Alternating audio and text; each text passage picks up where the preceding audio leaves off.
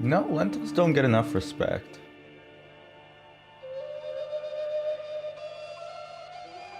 Trying to work well, actually my wife is trying to work more lentils into our diet. I'm just along for the ride. I'm not gonna steal her valor. But holy crap, every recipe for lentils except for like lentil soup, they all require a pressure cooker. And I don't have one. I used to, but I don't. You know what's up? What the hell? I had like two brain cells fire at the same time. This is a very new thing for me. I felt like, yeah, one train collided with the other. What's up, feline poop? I was gonna say, I don't have, a pressure cooker, and I was thinking about getting one. I used to have an Instant Pot, but it's kind of like, it's a unitasker a little bit, right? All it does is boil stuff at a high pressure, which I know sounds kind of, you know, what the hell is a pot? All it does is boil liquids at ambient pressure. But they are kind of big, you know, because they have like that housing for like the pressurization component of it. So I was wondering, you know, I was looking into it. I was like, can I get a manual pressure cooker? Just one that you put on the stovetop? And the answer is yes, with a but. And that but is like, the entry price is like $200 as opposed to the Instant Pot being like $160. And then the good ones are like $500. And the pressure, like, and the Instant Pot is like still $160, you know? Bro got one more brain cell? Yeah, dude. That's where I keep all the disembodied brains that, you know, you just kind of find laying around. When you live in a big city, things are a little bit different. We do things a little bit differently around here. We have a housing crisis and not enough shelters. And on top of that, we have no support for the mentally unstable. Instant Pot is also like an air fryer? No? No. Explain how. Explain how. No, it's not a. How? I do have an air fryer though. But an air fryer is, you know, it is a little conventional oven. But like that's why it's so beautiful. It's because it's little. It gets to temperature really fast, and it gets food hot. It is just a pressure cooker. This is the fucked up thing. Instant Pot has like their entry level stuff, which is like they call it 7-in-1, and I think it goes up to 12-in-1. And basically like they add features, but the features they add, like it's so stupid. It's like if you called your stovetop like a 20-in-1.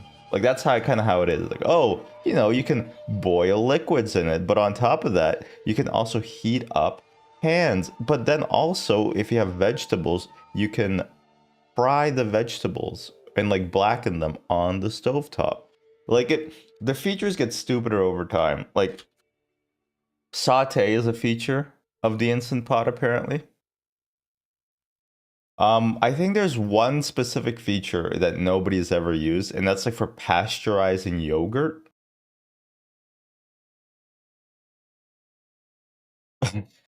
I don't think that anybody has ever used that.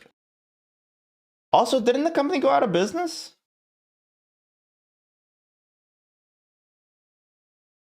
I think they might have got out. They got sold, but okay, let me look at the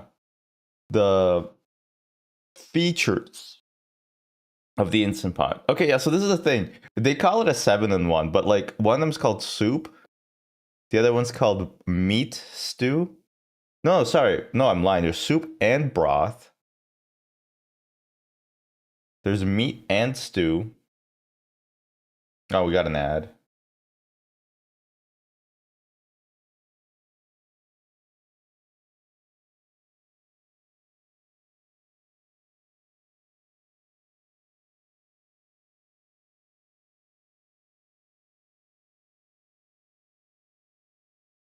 Just gonna eat a banana.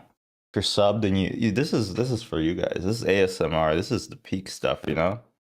This is the stuff that the those kinds of streams. This is the stuff you go to the other website for.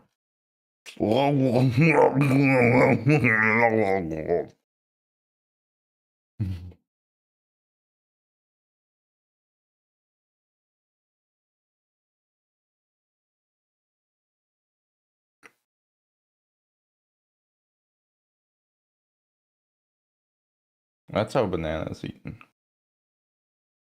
Apparently bananas eat monkeys wrong. Okay, so I went to bed at 11. I woke up at 12:30, no, 1, and I couldn't fall back asleep until 7. No, 8. So I'm a bit loopy. I'm not gonna lie. I'm a bit fucked up.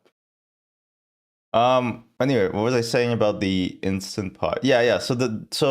It has like soup and broth as two separate features it does, you know?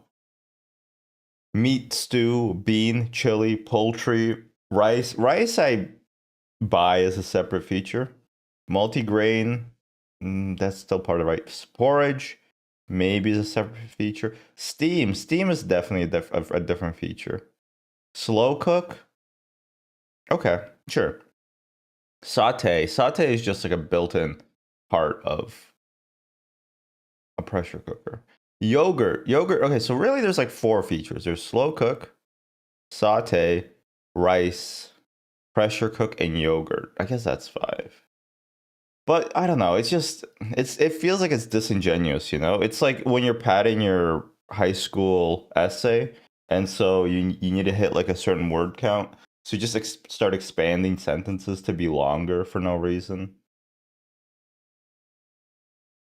Perchance heretofore unknown to the audience. Nevertheless, I start using words that are actually 3 words for some reason.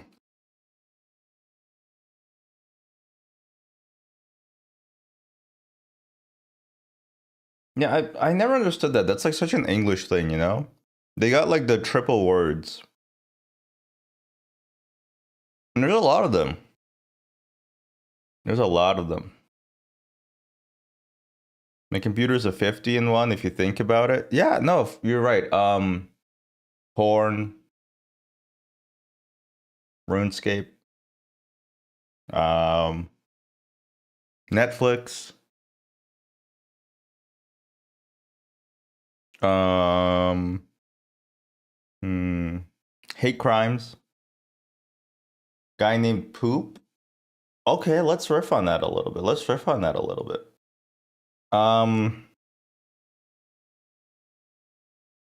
Hello. I'd like to apply for a job. My name is Poop. You're hired. And then we pan back and it's revealed that it's actually at the sewage plant. And then on the first day of the job, he makes a friend, and that friend says, "Oh, I went to the sewage factory and everybody knew you." Can I look at Justin's stream for a second? Yeah, sure.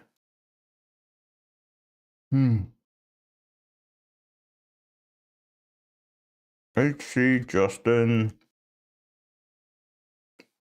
Justin being 41 is really inspirational. Um, yeah, this is fun. This looks normal, right? I like Cascodal. I think I don't really like too much because it's just like another binary search, right?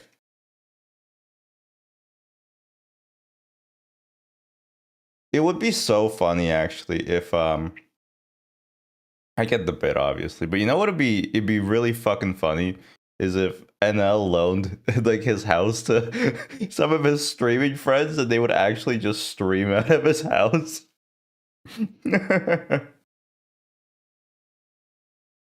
Hmm. That's pretty good. That's pretty good. Italian's weird shortening convention. You just put an L in front of whatever and it replaces the. Nah, well, I mean, huh. So Lorenzapan means the Orenzapan?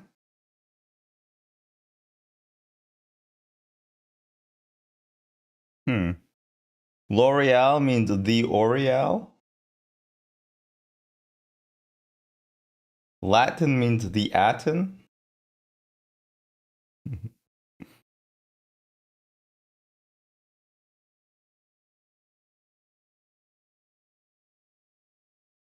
La'uzer.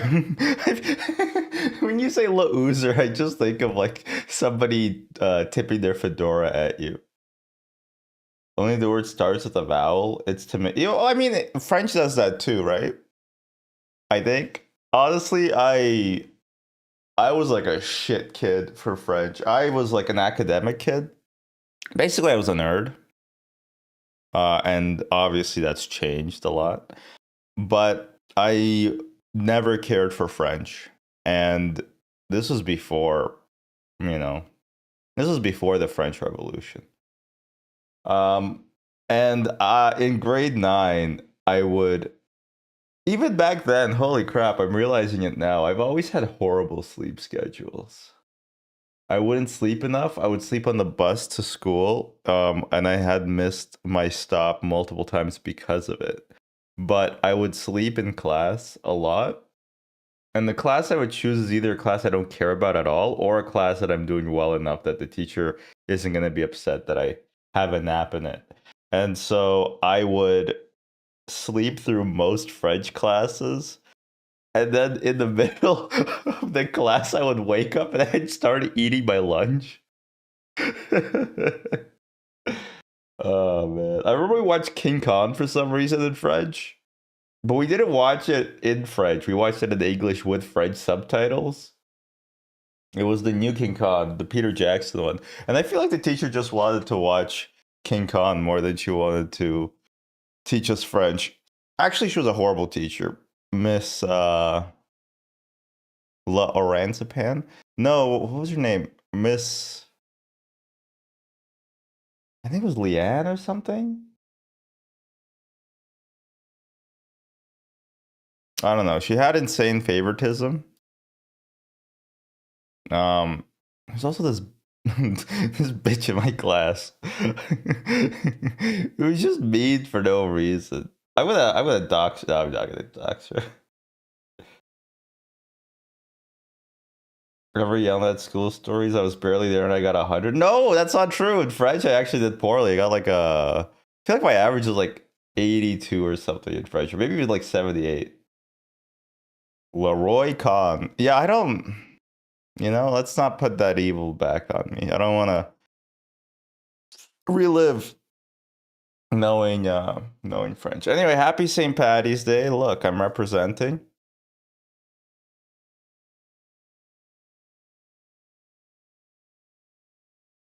I don't know.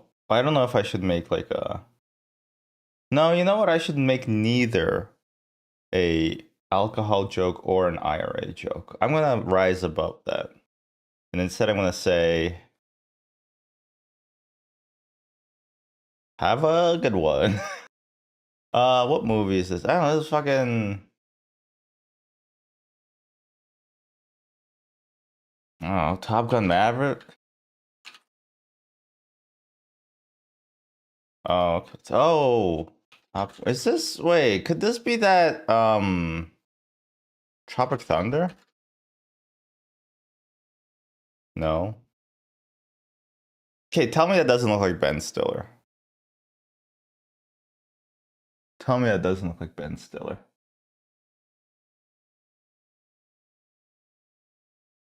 Um, I'm not gonna take that. Thank you, fraud. But I'm not gonna. You know what? You can have that one. You can have that one. Hey, Scully. Hey, Scully. Look who woke up. Look who decided to come out of their dungeon, their den. Look who decided to show up, huh?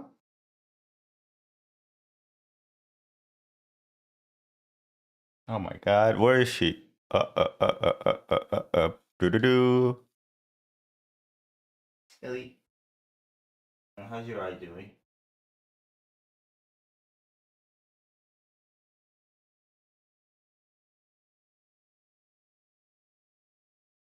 Still bothering you? We gotta schedule you surgery, huh? You're gonna do surgery on a dog. Yeah.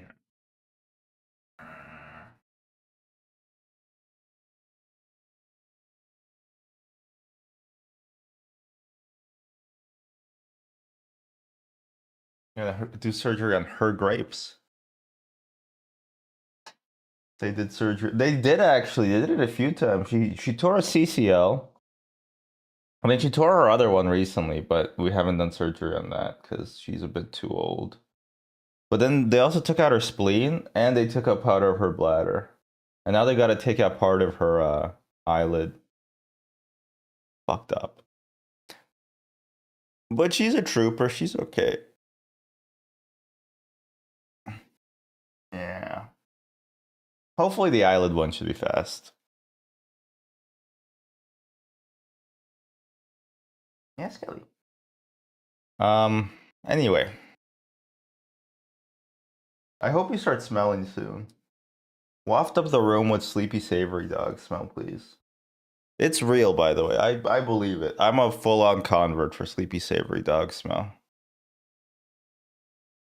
Everybody gives me like a stare for it, but Germo was right. He might have been drunk, but in vino veritas, as my Latin brothers would say.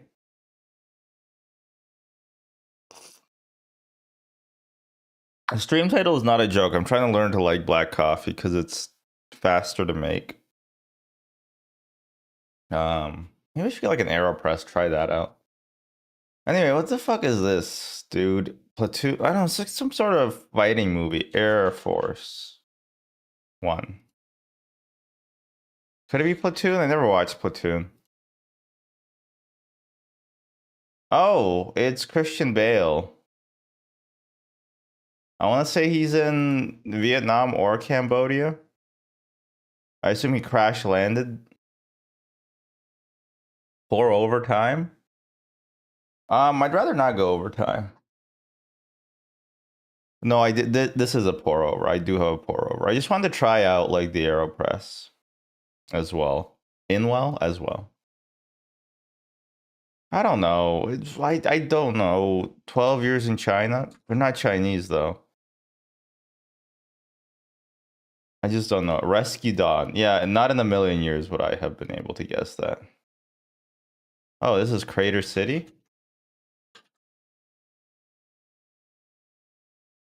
Crater City? Asteroid City, whatever. Easy. AeroPress is fun. You can do cool tricks. He's doing tricks on it and shit. You know, I did always wonder, like... No, I didn't. I guess for the sake of the bit.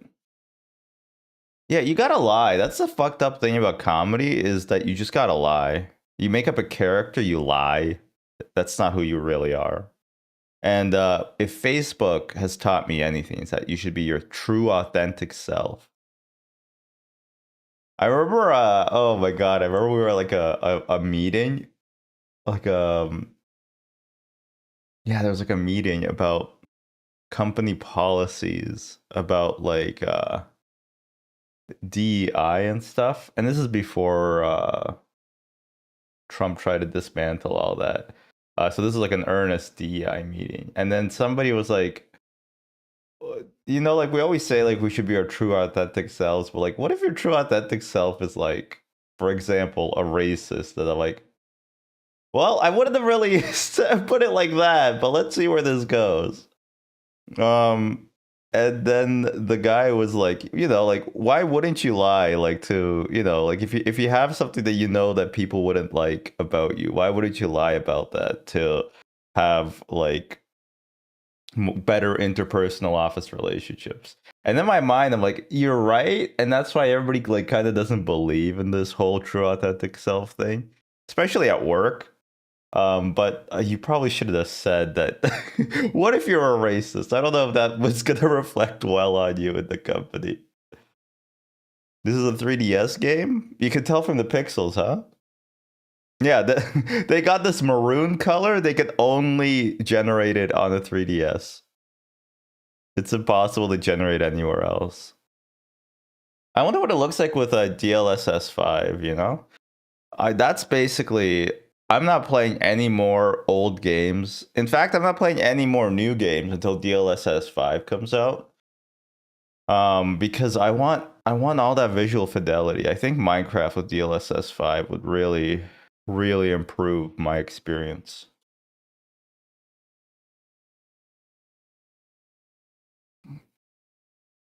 It's just like Fire Emblem, but there's not enough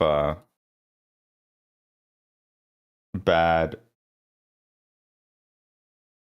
Oh my god, you're right. It is a 3DS game. I don't know it. Mario? Listen, potato brain, just be quiet for half a minute. Of course, a guy named Pierre would say that. RPG Life Simulation, French. Roland Garros, French Open 2000. This guy looks like a little piece of shit. I have no idea. Fire Emblem Shin Munchu no Nazo Hikari Tukage no Ayu. We're smack dab in the middle of Castel. I call this place Castel.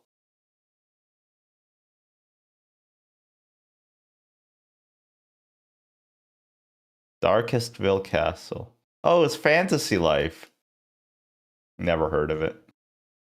Yeah, Final Fantasy. This is the fucked up thing is if you told me this was a Final Fantasy game, I'd be like, yeah, yeah, why not? Sure. Who cares?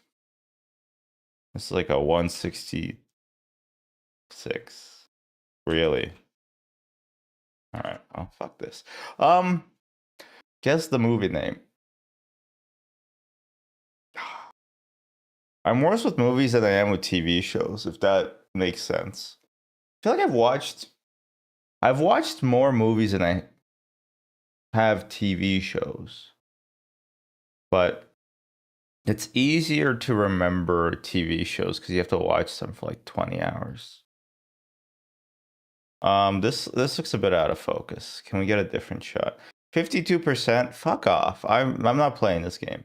Okay? Don't give me a movie that sucks. I don't know who you think I am. I don't watch movies that get rated poorly. I'm sorry. I don't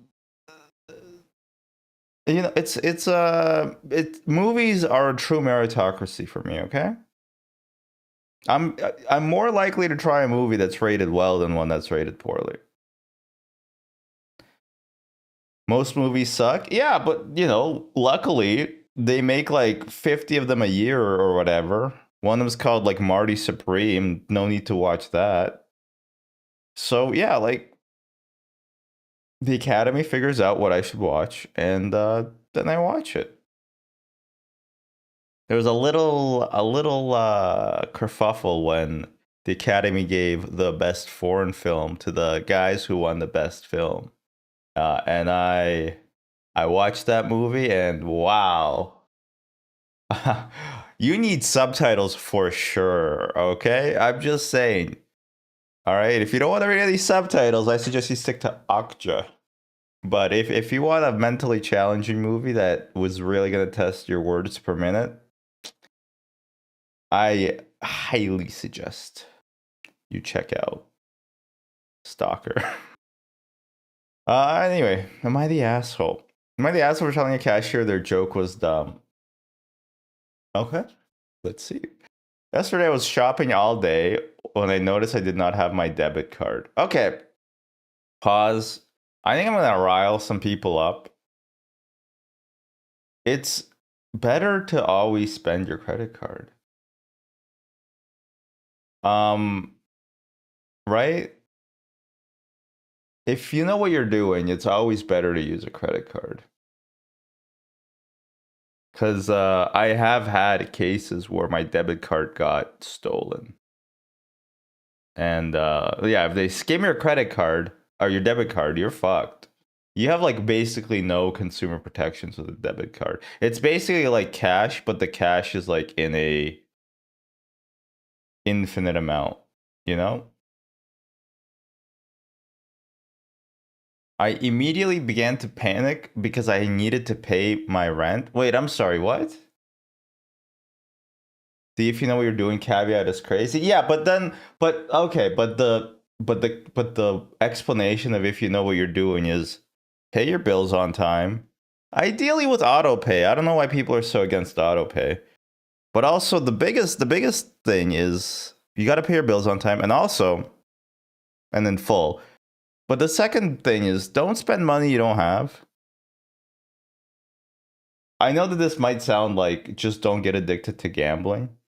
But I have like 3,000 hours in the Counter-Strike games, and never once have I bought a case. I have opened some cases, but I only got that through selling cases on the marketplace when they come out, okay? So maybe I'm just built differently, but yeah. If you do those two things, you get cash back, you get points, you built up a credit score. Yeah. And credit scores are not that actually important in Canada. But anyway, I wanna go back to this post because that's what we're doing. That's like the segment. I don't know why I'm. Anyway, well, I immediately began to panic because I needed it to pay my rent. I just don't understand what you mean by this. You need your debit card to pay your rent? Are you physically withdrawing money? Did you not forget it at home? Is that not the implication here? I don't understand. Oh, I guess so you lost your debit card. But like I feel like landlords don't want to take cash. I think they always want like checks. Yeah, no, I'm serious. The landlords in Canada, they will ask you for a year of checks when you move in. And then direct deposit, interact, whatever, right? You pay rent with your debit card or what? Your bank account? I use a debit card on my account. Well, I like e-transfer, which is like the Canadian. It's kind of like Zelle, I would say. I use it, but like, but you don't physically use your debit card, you know? Like you don't need your physical debit card if you use it for paying your rent. Like it's you enter that information online or something, right? No, sure, sure. Yeah. Yeah, utilities are usually on a debit card. I agree. They never let you use a credit card. But what I'm trying to say is you don't need to have the physical card, right?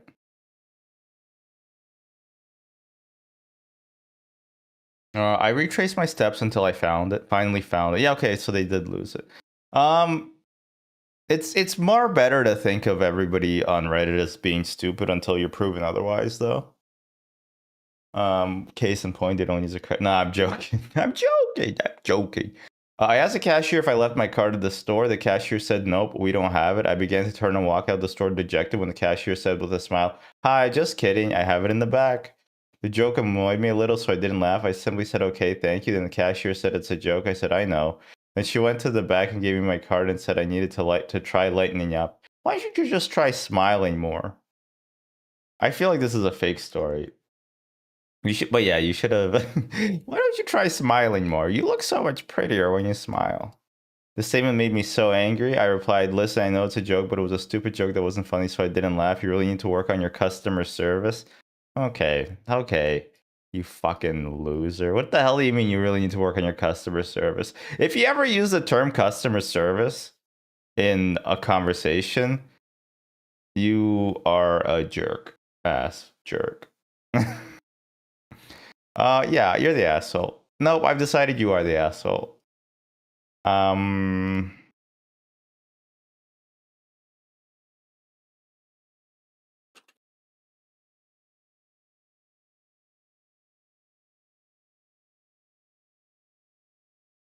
yeah, this website's kind of getting weird. It's getting a bit parasocial. What the fuck? Yeah, you were.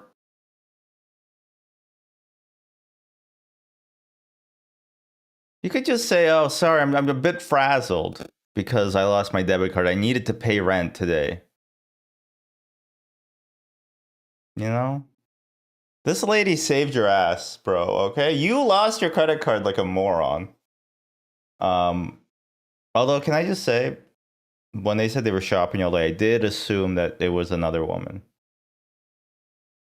And that might be on me. That might be on me. And then when they said they lost their debit card, I knew exactly. No, I didn't know anything. But then when they started talking about sushi, I was like, well, maybe, you know what? Maybe it is. Maybe it is a woman. Anyway, am I the asshole for not giving my bus seat to a pregnant woman? Yes. IF was coming back home from college using the public transport as I often do. I live in Argentina. I don't know if that's going to be relevant. I hope it is. In my stop, there were plenty of seats available. I picked one in the back of the bus near the door. A few stops after, a pregnant woman got in. She ignored the first seats, which are the priority seats, and came up to me and asked if I could give her a seat. The seat, at the time, the bus was crowded enough to not be any seats available. I told her no because I was tired and I wanted to sit down. Okay, so there weren't enough seats. So the plenty of seats thing, it's a lie. Or it's not important. She mumbled that I was a jerk and she said 8 months pregnant. I told her I don't care for that and the priority seats are in the front of the bus. Somebody else gave her a seat in the background. Okay. Strange phrasing, but I assume it's because English is not a first language. But still made me feel kind of like an asshole. I think I'm entitled to see if I got in before, but I also don't know if the people in the priority seats were people who really needed it, so the woman couldn't have asked them to give it to her. Yeah, you're the asshole. They're called priority seats, but like you gotta give the common courtesy of just pregnant women. They have the easiest life in the world between the morning sickness and not being able to eat foods that they love and having cravings and basically having like a baby who's kicking all the time. They basically have it easy. And if this lady felt like she was entitled to a seat just because there's a little human inside of her, you know what? I think, yeah, obviously you're the asshole. I don't even need to read the edit.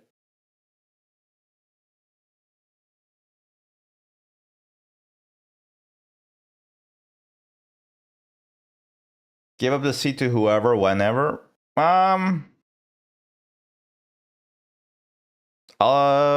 you know what? If somebody asks you at that point, maybe you do. I would say that if they're like, if they're between the age of 12 and 18, don't do it. Because sometimes kids are dicks for no reason. And they need to be given what for sometimes, you know? Would I be the asshole I kicked my pregnant sister-in-law out of my wedding party because she's due 3 weeks before wedding? Is everybody fucking getting preggers on this? That's how you know I'm ready to have a child, because I use the terms like preggers. Ermagerd, we're preggers. Created a throwaway account because too many of my friends frequent Reddit. See, you're the stupidest fucking moron I've ever heard of. People do this a lot. They're like, I made a throwaway account where I'm gonna change the names but have the exact same situation that's so specific that if anybody who was familiar with what was happening in real life read this, they would 100% assume that this is me. It's like, oh yeah, I work like a job where I race hermit crabs, and my friend recently who had lower back surgery told me that my crab Shelly is an idiot. So I told him that I'm getting a divorce. Am I the asshole? And then you change the names a little bit. It's still gonna come back to bite you. My fiance and I have been planning a wedding for 2 years. That's a long time. That's not active planning time, right? People always say they're planning for 2 years. I don't buy it. I think you're planning for like maybe a month at most. And then the rest of the time is just waiting time, you know? Kind of like how a pizza takes 2 hours to be made, but that's because you gotta wait for the dough to rise and you're gonna wait for your oven to preheat. Actually, I'm gonna make a pizza later today. I'm really excited about that. I'm gonna have a pizza. And people say that pizza is not as good when you make it at home. You can get pretty fucking close. You can get pretty fucking close if you know what you're doing.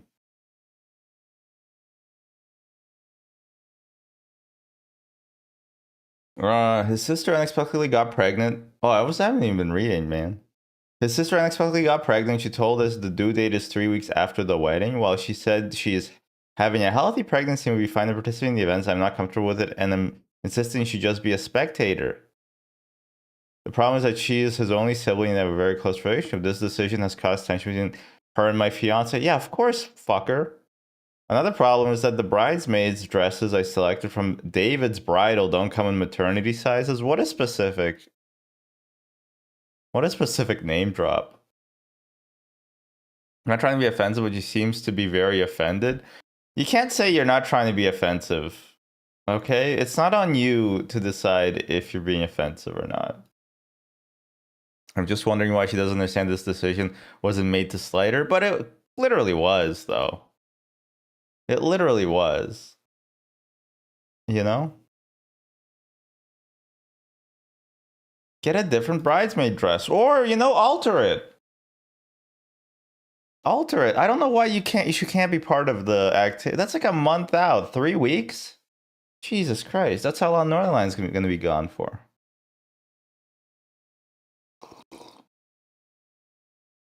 $3 weeks. Come on. Let's be honest. You'll be fine.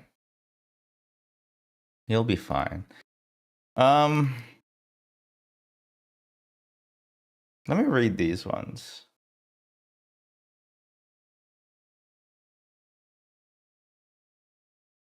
Nobody calls out OP on like, why do you need your debit card to pay your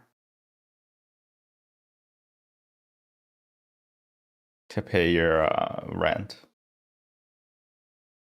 This was more of a prank than a joke, and pranks are only funny if the target is also laughing. Ron, that's actually not true at all. Pranks are only funny when they're funny. Okay? Pranks are only funny when they're funny. I'm sorry. It could be a mean prank. It could still be fucking funny, though. You know? In Jackass, when they put like the car seat on top of the car, I'm laughing. Nobody else is laughing, but I'm laughing. Pulling a prank on a customer is incredibly dumb, as he pointed out. Poor customer service. Nah. Let the cashier fucking make fun of you.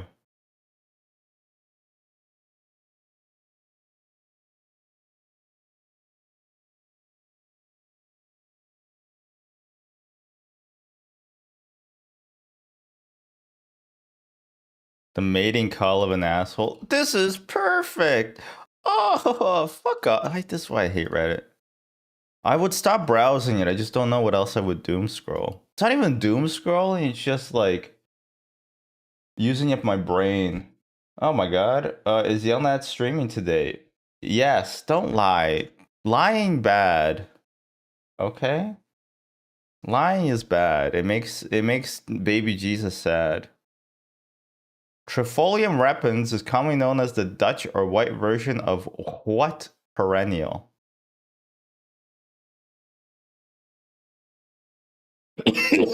Oh.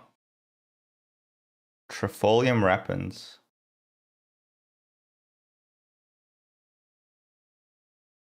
Trifolium. Is it the state flower of Ontario? What's the state flower of Ontario? It's the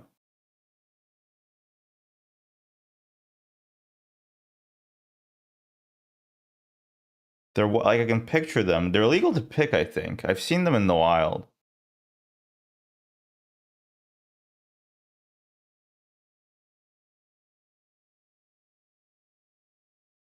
White trillium.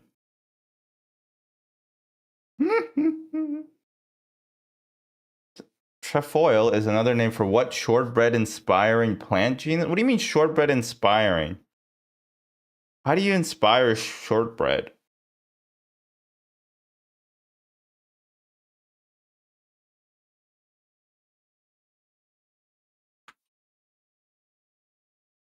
Oh, it's probably Irish shit, right? Clover? Alright. Googling Gary over here. It's a single player game. It was a prank, you could tell because he was laughing. Because honestly, I'm going to be honest with you. I think a prank doesn't have to make the prankee laugh, okay? It doesn't mean it's a good prank, but, you know. It could be mean, but it could be funny. Hello, I'm here in Spirit. Spirit Airlines, huh? The River Shannon opens up to the Atlantic in what city with the app nickname Shannonside?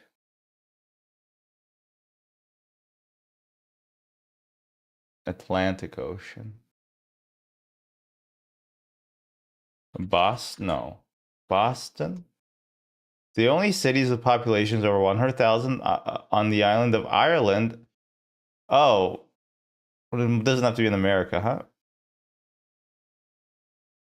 The only cities with populations over 100,000 on the island of Ireland are Dublin, Belfast, Cork, and what hometown of the Cranberries? Dublin,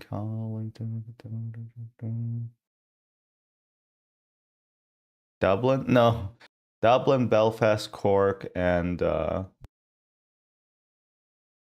the island of Ireland. So that must mean it could be Northern Ireland too. Not Ulster, right?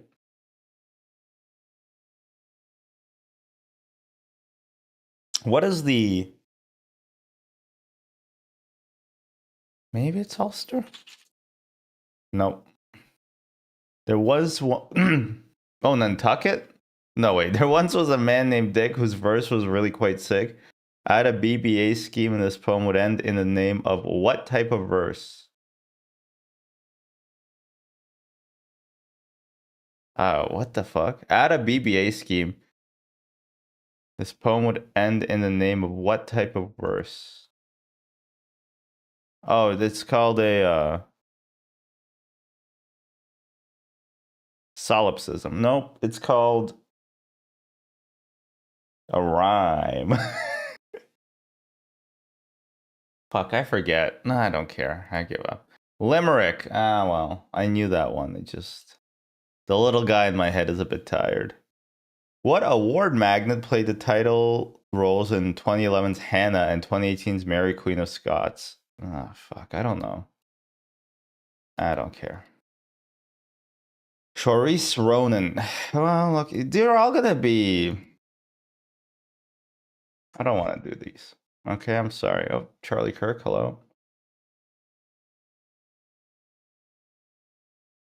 103.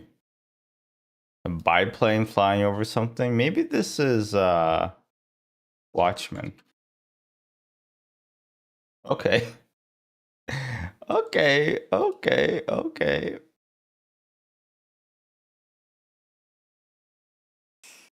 Boots with the fur and a little sippy glass of water. Guy looks like he's about to commit Sudoku, I think. Are biplanes woke? Yeah. Yep. Nope. For sure. Because they can both be in the air and also underwater.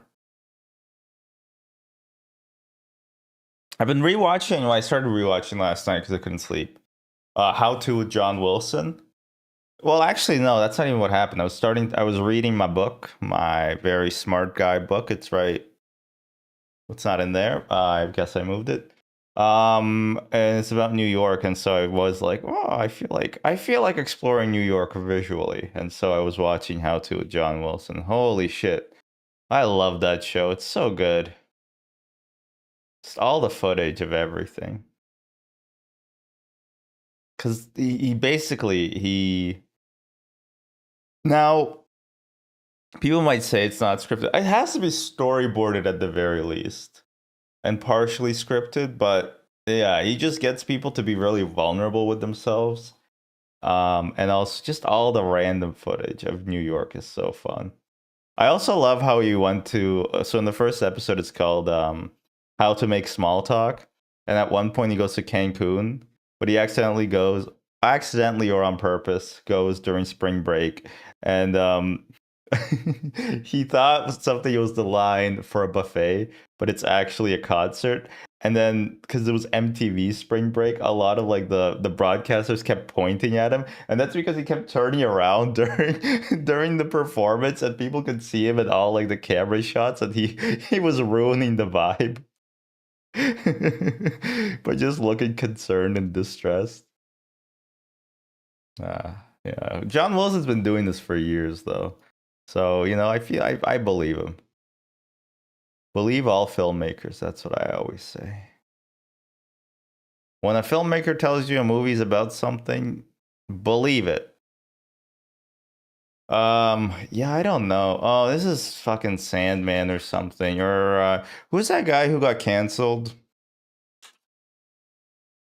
for like he wrote Neil Gaiman?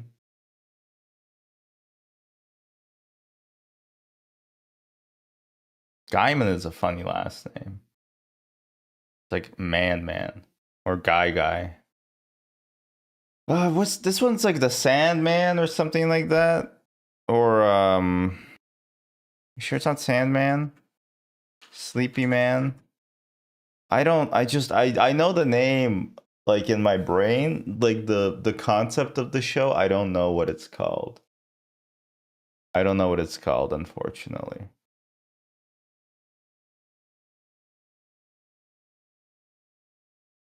Oh, it's Moon Knight. Never mind, that's not even close to what I was thinking. Oscar Isaac's in this? Oh man, I hope his career takes a upturn. What's upturn? Not much. What's upturn with you? Me playing Hearthstone? I don't know.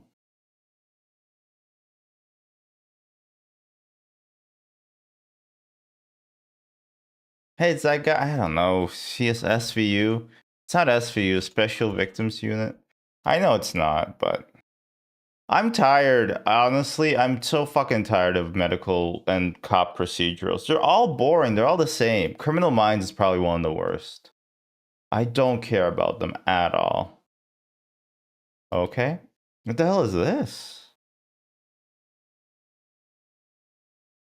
Now this show. Wow. Is this like Red Alert 2 cutscenes? What the fuck is this?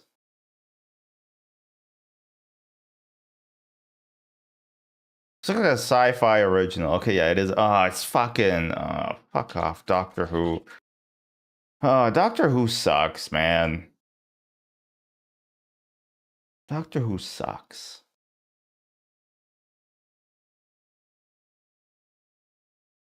What is this? This looks like a alarm that blasts you with like white light in the morning so you wake up. I think I would throw it around. Like I think that would trash. Like I don't I think I'm a pretty chill guy, but I hate getting my sleep interrupted. I'm a grumpy piece of shit. And I feel like this would I'm not prone to anger and violence, but I think if this woke me up with like a bright searing white light, it would go out the window.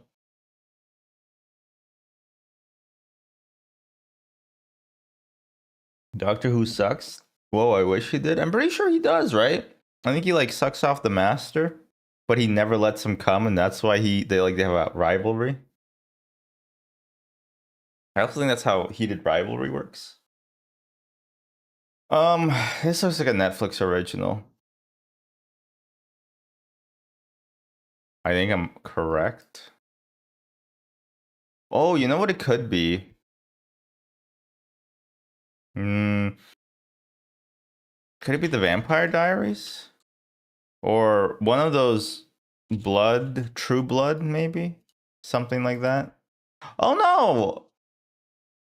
I don't remember this part, but this is Ted Lasso. Oh yeah, I remember he gives out the books in the first episode. Yeah, you can tell because that's like the vibrator he gives his boss, which apparently is not inappropriate in the UK. I'm joking. I'm joking. She's such a cool lady because she's very tall. I don't know why she's not in more stuff as like a tall lady who does business good and maybe steps on my balls. This is like Sleepless in Seattle or something. Well, it is Seattle. What shows are based in Seattle, dude? Space Needle. I lived near Seattle for like 3 years. Never went up to Space Needle. No point to it, man. Oh, is this like Space Force or whatever? Or yeah, what was the Steve Carell? Why would it be in Seattle though? This should be like in Cape Canaveral. Oh, don't. No, it's not House, right? Sarah. Oh, it's another fucking. I don't care about medical procedurals. Okay, Grey's Anatomy.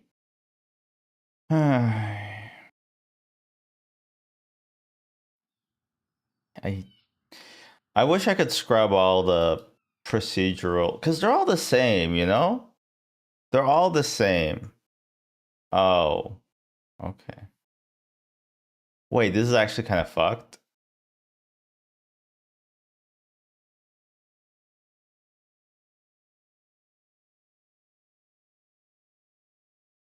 Oh, pretty good.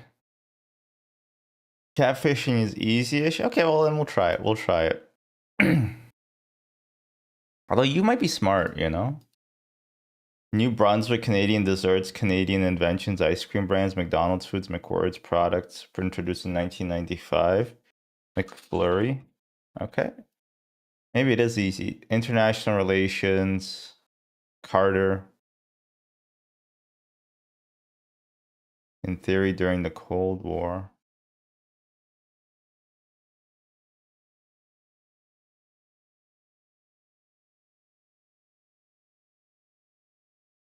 Is it mutually assured destruction? No, but that's not a treaty.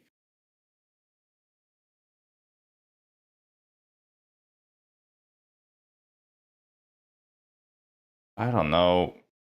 Nuclear non nuclear non proliferation.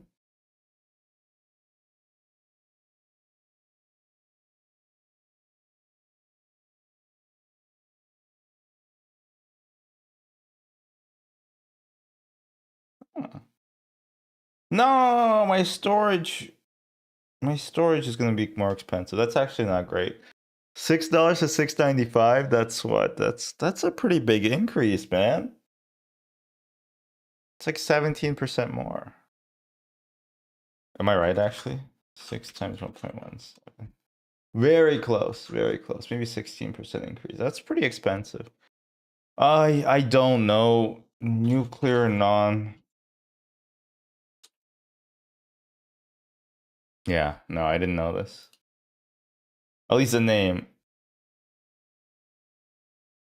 1994 establishments in England, Brit Award winners, British feminist musicians, English dance music groups, English feminists. Spice Girls? Okay. I don't know any of their names except that if I want to be their lover, I would have to get with their friends. Oh, Area 51? Okay. 20th Century Fox films, dance movies. I would musicals and dance movies. Films about incest? Wait, never mind. Maybe this is films about cannibalism. Films about alien visitations. Never mind. Let me interesting. Bisexuality related films, gay related films. Punk films, rock musicals, science fiction musicals with aliens, huh? Films about cannibalism. Dance. What the fuck is this? Footloose? Mad Scientist films. Is it Flubber? The Nutty Professor? British. Does this have something to do with David Bowie?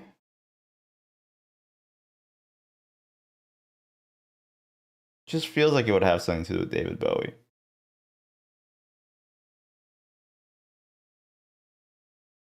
Rocky? I don't think it's Rocky.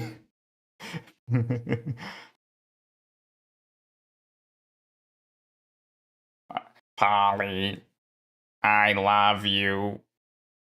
Ah, forget about it. How come Polly like gets a robot wife to suck him off and he's still fucking depressed and Rocky's like, sure, boss. Sure. No, that's not a Rocky. Uh, I'm Stallone. I'm Stallone.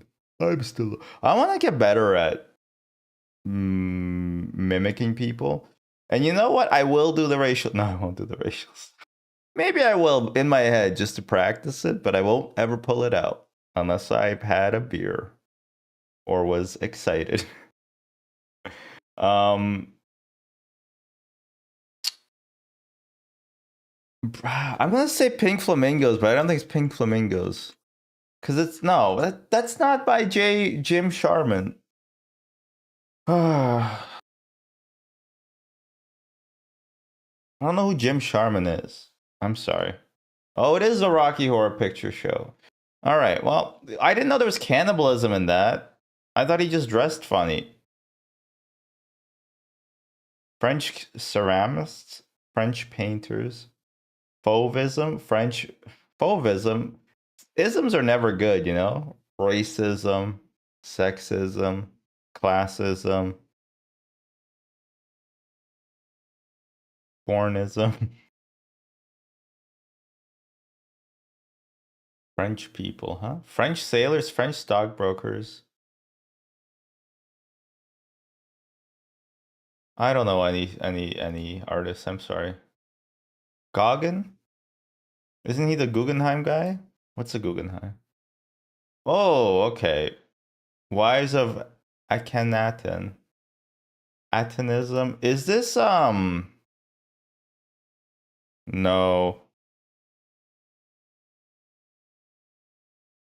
14th century BC Egyptian woman? Okay, so it's not Cleopatra because that lady was like 300 200 AD.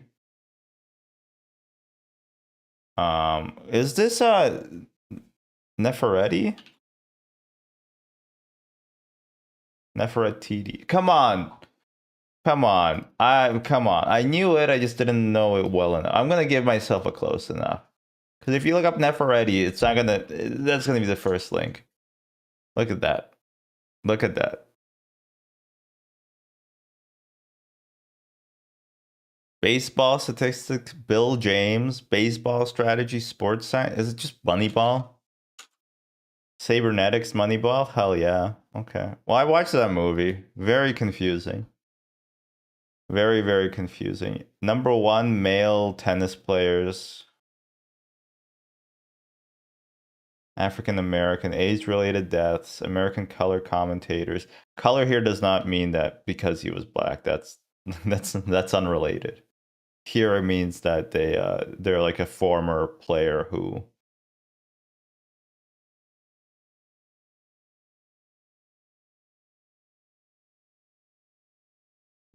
Can you imagine that? You're like a sports announcer, like, and the color commentator today will be it's like a person who's not white, and then the guy's like, "Are we allowed to say that anymore?" He's like, I thought we don't do that anymore. I thought." He's like, well, okay, I guess it's tennis, an openly racist sport. Yeah, I don't know at all. Um, Tennis players. The Ferrari guy? I don't know. Arthur Ashe, yeah. I'm sorry, I would not know. Ethiopia city states. Capital. Ethiopia, it's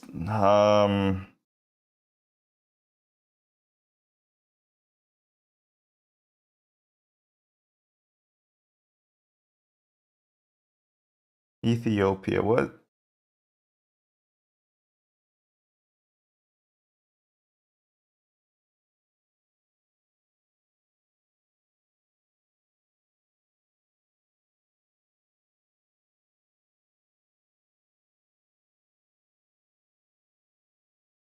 Capital of Ethiopia, capital of Ethiopia, it's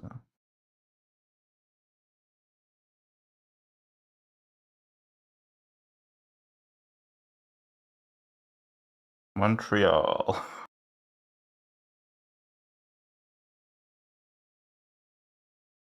I don't know it, but I think I might be able to figure it out.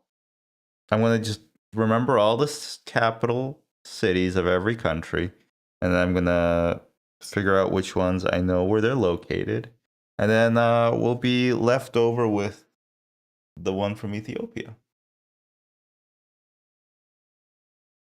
Ah, yeah, I don't. Addis Ababa. Okay, never mind. I did know this one, but I forgot. I did not know it was in Ethiopia. Look at that! Wow, we're smack dab in the middle. We're normal. We're normal. We're fucking losers, dude. Fucking losers. It's not gonna help my case when I get the smack dab perfectly. It is at the volcano. I'm just trying to figure out. Yeah, it is at the volcano. Is this it? Oh my god. Oh my god. Okay, well, fuck me. Okay, now this one I know. Or are they gonna just be dicks about it? Huh? They're gonna be dicks about it. This is like a gotcha.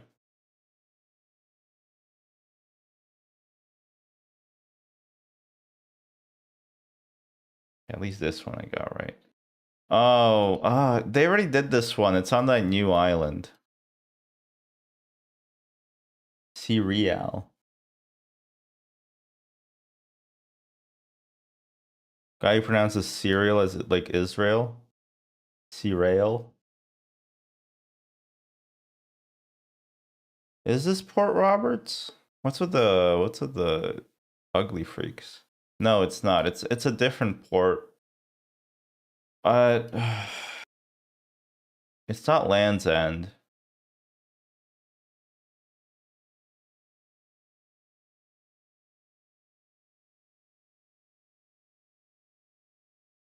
I think it's Deepfin Point then.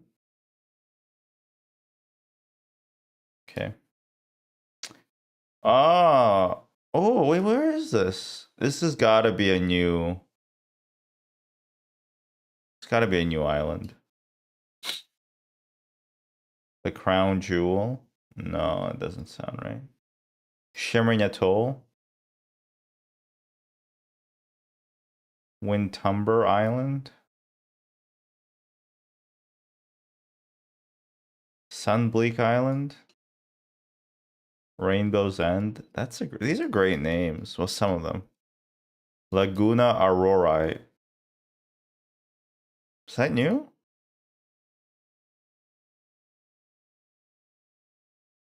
Um, Batracho's Island, huh? Minotaur's Rest. I sure hope they do. Drumstick Isle.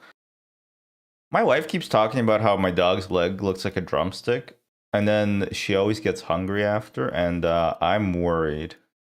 I'm worried that if push came to shove, we would be. The dog's gonna get eaten. If push came to shove. Genuinely, I don't know. Unless this is not on an island, even though it looks like it is.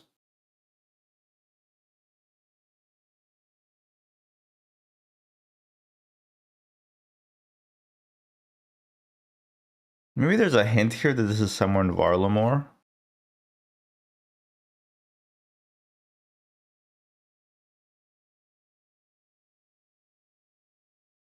RuneScape map is huge. It kind of is, honestly.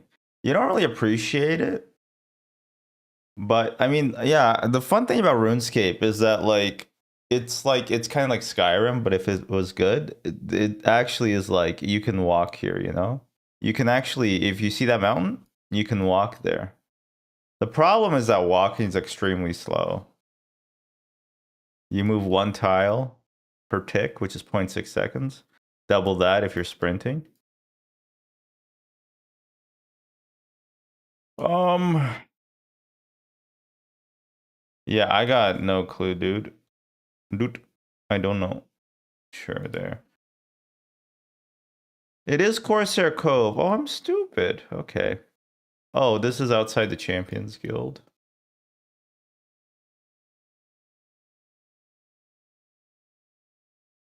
All right. Well, I'm a man of extremes.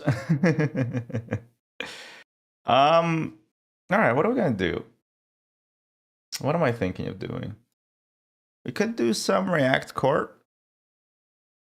We could do some blueprints. I want to read a little bit of stupid Reddit, and then I think after that we'll do some blueprints. And I am going to be revisiting Lucid Blocks, and also I think we're going to also revisit um, Look Outside, but I think in a little bit. I am still really big at the blueprints shit. I don't know, I'm loving it. Ba ba ba ba ba. Actually, ads don't work on me. I remember I said I was built different. I don't care about gambling, but McDonald's, McDonald's, I could have a McDouble basically. Supersize me, that would be like a good time for a guy like me. I would actually McDonald's, if you're watching this, if the one viewer I have right now is McDonald's, please sponsor me. I want to eat McDoubles every day. They're so good. Oh, I love McDoubles. Am I the asshole after apologizing to my parents after what they did to me? You know what? Actually, there was a subreddit I've been reading a lot lately. It's best of Redditor updates.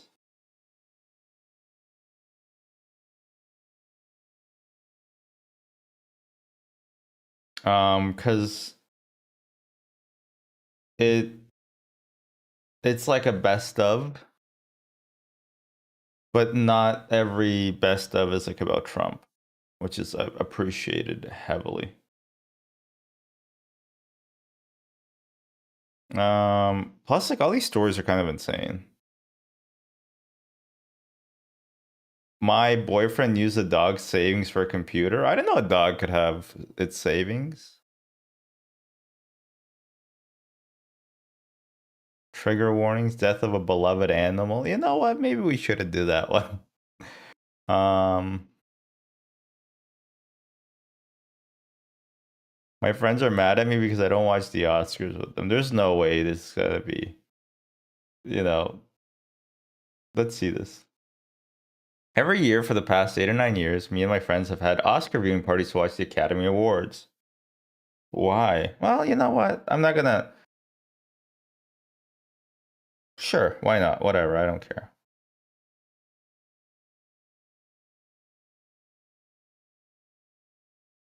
We would watch the ceremony and we'd even have a betting pool and see who gets the most correct predictions for who wins the awards. People love betting, huh? Only way to make things interesting for some people. I think the show's going to have a lot less personality without a host. I hate that they're not even going to televise some of the awards presentations. I just think we have a bunch of a weak batch of nominees, especially in the Best Picture category. It was 2019.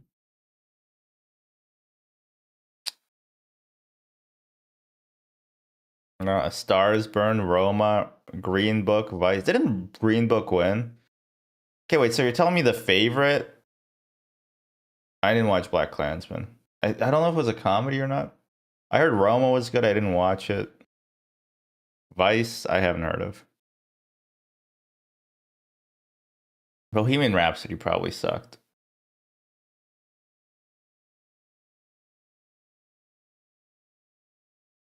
Yeah, Green Book I watched, kind of sucked. But I mean, The Favorite was a great movie.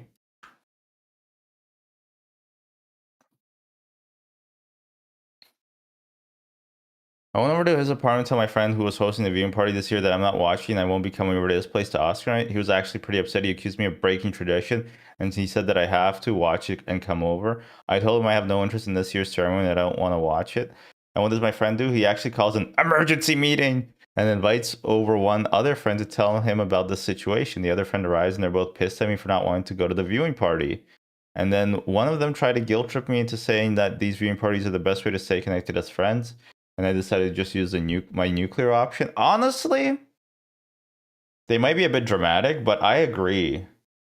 Why the fuck wouldn't you go, man? It just like, you know, just hang out with your friends, even if you don't care about the Oscars. I don't get it. Even if you don't want to be in the betting pool, sure, fine, don't go in the betting pool. But why would you just go hang out? It's like 4 hours, dude. This is stupid, especially if it's been a tradition for the 8 or 9 years. I told them that we must have a pretty shitty friendship with the Oscars are the only thing keeping us connected. No, that's a stupid. Just go. One of my friends then said I'm not watching something because I'm jealous that a lot of movies I like didn't get nominated for Best Picture, so I started attacking his movie taste. Oh, that's great.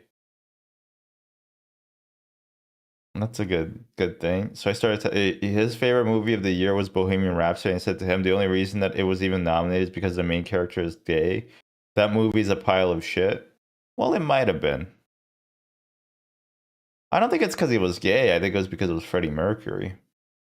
Plus, I don't even think that guy was gay. I think the mustache was a very strong macho presence that, and also all the leather. I think pretty sure that guy was straight. Pretty fucking sure that's the straightest man alive.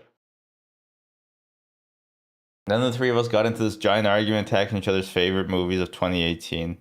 I decided to just leave and turn to my friends and said, I'm outgrowing you man babies who throw a fit over a stupid awards show. They both said, don't call it stupid, but I kept calling it stupid and I yelled that I'm never watching the Oscars again and that they can have their dumbass viewing parties without me. Wow, okay. You're kind of a baby. I mean, so are your friends a little bit, but you started it. I left the apartment in an extremely pissed off mood, and at first I felt good about telling them off like that, but in hindsight, I really feel like shit. Not only because of how the fight went, but because I've already lost one friend. I posted a story here about ditching him at Walmart. Wait, I'm sorry, what? Oh my god. If you have more than one story blow up on Reddit, you've done something wrong in your life. Unless it's funny. I didn't want to think about all the other friends who usually attend the viewing parties every year, but I still think that my friends were overreacting. I think the issue is that you're breaking a tradition because you don't like the way it's done. I would be a bit annoyed too if this is a tradition going that far back. Yep. Seems like you're blowing off your friends. It seems like they try to talk to you, saying, what the fuck is the thing we do to stay connected? And you act like a child and shit all over the shared tradition you guys have.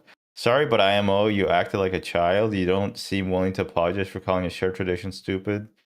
So I don't know how you fix that. I agree that everyone could have matured a bit, but this just seems like a trivial reason to lose a friendship when you could just watch the Oscars with your friends for a few hours and eat some snack. Yeah, that's exactly what I'm saying.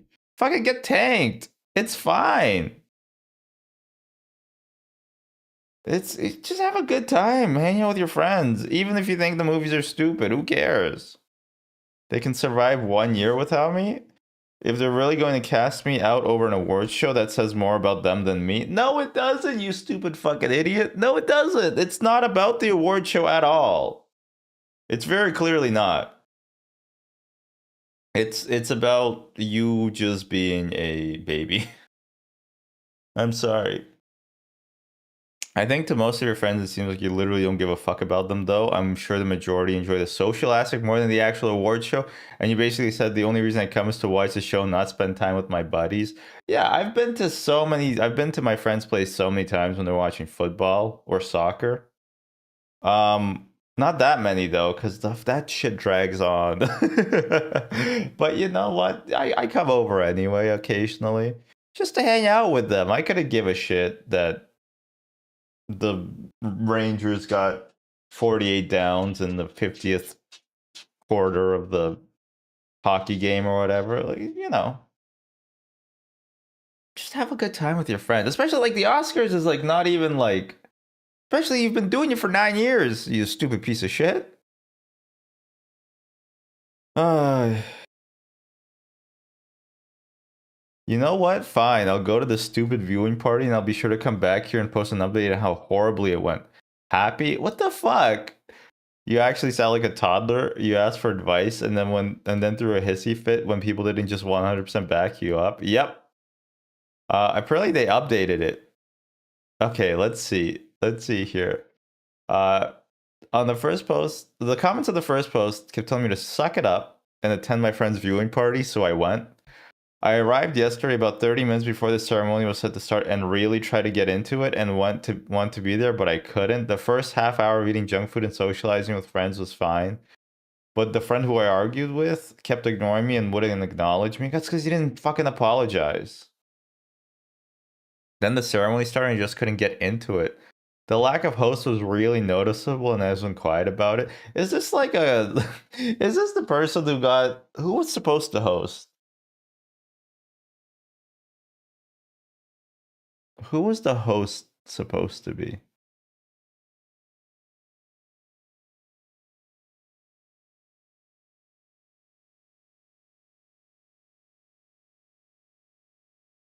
I don't know. But it feels like it's the guy who was gonna be hosting the Oscars but couldn't get the job, and so what they did was they made a Reddit account to complain about it. I was how unhappy I was without a host, but most everyone else just kept telling me to shut up and watch. Yeah, that makes sense. I also wasn't going good in my betting pool, so I asked if I could just skip the betting, but the host finally acknowledged me and said out loud, "Imagine being such a sore loser that you want to quit the betting pool just because you lost only a few bets so far." Also true. The show is proving to be really boring. I also really hated some of the winners. He hates Bohemian Rhapsody because it's gay, huh? Wow. And again, I wasn't quiet about my displeasure. Maybe you should be. I went on a little rant about Bohemian Rhapsody winning Best Editing when other friend who loved Bohemian Rhapsody told me to shut up. Yeah, that makes sense. I couldn't understand why everybody was so pissy with me. Oh my god. This guy sounds like he eats like all the sandwich as well, you know? He ate all the Subway that was meant to be for like 20 people. In previous years, we'd all be fine with one person in our group ranting against the winner, and even some other guys have done it tonight as well. But apparently, I was a bad guy and they were all getting up on me. No, you are the bad guy. My god. After some more bullshit winners, Green Book for screenplay and Rami Malek for best actor. Green Book did suck. They around okay. It came time for best picture and that's where things got bad. They announced Green Book as the winner and I lost control of myself. I shouted, "Are you fucking kidding me?" Behind Bohemian Rhapsody was the worst of the best picture nominees. I kept ranting over the speech from the crew. The host of the party shushed me. The ceremony ended. We all started talking. We were getting ready to go over the betting pool and see the winner when the host spoke up and said, "I just wish Hereditary was nominated for Best Picture." I spoke up and said the only reason you like Hereditary is because there's chocolate cake in it, fat ass. What the fuck is wrong with this guy? Oh my god. You know what? This is what I want. This is what I want when I read a Reddit post. I want somebody who's insanely delusional and thinks they're the good guy in every situation to post about this shit. Like I genuinely I love when when the asshole is the OP. This friend was noticeably heavy. I knew this would get a rise out of him. Yeah, you're a piece of shit, dude. I mean, I can imagine doing that to a friend of mine, but everybody's already mad at you. I figured that's what he deserved for being such a dick to me the whole night. He did get pissed at that, and he started shoving me. I shoved back, and then we got into a brief physical fight. Oh my god, are you guys at 12? Friends broke us up, and the host yelled at me to leave. I ripped up my betting pool card, and yelled that I'm done with everyone at this stupid party, and I left. That's how the night went. I never wanted to watch this year's Oscars in the first place, and I was right not to. Well, you did though. You did watch it though. Oh my god. You're such a fucking loser.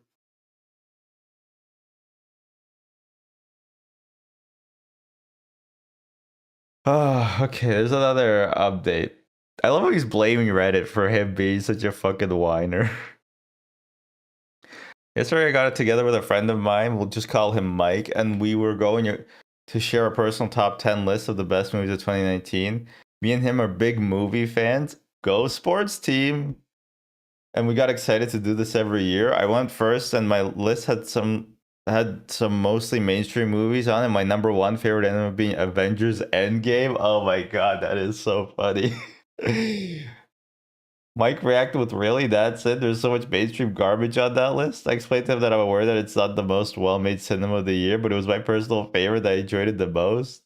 Mike said, you're not supposed to enjoy movies, you're supposed to recognize their artistic merit. Alright, well, Mike is an idiot too, but Avengers Endgame is your favorite movie of the year is so fucking funny. Mike unveiled his list and it was mostly a bunch of independent films I've never heard of. Mike explained that he included movies on his list that he didn't even really like, but that he still felt obligated to put them on his list because of how artistically made they were, and he wants to recognize their high-class filmmaking, like La La Land. I decided to flip things onto him, and I told, really? That's it? There's so much independent garbage on that list? Oh my god. This guy is such a Redditor. Through and through. I decided to flip things onto him, and I told him, oh yeah, he got all pissed off, and then he started telling me that was a low blow, and he asked me to leave his place. Why did he keep going to people's places and insulting them?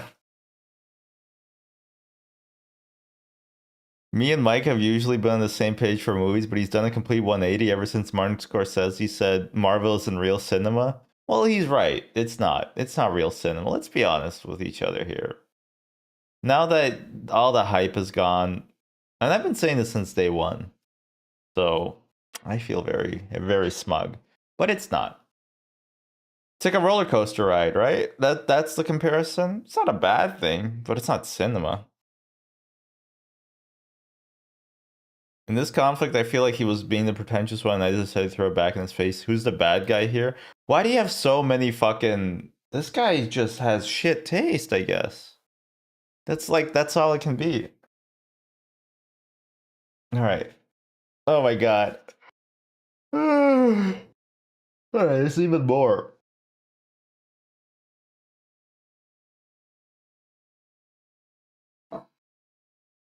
My friends just told me that I'm not invited to his party. Wait, 23... Wait. Oh my god, okay. You being 23 actually puts things into way more perspective. Because it sounds like you were stunted at like 18. Which is not uncommon, I think, for men to get a bit age stunted. Um, Jesus Christ. So you guys have been doing this since like we were 15? Kind of respect for that, though.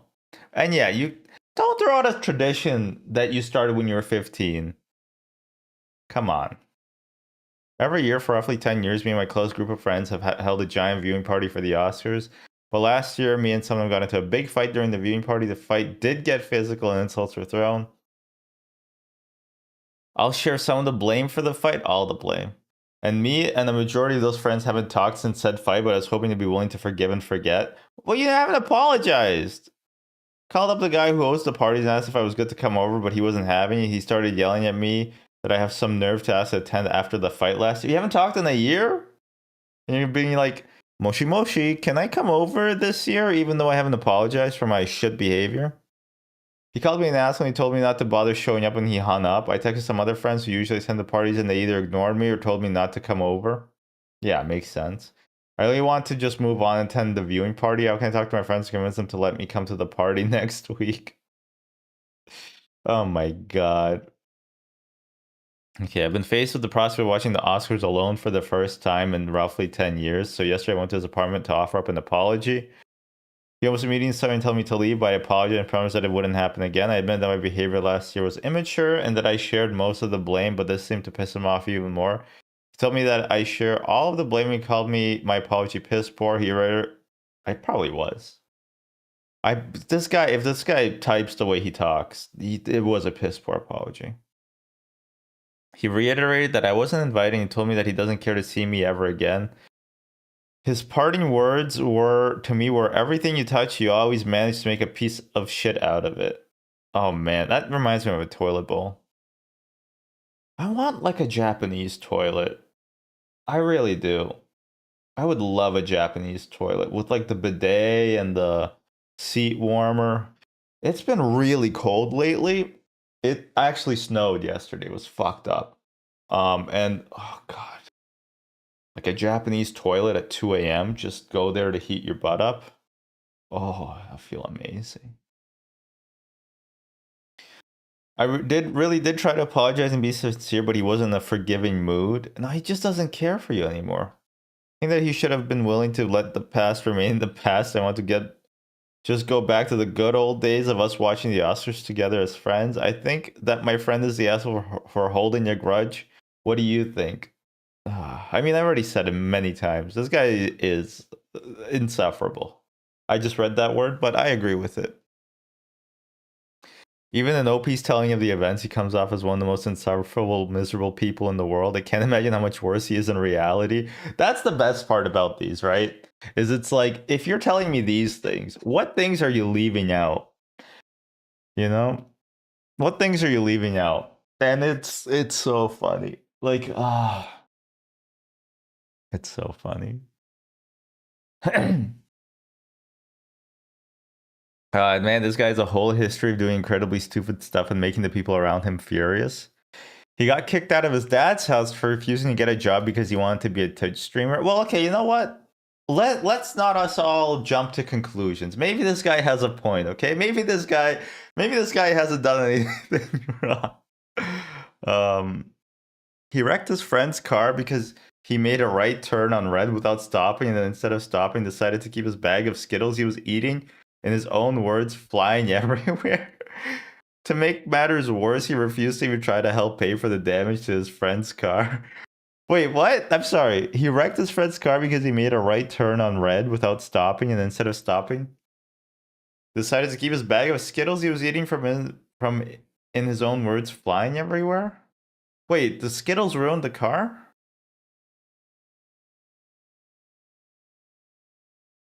I don't get that. He sabotaged his girlfriend's chance of getting a promotion because he thought she wouldn't have as much time for him. Oh my god, I kind of want to make a parody Reddit account. Like just a troll Reddit account and just make made up Am I the Asshole stories. This sounds like it sounds like fun. He got kicked out of his aunt and uncle's house for going out during the height of the COVID pandemic to hang out with said girlfriend and then lying to them about looking for apartments. He moved in with said girlfriend with an agreement to help around the house and yard instead of paying rent, then proceeded to piss her dad off by not actually doing anything he promised to do. Not only that, he caused a scene during the dad's birthday party by giving him an old car battery as a gift and punching a hole in the cake when the dad laughed at the gift. Punching a hole in a cake is such a funny visual. That's so good. Oh my god. Punching a hole in the cake. Fuck. You ever read something so funny and you get mad that you didn't think of it? Punching a hole in the cake. It's just got that. It's got that sauce. Oh my god.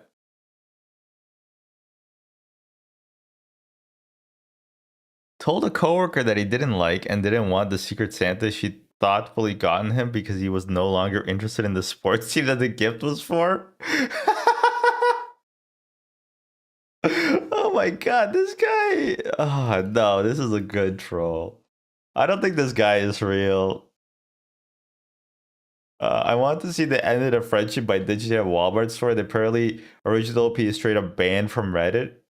I've never seen that before. Honestly, okay, if you are banned from Reddit, you're less of a coward than the people who hide their profiles, okay? If you hide your profile on Reddit, anything you say is dust. It's mud. It's dirt. I don't care for you. I don't care for your posts. Even if we share an opinion, I disagree with you. Okay.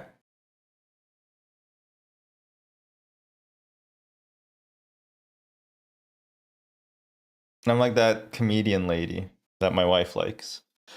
Oh, I should get a haircut or style it because I look. Or I could go bald. Is HC Justin still doing the bald thing? Just want to give a little. Yep, that's very good. Okay. Um, it's a great bit. Too many people are doing it, but I'm gonna give Justin a pass because he actually knows I know. There's been a bit of a parasocial thing about it, I feel like. It's just too many people are doing it. Like that lady who did it. I mean, maybe she was the first. I don't know. Whatever. Who cares? It doesn't matter. None of this matters.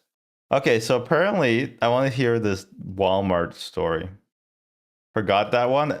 Also the one where he went on to get a drug test, drank too much water, puked on the floor of the testing facility, then tried to blame it on a random guy that just came in off the street. Oh my god.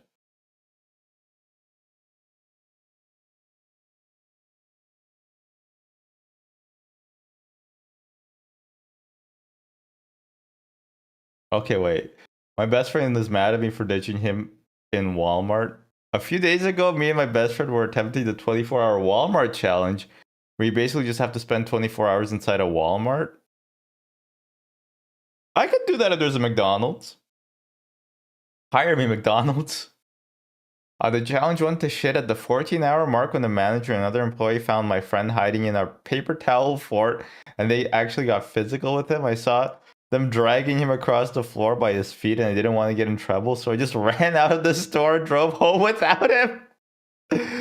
Oh my god. That may sound like a dick move on my part, but here's the thing. Me and him agreed on every man for himself before the challenge started. Oh my god. I didn't hear from him at all on the day after the incident, but I finally heard from him yesterday. He's pissed at me. He told me the manager that he managed to fight free from the employees and he had to run out of the store and hide in a nearby Wawa convenience store. Oh my god. He managed to escape the Walmart employees and he hasn't heard anything since, so he believes that he's gotten away with it. That said, he's now pissed off at me for leaving him and even driving up. Yeah, no shit. He had to get an Uber back home and he's still furious about it. Now he even said that he doesn't even want to talk to me and he called me a shitty friend. He seems to be forgetting that we agreed to every man for himself pact we made. I still don't want to lose our friendship over this. Oh my god. Everybody hates you when you're 22. Oh my god. This guy's so fucking funny.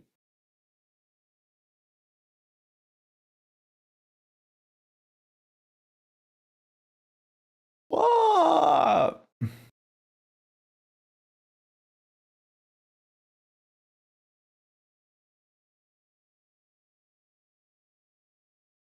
Oh my, this guy's Jesus Christ.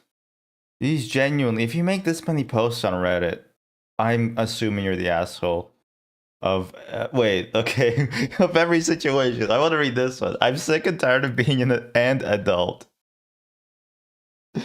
Okay. I am 23, oof, prime number, and genuinely feel like that's very little good in my life right now. Yeah, you seem like you're the cause of that. Me and my new girlfriend are happy together, but that's about it. Just think about everything going on right now and how much better off I'd be if I were still a kid. This pandemic as a kid just means no school and all day playing video games while letting the adults worry about it. I feel like the kids actually got off the worst from COVID.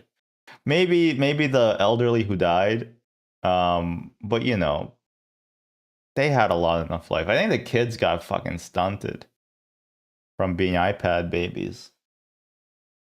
As a kid, you could just live in happy ignorance and not really process what was going on. and life was good that way. Oh, plenty of adults did that too. And of course, career-wise, all I get is shit from my parents, friends, and even some of you lovely people on Reddit. I want to pursue a social media career, either being a professional Twitch streamer or a film reviewer on YouTube. But not only is this pandemic ruining that, but nobody seems to support me. Well, I'm sorry, wait. Didn't Twitch streaming like insanely take off during the pandemic? What do you mean nobody like it blew up during COVID? It was like one of the best, jobs to glow up during COVID. I love that the two jobs are Twitch streamer or film reviewer on YouTube. There was like a kid in my high school who let's just say nothing to write home about. And his he was going to be an astronaut with a backup career of a NASCAR driver. Last I checked, I think he's neither of those, but I'll keep checking. Every few years. Maybe he can make it, but seems a little unrealistic. They don't view it as a real job, which pisses me off. Let's be honest here. They're not. You can work a lot, but they're not real jobs for a long time, huh? We live in a society. I can't believe he actually said we live in a society. Where people only like you if you conform to the same life as everyone. If you're miserable working a 9 to 5 cubicle like everybody else, then people will welcome you into their social groups with arms wide open. But if you're actually happy doing what you love in an unconventional job, then they shun you and view you as the weird one. But you're the one who's saying you have very little in your life. That's good. Oh my god, am I this guy? No, probably not. That's what's been going on with me right now. According to society, you have to get a real job and be like everyone else. He's the Joker, basically. I wish we could just be done with being an adult. I just want to go back to the days of staying up late and doing nothing but playing video games and watching movies with my friends. All right, this is the big thing. This is not society. It's just that you don't have any fucking responsibilities.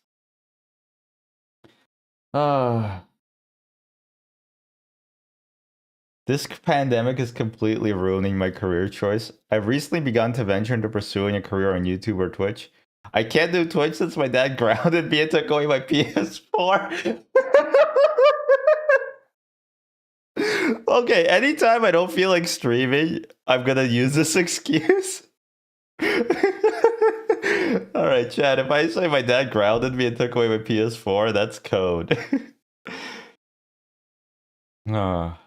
And I can't do YouTube since I want to make the channel dedicated to movie reviews and news. I obviously can't do that since theaters are shut down and we aren't getting any new releases. Just be like the nostalgia critic, dude. The worst part is that this is all expected to go on for at least 18 months. From what I've read online, at least, this is complete bullshit. I mean, I know why it's being done, I understand, but it still sucks. I honestly just need a break from 2020. Like, this guy is kind of... The biggest issue is that this guy is like, he's a bit believable. Like, he does have real issues that are a problem with the world, you know? Coming from an ex, I guess I could still be a software dev, but you know, like it working a 9 to 5 is soul crushing and it isn't fun. And I wouldn't say society looks at you weirdly if you have a job you love. In fact, I think society really embellishes having a job you love, but there are some real like nuggets of problems that this guy is experiencing that you can't write off his experience as a person. But he also seems like a total piece of shit. Who's very lazy, and I think I think I'm seeing a bit of myself in this guy. Professional Twitch streamer. Although it sounds like he's never had a job to begin with. And also I'm not this emotionally stunted. But you know, there are like real things where it's like This guy's also punching holes and stuff. That is a very funny thing. Punching a hole in a cake is a really. It's such a beautiful encapsulation of this guy's life. Um, but like, yeah, like it's just there's still nuggets of like real life experience that I can't discredit this guy as being insane, you know? But this is it's very funny to laugh at because I think it comes from a place that it's like a personality cranked up to 11, you know? Like it's the some of the feelings he's having are valid, but the way that he's reacting to the world are not, you know? I guess that's the best way of putting it. And that's why it's so fun to laugh at him because there's an emotional core that people can connect with, like me, but there's also the extremely detached reaction. Like it's a not it's not a measured response. It's very Nirvana the band the show. I wish people would stop saying that to me, okay? Just because I'm in Toronto doesn't mean I know what the hell you're talking about. My buddy watched it. He said it sucked. So I'm gonna call him right now and see what he has. No, I'm not gonna do. Not gonna do. Friend Collins because they all have real jobs. No, not all of them. One of them is getting an MBA, but the rest of them have real jobs, so I can't call them at work.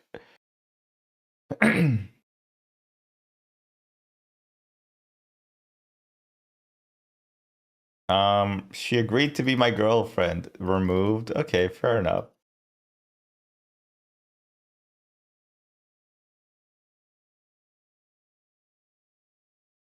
He's from Newark, New Jersey.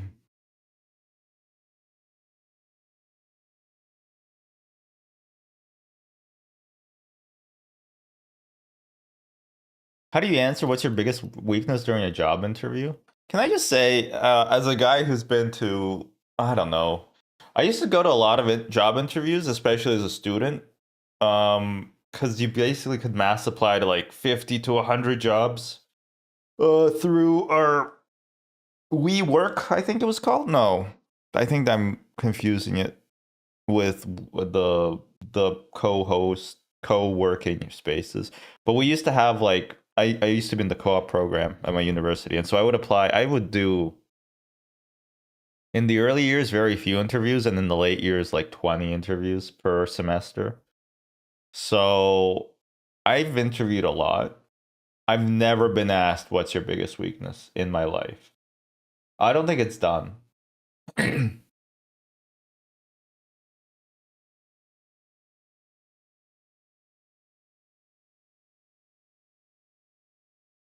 I just got fired today. All right, I want to read this one. I went into work this morning, and before I could even clock in, my store ETL pulled me into her office and fired me. She criticized me for not being a team player, and she said that I have a toxic attitude. I know what she's referring to, as I started talking back to some of my team leads at the start of the holidays. In particular, my general merchandise team lead is someone who I've butt heads with lately. Oh my god. I'm not built for talking a lot, man. Maybe I could sing it, like that shitty episode of Scrubs. I hate singing episodes and otherwise not singing sitcoms. They're always the worst. They're always the worst. Okay? I don't, because like most of the actors don't know how to sing, and most of the writers don't know how to write a song. And it's a musical, which makes it bad. Except for Blazing Saddles. That's a good musical. They couldn't make it today, you know. They just couldn't. Mel Brooks is too old. Mel Brooks casting himself in Blazing Saddles so he can say the N-word. Very Tarantino of him. And the Blueprints of Egypt. Yes, dude, yes. Gene Wilder is also dead. We can replace him with AI, I think. We can DLSS 5 him. They should do DLSS 5 for movies. Make it more photorealistic? That's a good idea.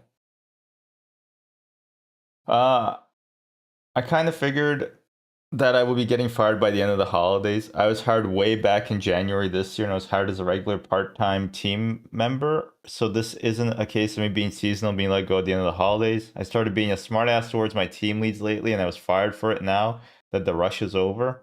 I'm not too surprised, and I'm honestly not too upset. Maybe now I can get a job where I'm not the only one who will serve as a backup cashier, or where the other team members are respectful enough to not go into the break room and talk on their phone about their relationship and financial problems. Buy Target. The buy Target is, oh, the icing on this proverbial shit cake. I love how he's the one who's literally airing out his dirty laundry on the internet, and he's getting mad at his team members for doing it on their phones.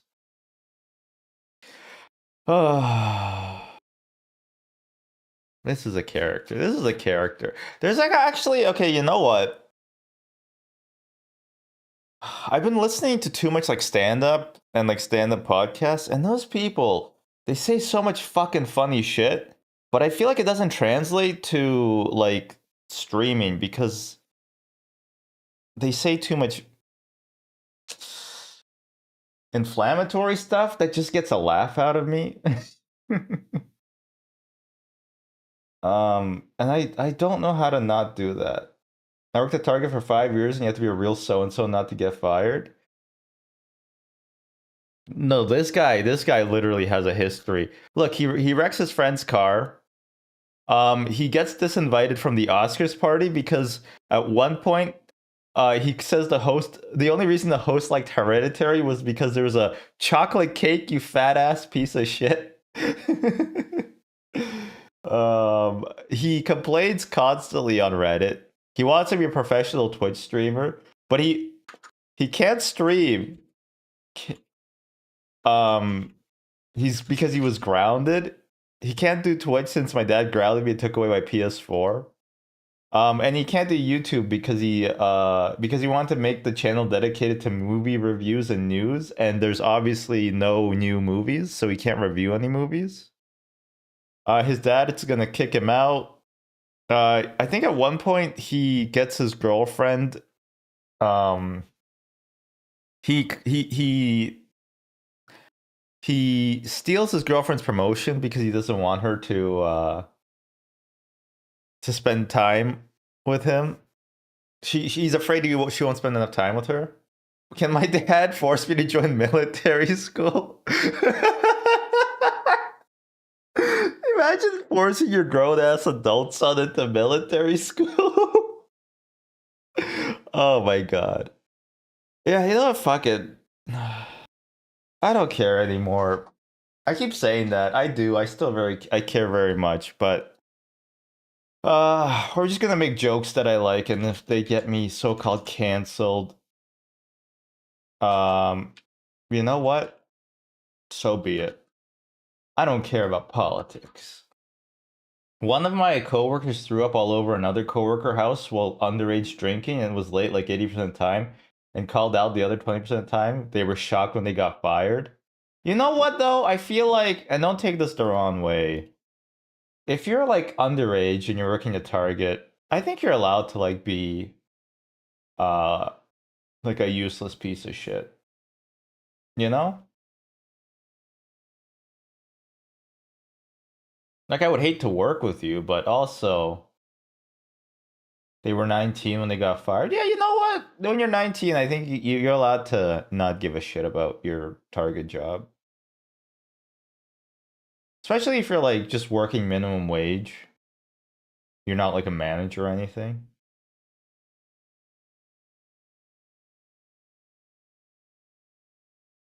Okay. I want to I've been thinking about this in a while.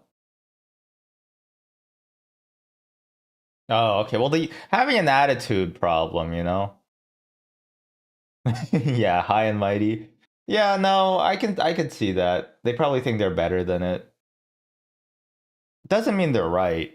Uh I wanted to showcase some Redditors that I've plucked out over the years.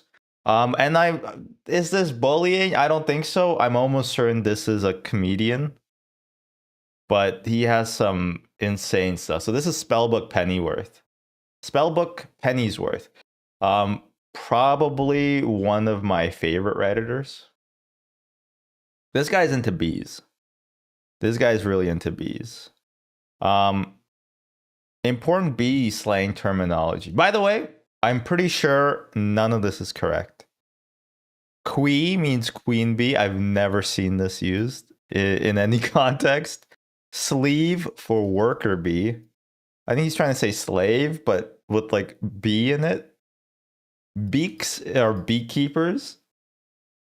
Weavers, groups of beekeepers. Weaving, the art of collaborating with another beekeeper to create honey. That is such a great phrasing. It just sounds like you're having sex. Bee pocket, BP. I love how he doesn't he doesn't elaborate what the bee pocket is. It's just BP. UI, user interface. Not really a bee slang term.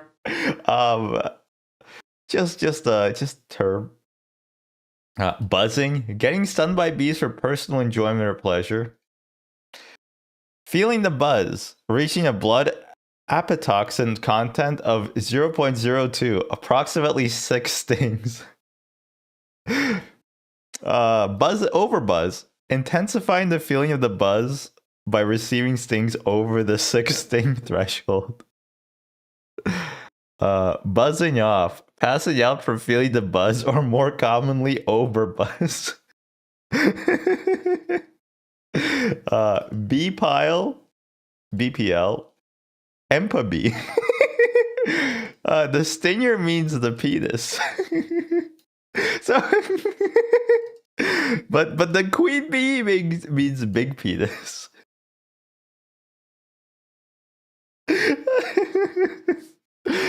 So queen means big penis by the transmutive properties of math. The Friggy. Industrial grade bee, a refrigerator used for inducing artificial hibernation. For bee usage only. There's a lot more to this. Wasp slurs.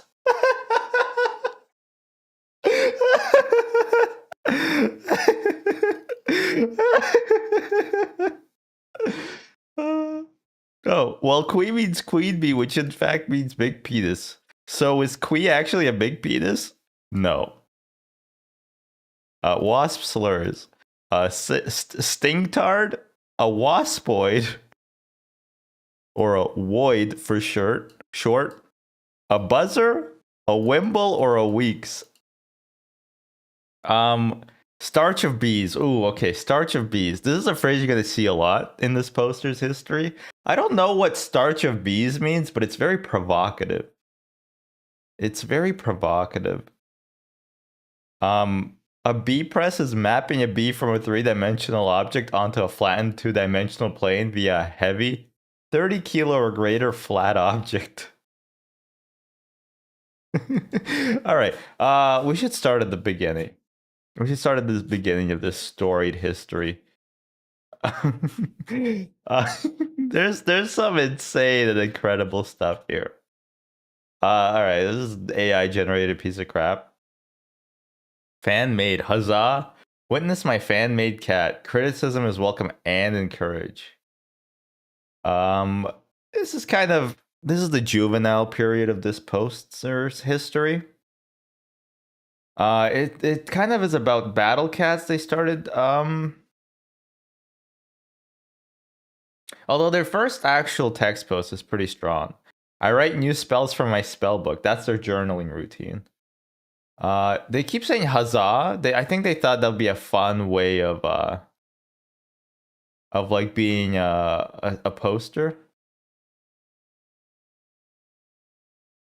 I have no idea what this is about. When Slime Cat kills a Doge Dark and you don't get double money.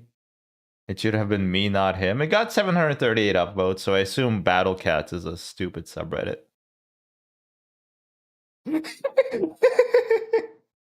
When I was 13, I had memories of a past life where I had worked the night shift. I can no longer sleep. uh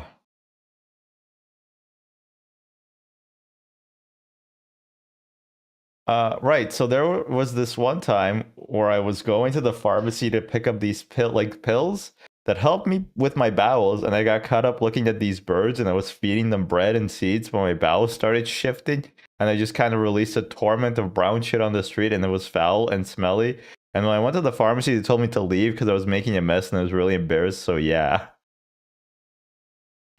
um, this is a great one from r/teenagers. All the teenager subreddits, don't go there. Because they're either filled with teenagers or like weirdos. Um oh my god, this is way too young. I mean too long. I don't think that one's very funny. There's some really good ones though. Let me find them. I think it takes a while for them to figure out they live in Ontario. It takes a little while for them to figure out their voice. Oh, I think their post got removed. No. Fuck, removed by moderator? Ah, shit. All the best stuff was on r/beekeeping. All right, this is where we get the starch of bees. Running bees, firing bees, wasp of bees. Wasp of bees is such a great name.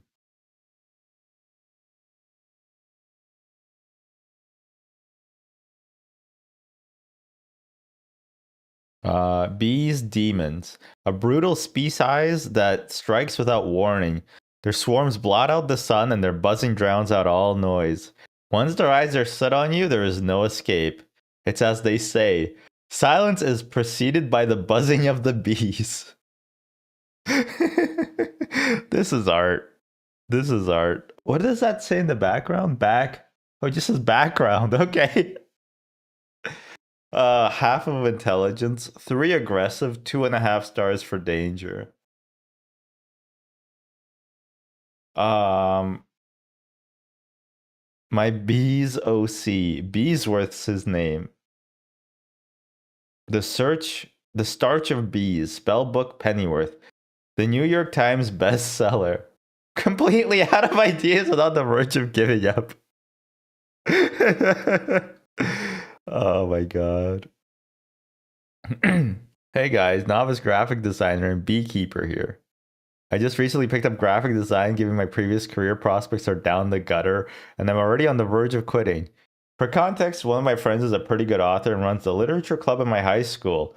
I doubt it very much. But you know what? It's all world building. Needless to say, he's pretty skilled and everybody knows it. I, on the other hand, barely passed my classes and I'm unsure of whether or not I'll even be able to go to university, let alone make it through 4 years of classes. And as an end-of-year activity for the graduating students in the literature club, the club staff advisor organized a writing event in which members would write a short novel in a genre of their choice. Other members would then write an essay about things they liked and areas they could improve that could be improved and whatnot. My friend chose to write a fantasy novel called The Starch of Bees. I highly doubt this. Because you've been saying Starch of Bees for days. But that doesn't matter. And in his infinite hubris, opted to have a cover because, in his words, exactly, is it really fantasy without a classic fantasy cover? Of course, this guy doesn't have the slightest idea how to make the book cover, so he asks me, novice graphic designer by the way, to make one for him. I wanted something to take my mind off of the university situation, so I said sure and got to work. After a few days of looking at fantasy book covers for reference and working my ass off, I finally completed the book cover. I replaced my friend's name with mine to maintain privacy. I was pretty proud of it. I said to my friend, he says he likes it and all is well. A month later, and the club's event was over, as expected, everybody loved my friend's book since he's just the greatest. In his infinite hubris. So great that he felt that he needed to send me every single one of the feedback essays from me for no apparent reason other than to flaunt his writing skills. The essays were all pretty varied in terms of praise and criticism, but it was clear that everybody thoroughly read his book and didn't just skim it. Although every single essay has but one piece of criticism in common. As a side note, while the story is itself superb and in both concept and execution, one can't help but notice the off-putting cover. Overall, while the cover gave me less than a stellar first impression, The Starch of Bees proves to be a masterclass in literary prowess that I thoroughly enjoyed from beginning to end. Major complaints aside, some smaller areas of improvement include verbose and unnecessary wording, a bizarre cover, and minor indentation errors. The quality of this book quite literally proves the old adage, never judge a book by its cover. Ah, that's so funny. That's so funny. Okay. Is there any hope for me?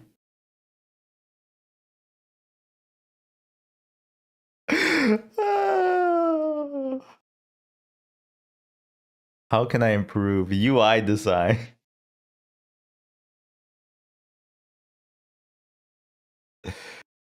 Sharkman karate, bees fruit, katana.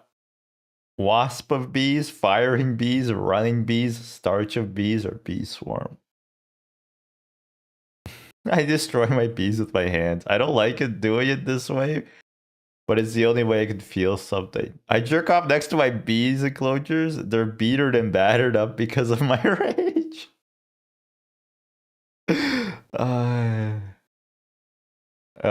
R slash ask Reddit. If your pet could suddenly speak for just 1 minute, what's the one question you'd ask them? And what do you think they'd say? Thank you for taking care of me. I'm a bee, but I really appreciate you. I would probably also beat them because of my rage.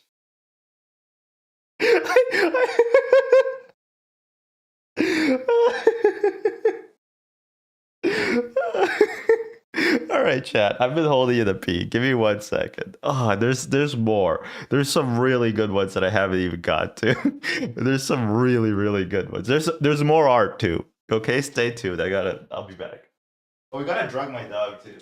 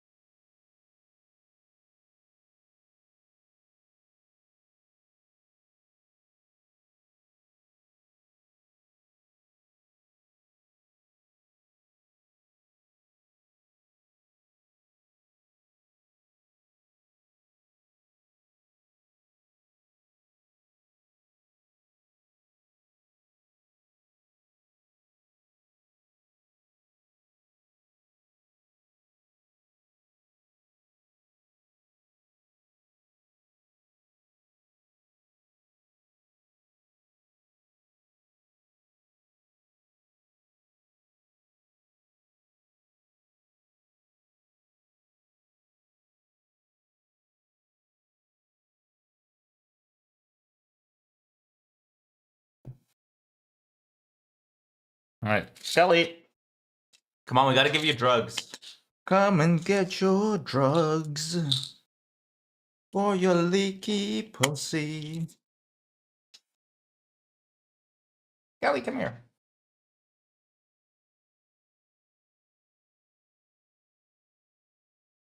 Come and get your drugs.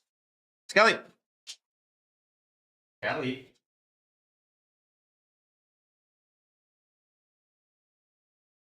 No? Yeah. Sorry.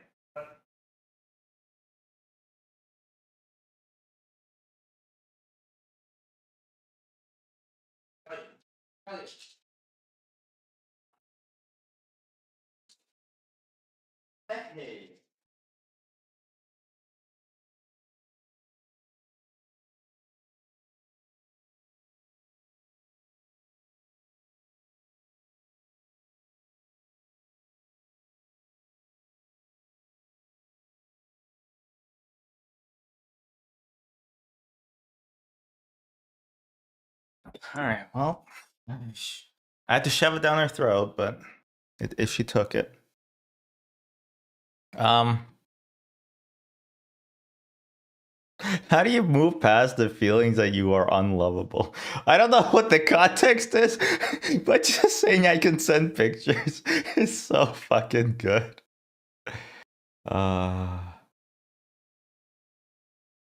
What's a small decision you made that ended up changing your life in a big way? Signed up for Costco Gold Star membership. You don't really sign up. It's not like an exclusive club. Figured out how to fix them honey my bees kept producing. They are gone now. What's an embarrassing caught up moment? Guest came over, saw the bee pile.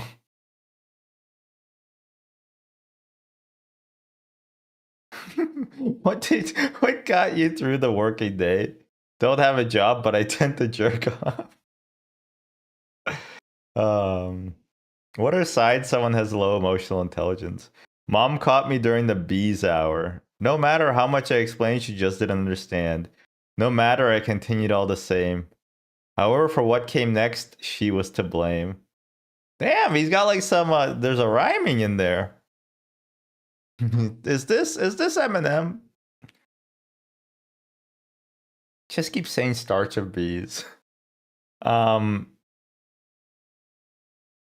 Okay, how could I surpass my limits in r/blender? Look at this, right? If you know anything about 3D modeling, check this out. Check out this wireframe.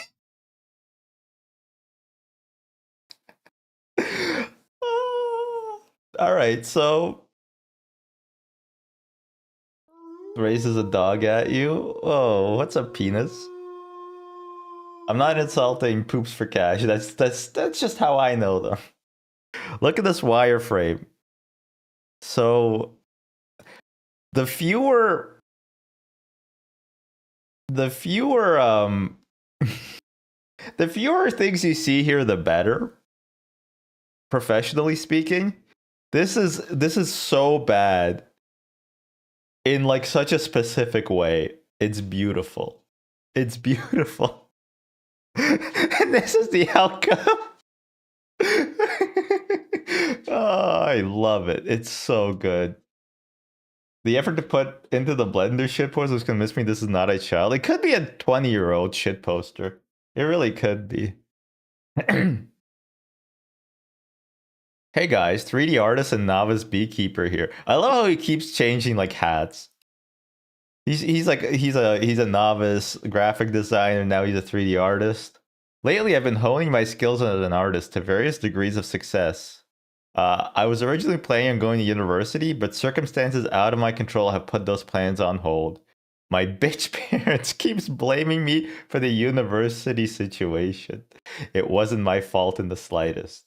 So I was looking for ways to monetize my art skills so I can hopefully rent an apartment far away from them. While I was originally planning to make money off of art commissions, I recently learned that I'm exceptionally skilled in game development. So just to clue you in a little bit, Penis, this is probably one of my favorite Redditors. I'm pretty sure it's a shit poster, and that's why I'm okay with showing it. If this is a real person, I apologize. But you are so funny. If this is all genuine, I think you have a career in like comedy. Maybe unintentional comedy. Anytime somebody comes into the channel and asks me if they want a commission, I'm gonna assume that this is the guy who's asking me for the commissions. Oh, by the way, yeah, thank you for the follow as well, Penis. Penis! No, I wanted to get Flex and Lesbians. I don't know why that's being recommended to me. Metal Gear in my ass. I don't know why that's being recommended to me either. I wanted to get some more experience before I started a major solo project, but I really didn't know where to start. I started making a dark fantasy roguelike, Souls-like game using free Unity assets, but I couldn't figure out how to get things to work, so I gave up. It's pretty much all out of ideas, so I uninstalled Unity and jerked off in my room until I came up with something else. After a lot of brainstorming, I remember that one of my old high school buddies was a hobbyist game dev. I hated the guy, but I didn't have any other options. So I asked him what to do. He told me the best way to gain experience in game development was to participate in a game jam. It was from him that I learned that a local environmental conservation group was hosting a game jam to raise awareness for declining bee population. It was the perfect situation. My skills as a beekeeper and game designer could finally have a chance to shine. To make things even better, my high school friend was planning on joining, and he even offered for me to join his group. I couldn't pass up this opportunity. So I joined and got to work on planning the basic gameplay mechanics with the rest of the team. I was the one who came up with the name The Starch of Bees, and we settled on the game being a sort of open world dark fantasy roguelite, micromanagement Souls-like. I was responsible for modeling the 4 B-type enemies that you would kill throughout the game. And since the game jam is only 3 days long, I really didn't have time to waste. By the end of day 2, I had finished the first B-type enemy, pictured above. I was really proud of it, so I sent it to one of my group members so we can import it into the game. I couldn't have made a huger mistake. Why are there so many fucking vertices? Why didn't you say anything for the past 2 days? Why does it look like that? Why does it lag the game so much? Why doesn't it have any bones? Why did we let this guy into our group? Why this? Why that? Why? This was all I heard for about an hour before my high school friend, who you said you hated, told me that I would be the best bet. It would be best if I wasn't involved. And just like that, my gateway into game development has been shut right in front of my face. There's still 1 day left in the game jam, so I'm thinking about reviving my old Unity project so I can beat out the frauds who think they can trample all over me. All that aside, the reason I'm posting is because I want to become faster at modeling. I think the quality of my models is in a good spot, but I take so much time to make one, which caused all the problems with the game jam. I really need this. My parents keep telling me I'll end up being a garbage man or janitor, and I really want to prove them wrong.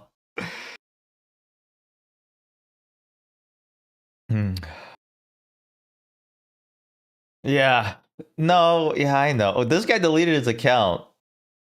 This guy gave an olive branch and then he realized he shouldn't have. Okay, give me 1 second. Don't read anything. I just want to make sure my dog's not looking for vagina.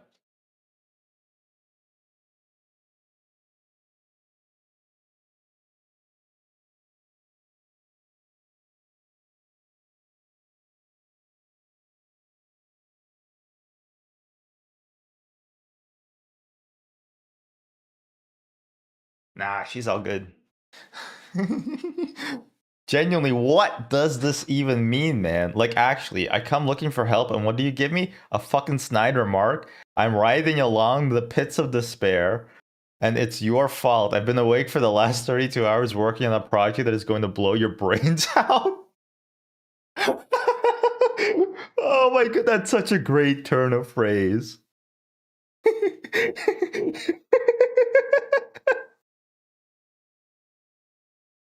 Oh, that's so good. Oh my god. I'm working on a stream that's gonna blow your brains.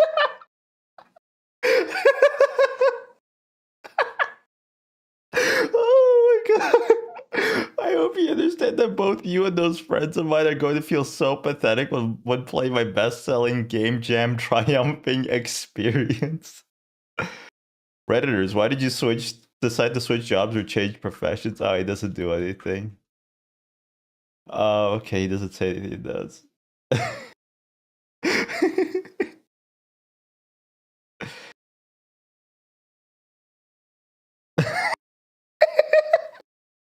Personally, when I'm feeling down and I'm out of bees, I like to close doors on my fingers.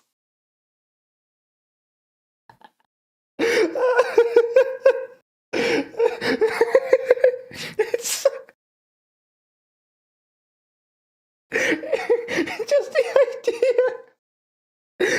somebody feeling depressed, so they just closed doors on their fingers. Poutine. How did I do for my first trip to Quebec? This is almost as good as my new analog horror series, Starch and Bees. How do I go about refrigerating my bees for hibernation? Hey guys, that was Beekeeper here. My financial situation has recently taken a turn for the worse, leaving my bees and I strapped for cash. In the meantime, I've been looking at methods to put them into artificial hibernation so I can pursue other endeavors. Unfortunately, as a result of my situation, I can't afford a proper industrial refrigerator. This apparatus is the only device I can afford. I was thinking about filling it with ice and leaving it in my basement for about a week. uh...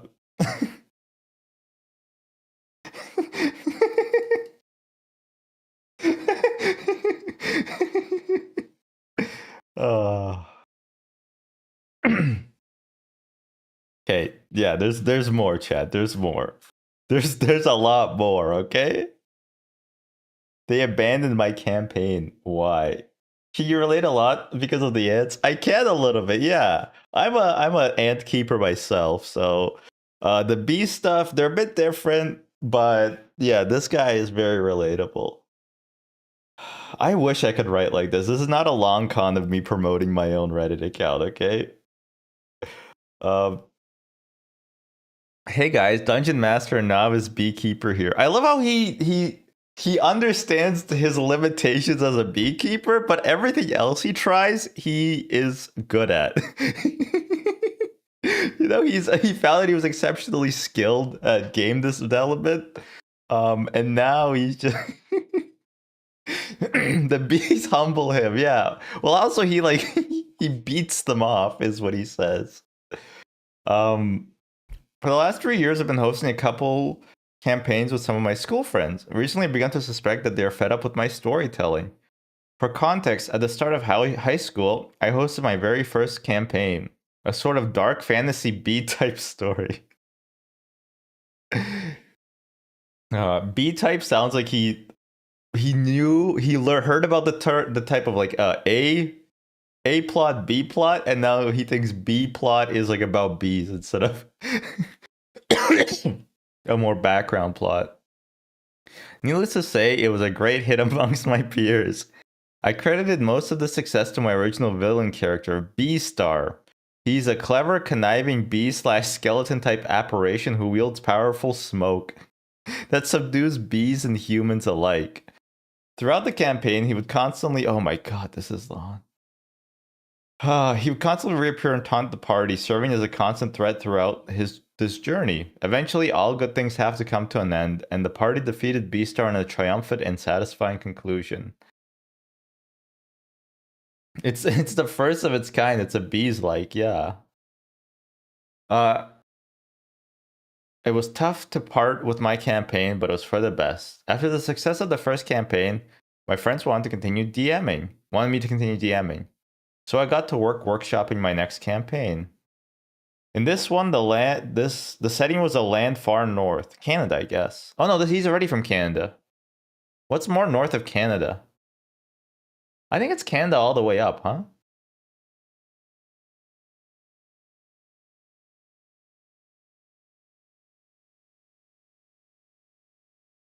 Oh wait, okay, okay, I do want to see it. In this one, the setting was a land far north, one that has harnessed the powerful technology of the previous civilization. Same universe as previous campaign, but far into the future. I wanted to include elements from my previous campaign while also focusing on a fresh and new story. While a little hesitant at first, my friends quickly became engrossed in my storytelling. I even received various comments about my new villain character being quite interesting, although never to the same level as Beastar. That's when it hit me. I could never make another character as interesting as Beastar, leaving me with but a single option. During the climax of the story, while my party, oh my god, while my party was fighting the lame, uninspired wasp-type villain, a familiar face reared his skeleton head. Beastar had returned, and in dramatic fashion, He one-shotted the previously established villain, now taking the reins as the final boss. While visibly confused, my party triumphed nonetheless, and eventually defeated Beastar for a second time. This is Marvel's playbook. They're just trying to make this is like when they brought back Robert Downey Jr., huh? With this campaign over, one of my friends suggested they could DM if I had gotten tired of it. I wasn't really sure where this comment had come from, given my previous enthusiasm, so I assured him that I would continue DMing with or without him. I love that ultimatum immediately. After this conversation, he decided that he wanted to take a break from D&D for a while, so he sat out my next campaign. The whole ordeal made me wanted to work extra hard on this one. I had to one up the previous two to encourage him to come back. So I got to scheming. I decided on a completely new genre-defining world and setting. A sci-fi laboratory complex overrun with hellish insectoid demons. And so, a completely new genre-defining world. It's Doom, right? With insects instead? And so the campaign begun. The remaining members of my party trudged through the complex in spite of our increasingly infrequent meetings, school and such. Despite this, they made good progress in learning the lore of this desolate facility and the villainous doctor that occupied it. Please don't say the doctor's like Joseph Mengele, but like a bee. While this was all well and good, something felt missing. I'm making this completely new setting. I had lost sight of what made my original campaign so special. I knew what had to be done. During our next meeting, the party walked into a dimly lit room. The villainous doctor's body lay lifeless on the floor, bloodied and mangled beyond the recognition. A shadowy skeletal figure towered above his corpse. I love how every villain just gets taken out by Beastar. Is Beastar a bad guy or a good guy? Because it sounds like he's taking care of all the competition. He's kind of like Del Toro. What's his name? In Sicario? He's kind of like doing the dirty work for him. Maybe he needs to be here. He's a complex anti-hero. This is low-key cinema. This fucking user is low-key cinema. The figure swiftly fled the scene, ending the meeting for the day. Oh, so sorry. The public cannot know about starch of bees, the figure exclaimed. The figure swiftly fled the scene, ending the meeting for that day. That night, I rested with a smile on my face, knowing that the cliffhanger I had worked so very hard to insert into previously established lore had paid off. Unfortunately, I haven't been able to continue the story ever since. Every time I try to organize a meetup, all my friends seem to be busy. This has been going on for 6 months now, despite my weekly efforts to continue the campaign. I don't understand what happened. They don't have classes in the summer, and they can't be working every day. I'm lost. Is this my fault? Any advice is appreciated. Is this a joke? My dude, they don't want to be in a bee-themed campaign anymore. What do you mean? Only the first campaign was primarily bee-themed. The other two featured bees, but they were never the focal point. I love how the second villain was a wasp. They had any complaints, I'm sure I would have heard them by now. You said it yourself. Your friends are busy little bees. I know at least one of them was lying about being busy because I went to his house and he was inside.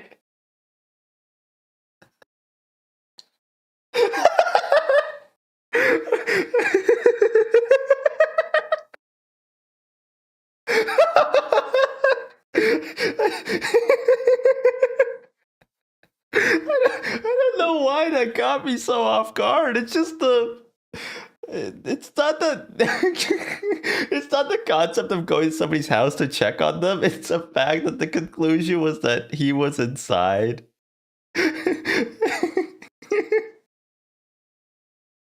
Oh, it's so good. It's so good. Have you tried asking them? I ask them every single week. They just ignore me. Asking doesn't solve everything. Maybe think before you comment and use that head of yours. That typically solves things. Done. Oh my god. Oh, I love this guy.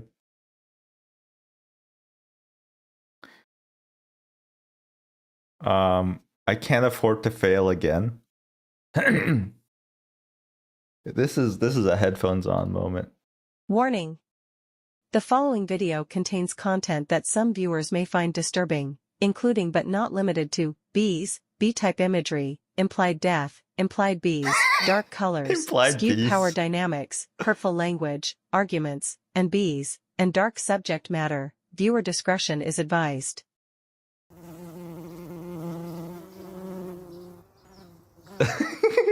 We've done it. We finally perfected the bee's demons. After these long 15 years. Our project is complete. The power of this bee's demons, I reckon it surpasses that of 8 men. Professor Just one Censor. of these beasts can bring a city to ruins. The world isn't ready for such a power. Listen, I've been working on this project for 16 years. We can't afford to stop now. Not after the countless sacrifices it took to get to this point. You don't understand. Of course you wouldn't. You're new here after all. He's been here for 16 the bee's years. demons aren't what you think they are. What the hell are you talking about? It's impossible to tell you. You have to see it with your own 2 eyes. The creation of a bee's demons, the power of starch of bees. No. B-Star? Why? V-Star's Why would back. you do such a thing? I'm afraid you know too much. The public cannot know about starch of bees. Why is it an effeminate British man? Of course. This means that you cannot live. Prepare to die, fool. I need to get out of here. Fast. Oh shit, there's 3D. Well, sort of. Oh shit! It's hopeless. This facility is already swarming with bees demons. There is nowhere to run. That's actually pretty good animating. It can take me to the surface. Now entering the bee floor. No. No, not the bee floor. B-Star, you bastard. No, stop. More. Hey guys, thanks for watching part 1 of my analog horror series, The Starch of Bees. This series is part of the greater B-type multimedia universe, which will include a game and likely a webcomic web novel. Undecided as of now. If you have any questions or concerns, feel free to contact me on Reddit. Oh man. Hey guys, 3D artist and novice beekeeper here. Okay, so I was talking about this other guy, this guy who was a real piece of shit, but he has like a fundamental thing that he's a little bit right about how the world is hard and, you know, like society, whatever, and being a professional Twitch streamer is the hardest job in the world.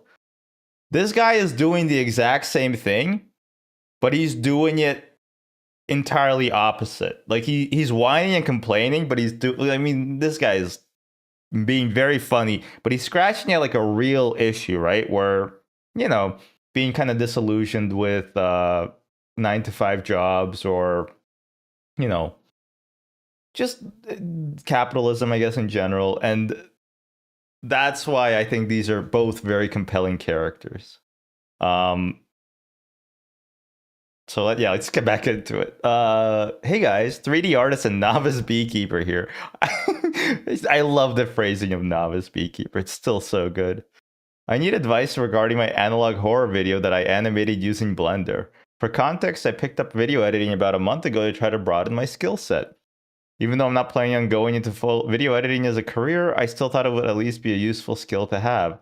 At first, I only used to edit blocks, fruits, PvP clip compilations that I would send to my friends, but eventually got tired of doing simple stuff like that. I don't know if blocks, worlds, fruits is a real thing or not. It might be. The issue was I really couldn't think of anything else I could edit, so I basically dropped the whole editing thing and tried other stuff. Since I didn't really have any plans for my future at the time, I'm not going to university and I'm unemployed, I just fucked off and did nothing all day.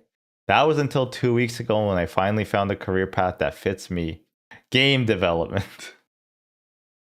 I knew it would be an easy field to enter since I had little experience and no connections, so I immediately got to brainstorming ideas to get my name out there. Of course, everything needed either a massive time or financial investment, neither of which I have. So, well, you do have massive time. You're unemployed and you aren't in university. So it basically hit a brick wall and couldn't do anything about it. At least that's what I thought. I was watching YouTube in a call with one of my high school friends when we stumbled across a genre of horror videos neither of us have heard about. Analog horror. All of these videos had millions of views and could be made by anyone with a computer and a video editor. Now knowing this, I got started in a series of my own that would serve to promote the game I was developing. Given my game would be called Starch of Bees, it was only natural that I would name the series the same thing to create a sort of associative link between the two projects. Smart. I decided it would be sort of a side series that would run parallel to the events of the game, but would feature familiar characters for marketing purposes. Okay, you know what, actually? The 3D animation, the first thing I thought of was Resident Evil. To me, that's what Resident Evil games look like. I'm gonna be honest with you. That could have been, if you told me that was Leon as the main character, I would have believed you. Okay? Yeah, even with B-Star and him getting off on the B floor, I believe it. I believe it. Resident Evil goes hard though? Yeah, hard into the $80 per game category. I was hesitant at first, but the model turned out to be alright. Even if the animations are a bit stiff and doesn't really fit the vibe, it also doesn't really look all that good. All in all, it took me about 1 whole week of back-breaking labor to complete this video.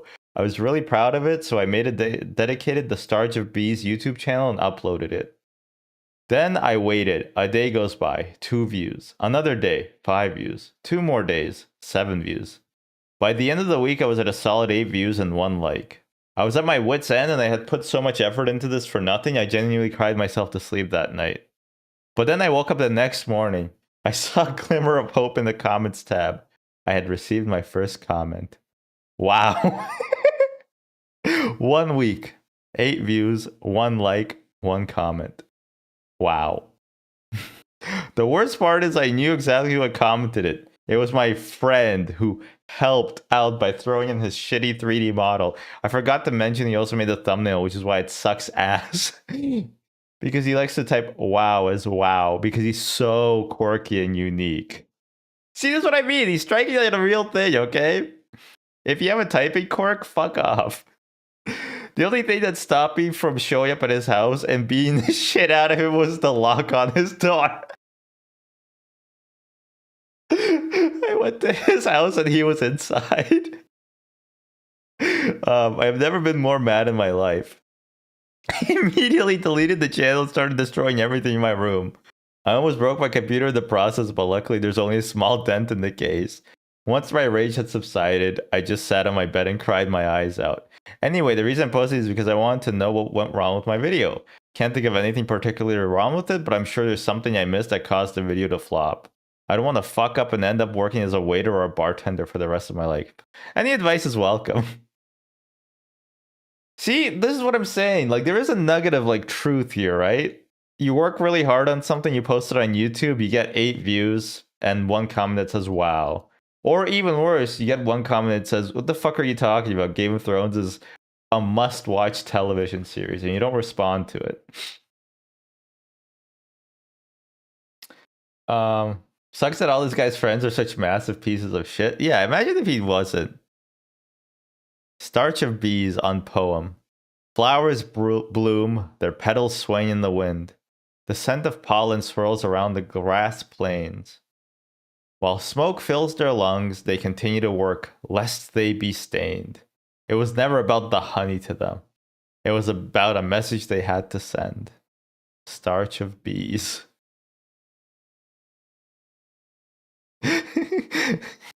Doctors, what are the most fun exams you get to perform on your patients?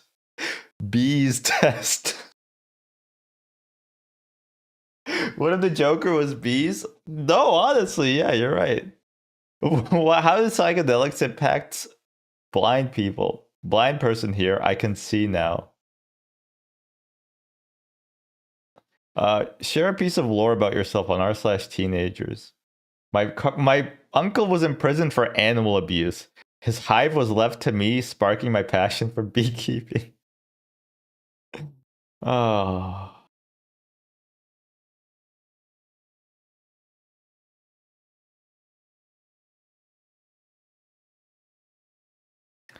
Chat, does this look stupid? And it's a cross stitch? Not at all. Frankly, I am floored. This is exactly how I imagined my original skeleton B-type hybrid apparition that utilizes smoke to incapacitate his enemies.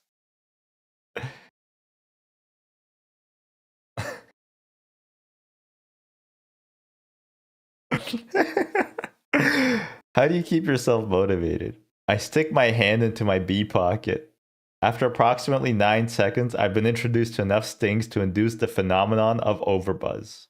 Unfortunately, the cost of this renewed vigor is the silence of my pocket. Knowing that 12 bees gave their lives for this endeavor pushes me to write another page.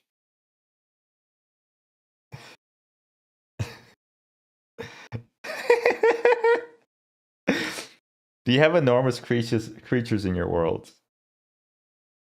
Yes, my world is flooded with bees demons. Their strength is greater than that of 8 men, and their size is approximately 2 pickup trucks in length. They are fierce, with just one being able to annihilate an entire city. I love how 8 men could annihilate an entire city, but also they're the size of 2 pickup trucks. I feel like 1 pickup truck is like the strength of 8 men at least, right? Probably even more.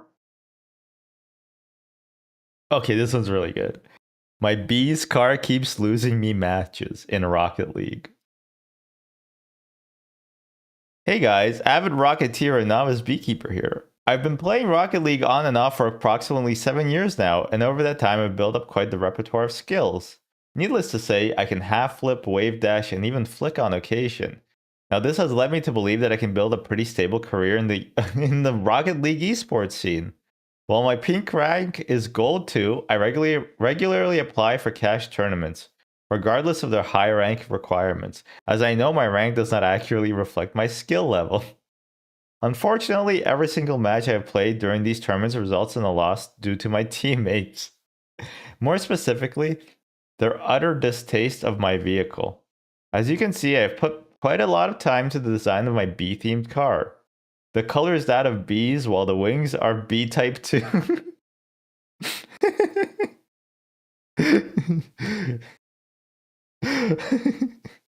No, beekeeping is a hobby. He doesn't want to ruin his hobby by having monetary gains, okay? I get it. He knows what he's talking about. As you can see, oh yeah, the wheels on the other hand, they were supposed to be honeycombs like which bees create. The topper reflects the bee caste system, in which worker bees are often referred to as drones. Lastly, the topper is the snoo from Reddit, since I spend a decent bit of time on here and would love to express my support. Now, back to the topic at hand. Every time we concede a goal, due to my teammates messing up the initial kickoff, I usually let them know that they know what they could have improved on in order to fix their mistakes and such. However, this usually leads to petty temper tantrum in which they hurl ad hominem attacks on my character, gameplay, rank, and especially my car. This causes us to lose the match and get eliminated from the tournament. Anyone got any advice for dealing with unwarranted toxicity? This game was never the game was never like this until Epic got their greasy gloves on the IP. Any suggestions on how to improve my B car? Thanks.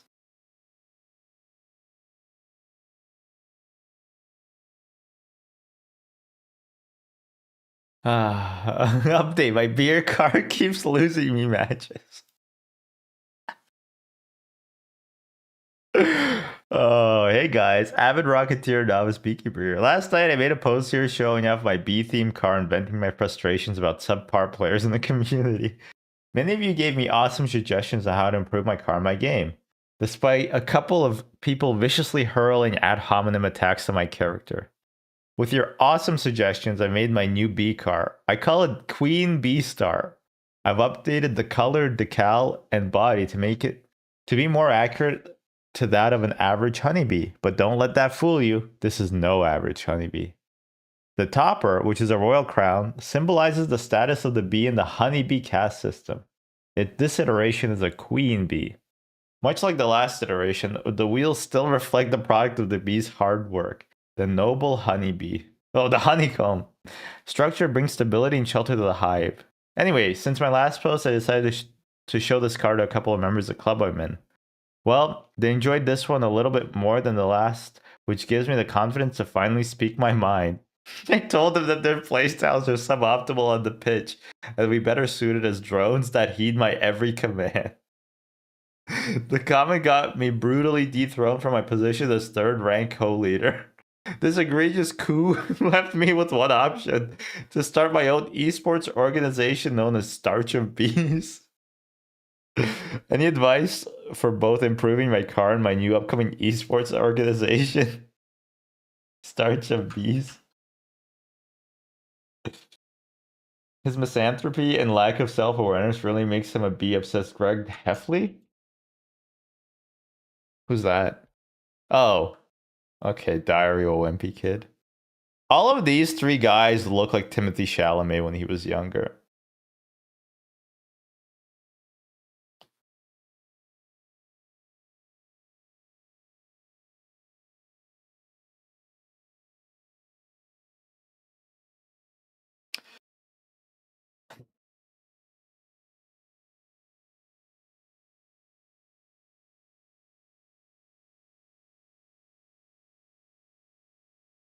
I just wanted God. Okay, this is where I found him originally.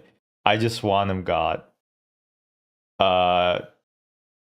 This is Resident Evil 6.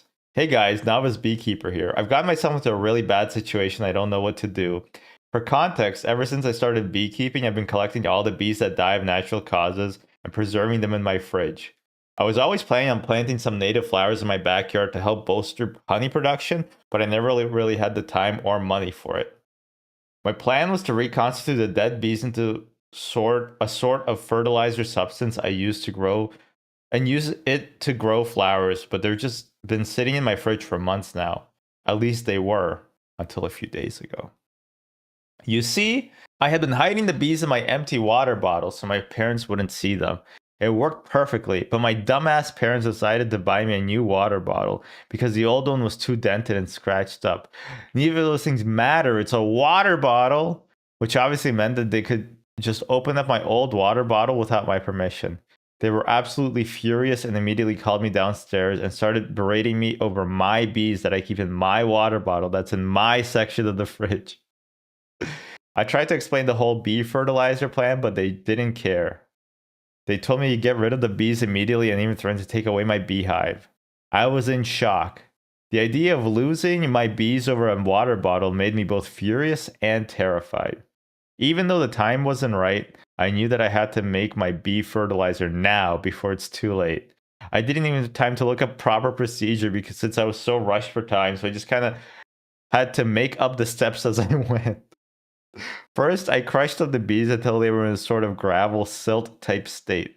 I then threw the bee remains in a glass bowl and filled it up with water, starch, and baking soda. A few minutes in the microwave and I'm left with this congealed black sludge that makes my fingers itch when I touch it. I knew that this wasn't proper fertilizer and that made me infuriated. All those dead bees were desecrated and wasted because my fucking parents were rushing to get rid of them for no apparent reason other than to spite me. In my rage, I hurled the glass bottle at my bedroom wall, splattering the sludge all over my room, leaving me in tears and covered in goo. Leaving me in tears and covered in goo is such vivid imagery. I cleaned up the glass shards, but the sludge just won't come out. I started splashing water over it, but that just spreads it even further. It's been there for 2 days and I'm scared my parents are going to find out eventually. It's dry right now, so I've been trying to scrape it off with a pen, but it's just leaving scratches on my wall and it's not helping the slightest. Any suggestions on how to get rid of this bee-type sludge? Thanks. Is he eating bees? No, he's making bee fertilizer this time. I think this person has some severe mental illness or something. No, I think this person's a genius. I need to make this work. Fuck, they removed this, but the link still works.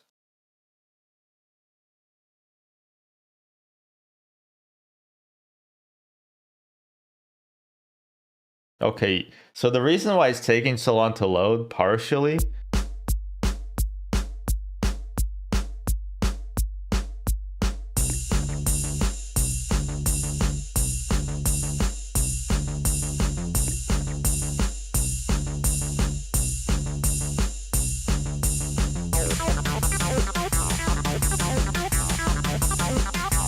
This actually fucks.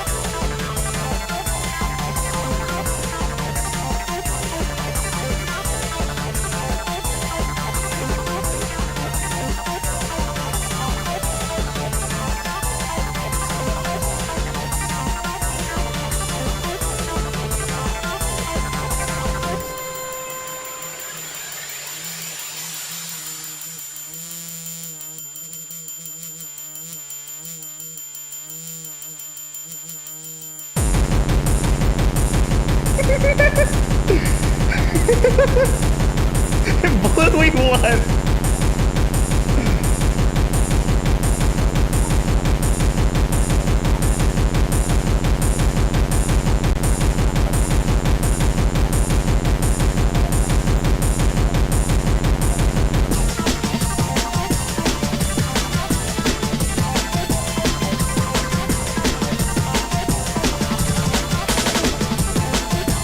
No, I don't want to say dumbass Karen.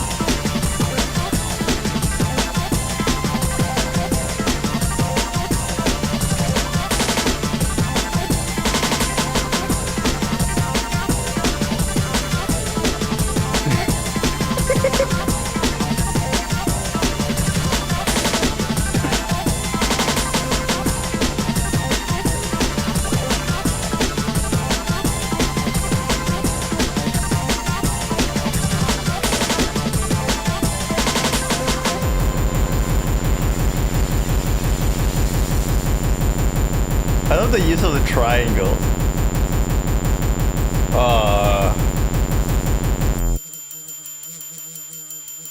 Right? It does fuck. I love the Reddit post titles. They're so good. Oh.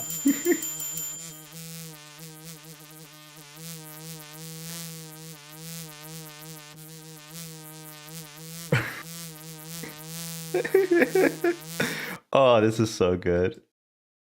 All right. Well, hopefully he'll respond to to my post.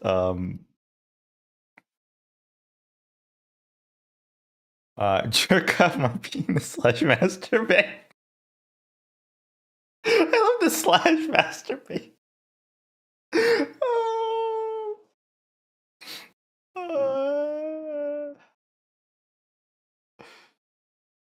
I like honey, but it's very expensive. Is that why you became a beekeeper?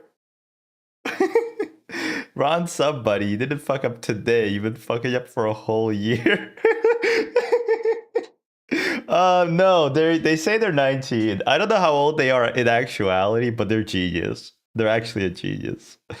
Don't let me catch you making the same mistake ever again. I'll be following your profile so they'll get any ideas. By the way, if any moderators see this, I'm pretty active on this site and really am into bees, so I could help out. Oh man. Yes, I want to get into crochet, but my hands are just so beaten and swollen from a week and a half of beekeeping. I wish I had the money to buy yarn. Oh,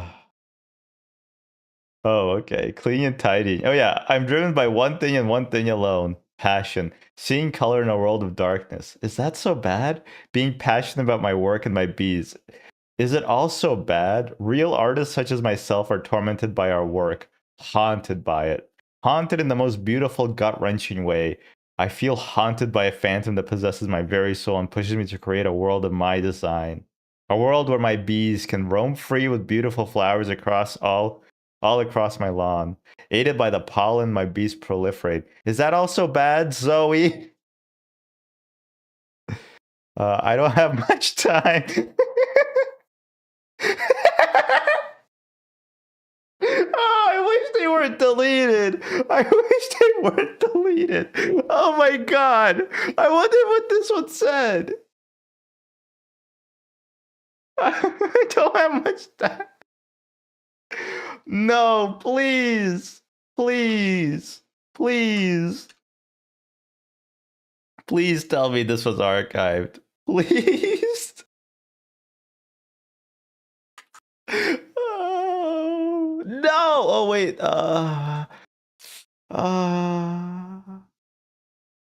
Will that work?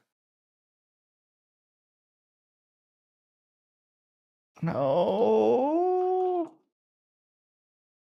No, no, no, no.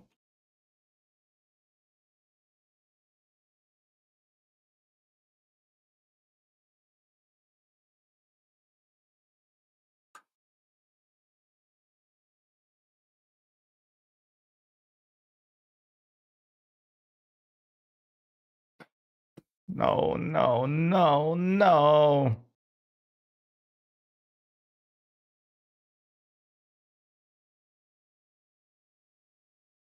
No! It would have been so good.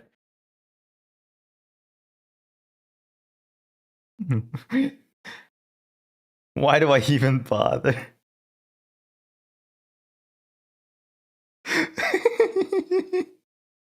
This is actually really, this is giving me Pilot Red Sun, like, reminiscing, you know?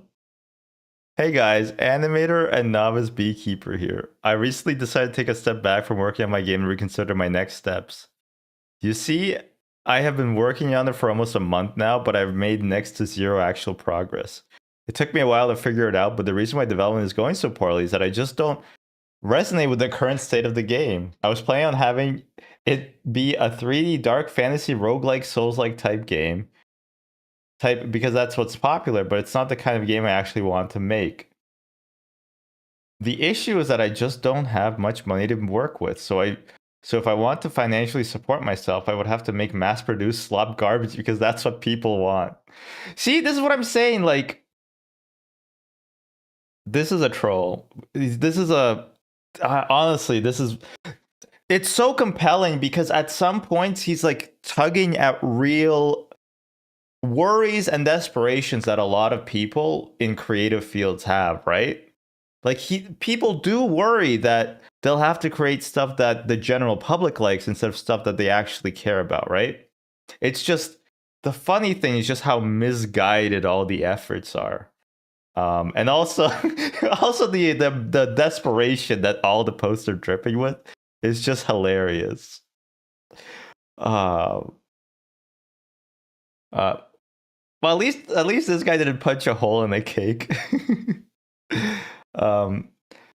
The issue is that I just don't have much money to work with, so I want to financially support myself. I would have to make mass-produced. Yeah, okay. This created a bit of a conundrum. The only way to make money was with a 3D dark fantasy roguelike Souls-like type game, but I would never have the motivation to finish it and would therefore make no money.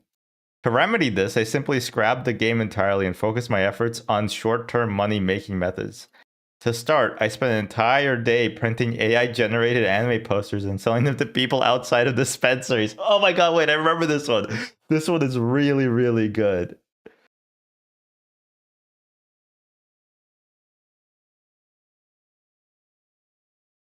Yeah, he's actually really good at some stuff. Well, I mean, I think he's really good at writing these posts. The thing is that if you make something you like, then it doesn't matter if it sucks to everybody else. Yeah, but that's not true, is it? You know what I mean? Like, fundamentally, yes, but you know what would be even better is if everybody did like it. You wouldn't say that, well, at least I liked it. If, you know, if everybody liked it and you liked it, that would be like a lot better, you know? I don't want to know about Librarian's Foreskin subreddit. By the end of the day, not only had I not sold a single poster, but I was down $40 because I needed to buy printer ink since my parents just hate me so much for no apparent reason and wouldn't let me use the ink they had already in the printer because God forbid I try to become financially independent. Anyways, the whole ordeal left me pretty hopeless. It seems like every single one of my endeavors was just doomed to fail because of circumstances completely out of my control. But as fortune would have it, I was hit by a sudden spark of inspiration. I was playing this mobile game that came out recently when I realized what my game was missing. Horse management mechanics. This could have been written any day of the year, man. It might sound strange, but realizing that was what gave me the boost to get working on my game again. I wrote down some rough ideas on how the horse mechanic would work, including horse acquisition, training, management, and death. I came up with the idea of having 2D hand animated death cutscenes to increase the emotional impact of losing a horse. So I decided I would start by implementing the cutscene since I had some experience in animation. All in all, it took 2 days to finish it, but I was really proud of the final product. Take another look at it. But after a few rewatches, I came to a terrible realization. It was shit. It took me 2 whole days to make this, and it was just awful. I don't know how I didn't notice while I was making it, but it was just so bad. I was genuinely on the verge of throwing up because I spent so much time on this shit. I still have no clue where I went wrong.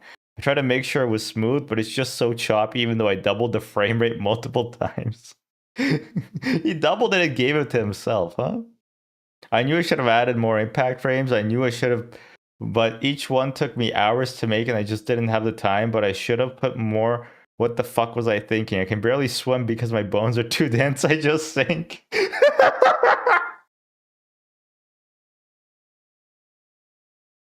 Should I even bother trying again? I really want to be good at this, but I guess my sheer incompetence forbids me from doing anything that isn't jerking off or playing Roblox. I really need this. I lose my mind if I spend the rest of my life as a dishwasher or hotel clerk. Any advice is welcome. The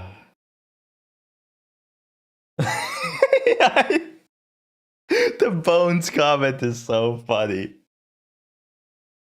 It's important that you like it first and foremost, because if you don't even like it, there's no soul in it. Obviously, that's true, but it's also like,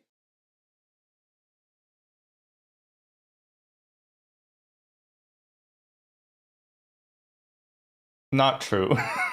Here's what I'm trying to say, like, it's all well and good to create art for yourself, you know? But, and I think it's obviously a good thing. But like, the only reason you read a book is so that you can say you read the book, right? The only reason you watch a movie is you can say that you put it on your letterbox and you've typed, haha, Shrek is so gay. You know? And then people are like, Lamau, so funny. The only reason to make a video game is to become Balatro. Sorry, I got a text message. Well Simple says, don't miss your chance at a $3 million home. That's okay. I don't want to have a 500 square foot home. No, I'm just joking around. My point really is that, yeah, but it obviously you don't do things for external validation, but it's pretty misguided to say that external validation doesn't play a huge role in positive reinforcement and like coming back to doing stuff, right? Like that's why you encourage kids to pursue their hobbies. It's because if you told them like, wow, this painting is shit, you get guys like this. I honestly actually really like this animation. I love like the fire effect. And I also like how it just explodes. I'm not even being facetious here. I really like it. I wish I could make shit like this. Also, like, it's mixed media. It's beautiful.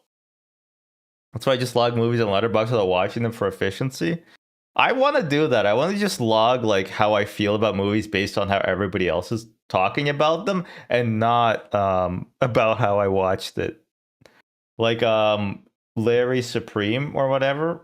I bet I would give that movie like 3 stars, but no heart because of the stuff that the director did in the past. But also because of Timothy Chalamet's comments on ballet. But I would say that it's fun that boxing or whatever he does. Okay, wait. Thanks for the advice. The reason I was selling those anime posters I had at dispensaries because I was hoping that my customers would be so faded they wouldn't even be able to tell that it was AI. I didn't want to do it, but it was really my only option and went nowhere anyway, so who even cares? Also, I'm 19, my parents don't care because if they did, then they wouldn't have fucked my university application so bad that I can't even think about reapplying until next year. The reason why I'm struggling so much is because they cut me off financially, so I'm living off whatever scraps of money I have from Christmas and birthday, so I need this game out fast. I'm already planning on never touching animation again, but I appreciate the advice. Edit. I don't have money for therapy.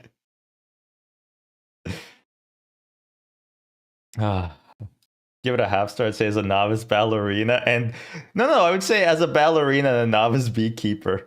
Okay, no, I lied. This is the post that tipped me off to this account on 3D printing. Just so tired.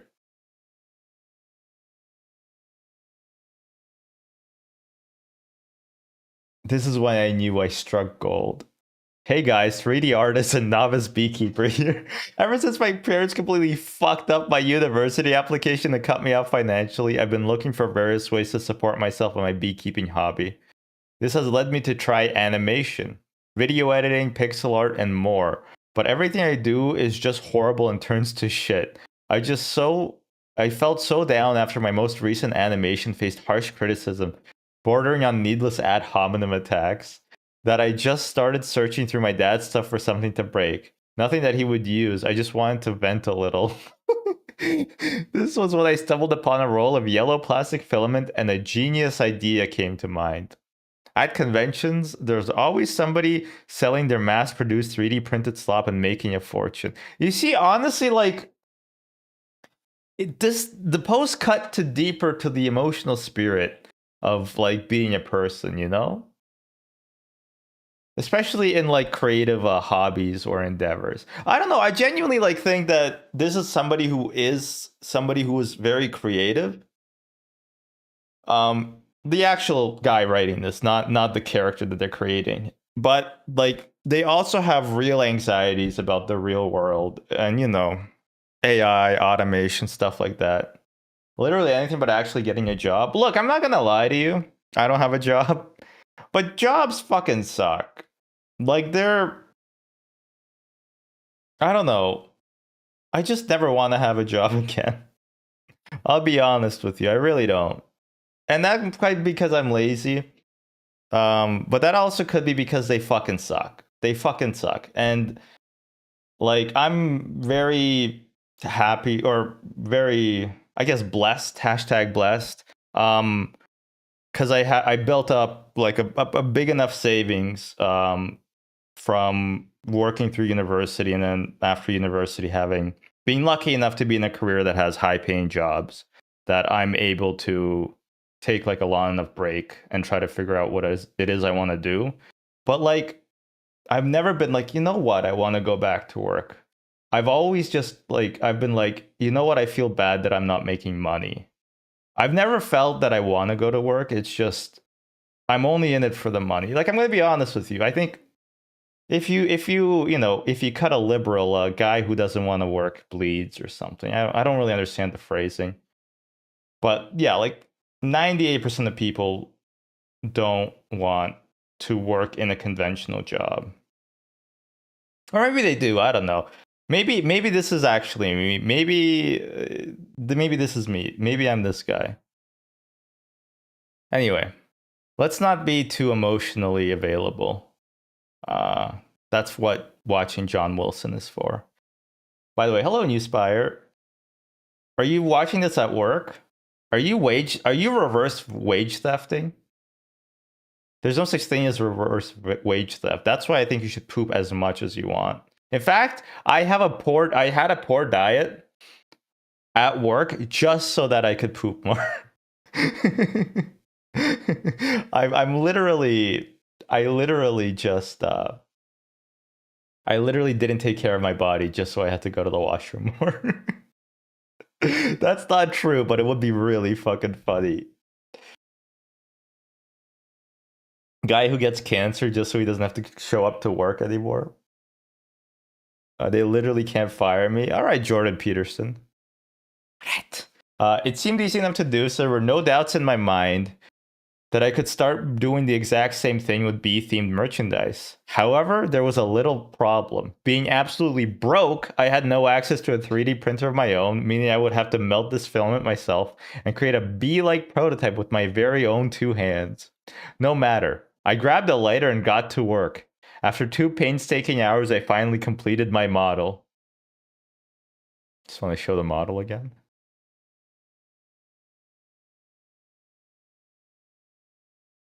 For the last touch, I finished off the piece by drawing on the eyes, stripes, and my favorite part, the stinger of a bee using a Sharpie.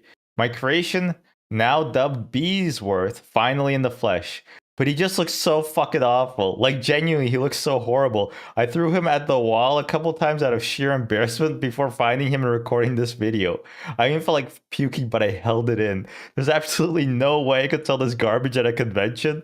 I'm thinking that maybe I could start selling these to my local elementary school kids, but the teachers know my face. Not like in a weird way. I just have really dense bones and almost drowned on a field trip. So you might remember. I'm thinking the kids will probably buy these, but I don't know. I'm just so tired and lost at this point. Does anybody have any advice on how I can improve my modeling without a printer? I still have some filaments, so should I keep making trinkets? Be honest, I know this is bad, but I really want to keep making models. I think I finally found my money printer. Any advice is appreciated. Oh, this is... I love the dense bones thing. It come up again. He almost drowned on a field trip. Oh my god, that's so good. That's so good. Oh my god. And it reminds me a lot of, like, you know, I'm doing this Twitch thing. I'm trying to do video editing. I fucking hate video editing, man. I hate it so much. I have no desire to do any video editing at all. And that's the fucking thing. You spend like 40 hours, you trim down like a fucking 9-hour VOD to 30 minutes, and you watch it and you're like, this is all shit. This is all garbage. I feel like puking. I spent fucking 40 hours on this shit. You're like, whatever, fuck it, it's done. You upload it to YouTube, you get like 7 views. You're like, God fucking damn it. Why do I even bother? Why do I even bother at all? I just want to lay down and die. The dense bones is their B-bit to their A-bit B-bit. And butthead.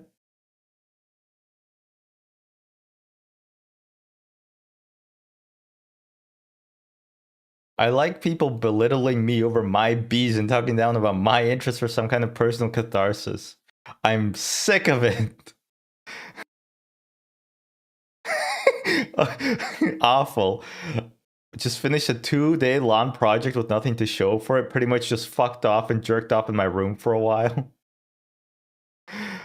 Oh my god. Okay, wait. Okay, this one. Oh, somebody deleted my user. 1. Don't butt into my family business. 2. They had no right to cut me off like I turned 19 4 months ago. 3. I'm trying to raise funds, dimwit. I'm not exactly swimming in money here. Should have said swimming in honey. And I'm not sure which portion of this post led you to believe that. I know what I want to do, and for the record, you should try getting a job in Ontario. Not too easy, huh? He's hitting too close to home. I'm gonna snooze ads some more, but eventually you're gonna have to run. I'm sorry, chat.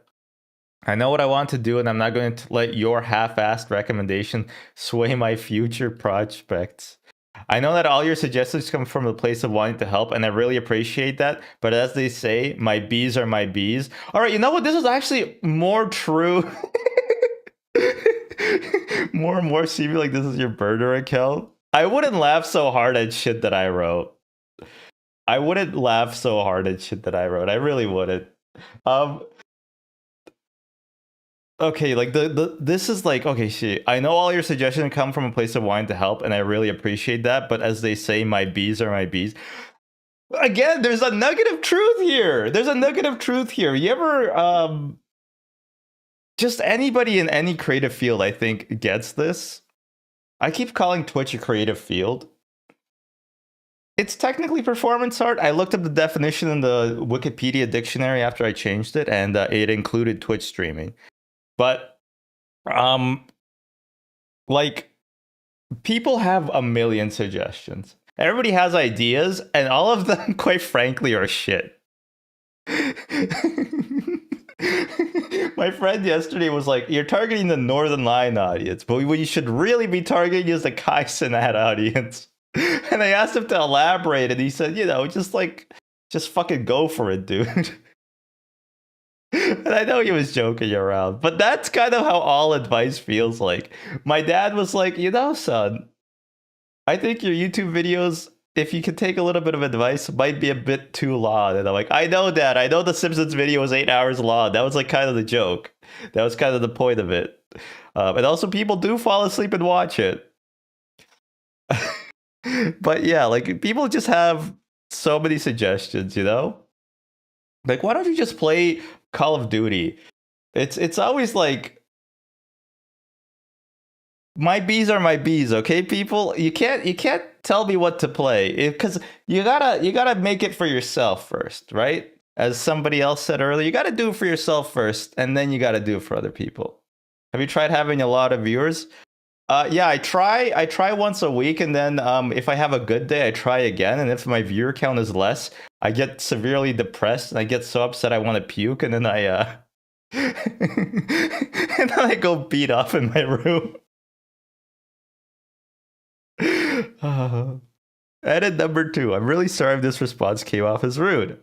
I know that you want to help, but giving me advice isn't gonna put food on the table. If you want, I can send you some free anime posters and pay for the shipping $10 per poster.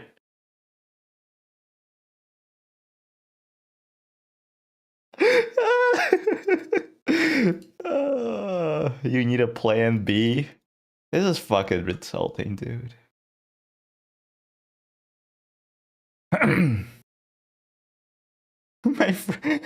They are likely not my bees.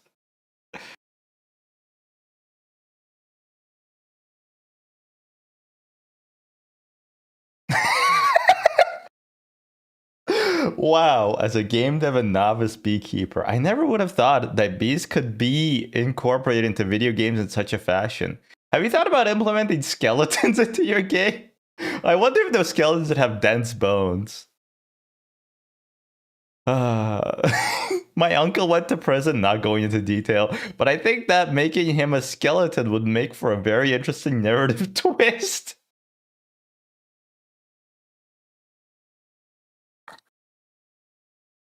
I love the idea that your uncle being a skeleton would make for a great narrative twist. It's just also he was a skeleton. Just, oh my god. Is it even worth it on r/keep writing? See, this is the fucked up thing, okay? Because nobody can give you, the only advice that anybody can give you, this pisses me off, is that just keep working on it, okay? Because it's true, but it's also like, it's useless. You know what I mean? Why don't I just better myself in every way? I didn't realize that I was gonna go down this path while reading this troll account about a beekeeper, but I guess I am. But it is the fucked up thing, is that, like, that's the only thing you gotta do? But it's useless advice, you know? It's advice that doesn't have immediate payoff, which is why it sucks. That's true! That's true. That's the thing. Oh my god, I was thinking about this yesterday. I'm too addicted to, like, not doing anything. Like, I can't have, like, nothing going on, you know? That's why I hate falling asleep, because you're, like, just sitting there, you know? You're just, like, lying there, and you're like, I feel like if I was a peasant in, like, 17th century France, I'd fucking, like, you know what the proverbial streamers say, I'd punch my own ticket. Maybe I get, like, so much joy out of, like, seeing a radish every 4 years, but I mean, that's probably everybody, you know? You can tell the bee man to keep making his bee products over and over, and this will be the inevitable result every time. Well, that's actually possibly true. Love the process and you'll get there. Like, yeah, I know that's true, but I hate it. It's advice that legit does not work for everyone because some people don't have what it takes. That's the other fucked up thing. You know? That's the other fucked up thing, is that you're always in your head and you're like, well, I don't think I could. What if I can't make it? Which, I mean, you know. But that's the thing. That's like it's also a self-fulfilling prophecy, right? The people who make it's like a no true Scotsman. If you didn't follow the process long enough, then you were never gonna make it, which means that you were never gonna the advice works, you fail to enact on it, right? It's a little rude, but some people suck and can't make anything good. You can't just tell someone that. Yeah, what the fuck? Someone needs to J.K. Simmons to your Whiplash.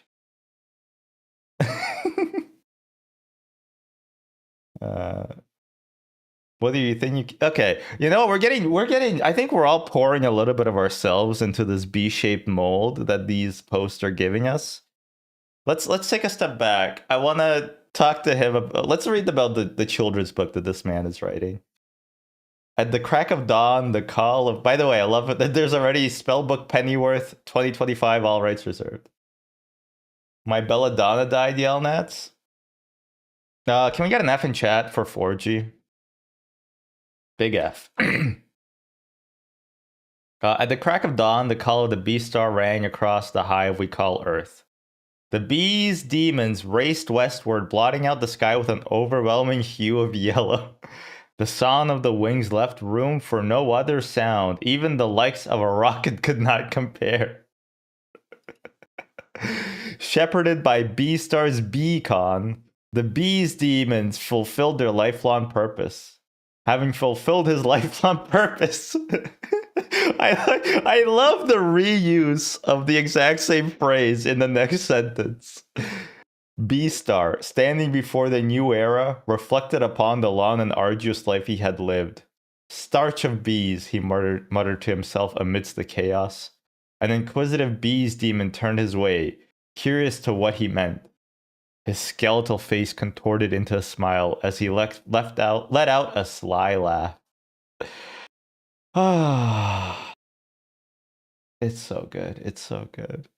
It takes genuine talent to parody so many different art forms. It's so fucking true. It's actually so true. It's you need to be really good at doing something to be really bad at it. Right?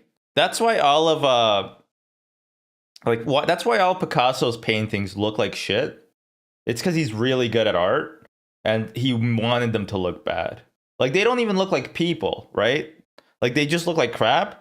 And so it's important to like you understand that if somebody's really bad at something, they're actually probably really good at it. Starch of Bees, you kind of missed the origin, but also you didn't miss the origin.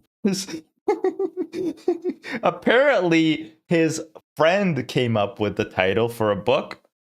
But also he didn't, and also he uses starch of bees literally a lot, and it doesn't actually mean anything. It's just provocative, okay? He hits the awful novice trope in every single thing he really does. I know, that's like that's the beauty of it, man. That's the beauty of it. Yellow and white is killing me. Well, that's because your belladonna died and you keep thinking of old school RuneScape. Hey guys, children's book writer and novice beekeeper here. I've recently been down on my luck, and although I am now on better terms with my parents, they still want me to carry my own weight, whatever that means. Unfortunately, my struggles have not subsided, and I'm still in dire need of steady stream of income. To no one's surprise, all of my endeavors have been complete and utter flops, leaving me scrambling for anything to keep me afloat. That's when it hit me. I should establish a stream of passive income to support me through any major project I may have in the future. I considered selling beginner beekeeping courses for fellow novices. However, due to my current state of my hive, I will have to postpone this project until further notice. This left me completely stumped, so I resumed my regularly scheduled routine of being a human cancer upon my entire family. Fuck. It was then I came to my realization. My family is there to support me. I went ahead and asked my mom for ideas, all of which being thinly veiled attempts at convincing me to get a job at a slave company like McDonald's or Walmart. However, after about a week of pestering, she finally came up with something that fit me. Why don't you write a book or something? It was genius. A few hours of work and I'd be set for years. However, I quickly encountered a roadblock, an issue that completely halted all progress. I didn't know how to write.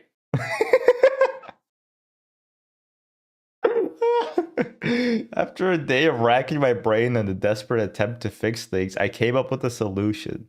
Since I had recently gone back into art, I could just make a picture book. It was perfect. That way the writing wasn't as much of a focal point and my art would complement it perfectly. To familiarize myself with the picture books, I spent a whole day at the library, in spite of a lifetime ban, perusing countless examples, taking note of every detail I could find useful for my work. This proved to be fruitful, for as soon as I got home, I immediately began my work without issue.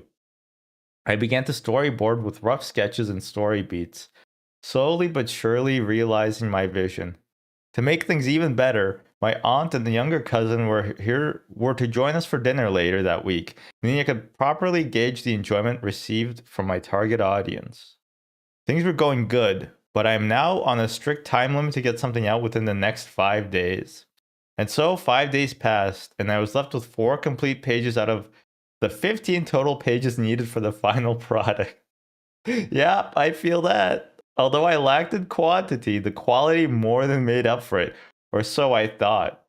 Wait, I love how he's 4 completed pages, but we start on page 9. The day that my relatives arrived was certainly a day to be remembered, but for all the wrong reasons. After dinner, I called my cousin and aunt for a group reading. They were initially very excited to see what I came up with and beaming with confidence. I handed them everything that I had so far. As they flipped through the pages, I noticed the smiles slowly fade, and towards the end, I noticed tears welling up in my cousin's eyes. Initially, I thought he was moved to tears by the thematic elements in my story, but I quickly learned that this was not the case.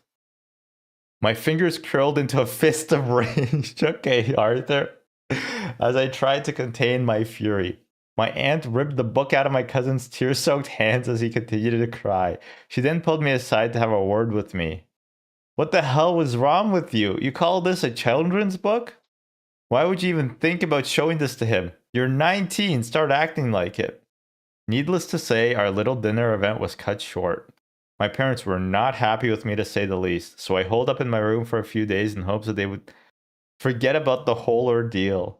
This plan did not work, and my parents kept insisting I write a handwritten apology, but no matter how much I tried, I couldn't figure out why I was in the wrong, or even if I was in the wrong. Anyways, I'm posting here because I'm unsure I should even continue with finalizing the remaining 11 pages. The story dabbles in themes such as finding beauty amidst rebirth and the necessity of decay. The beauty of beauty stems from decay, after all, and I found this important for children to understand, hence why it is a focal point of my story. Is there a market for this, or is it too profound for children to understand? Any advice is welcome. I love the lifetime ban part of it, man. The lifetime ban part of it is really good.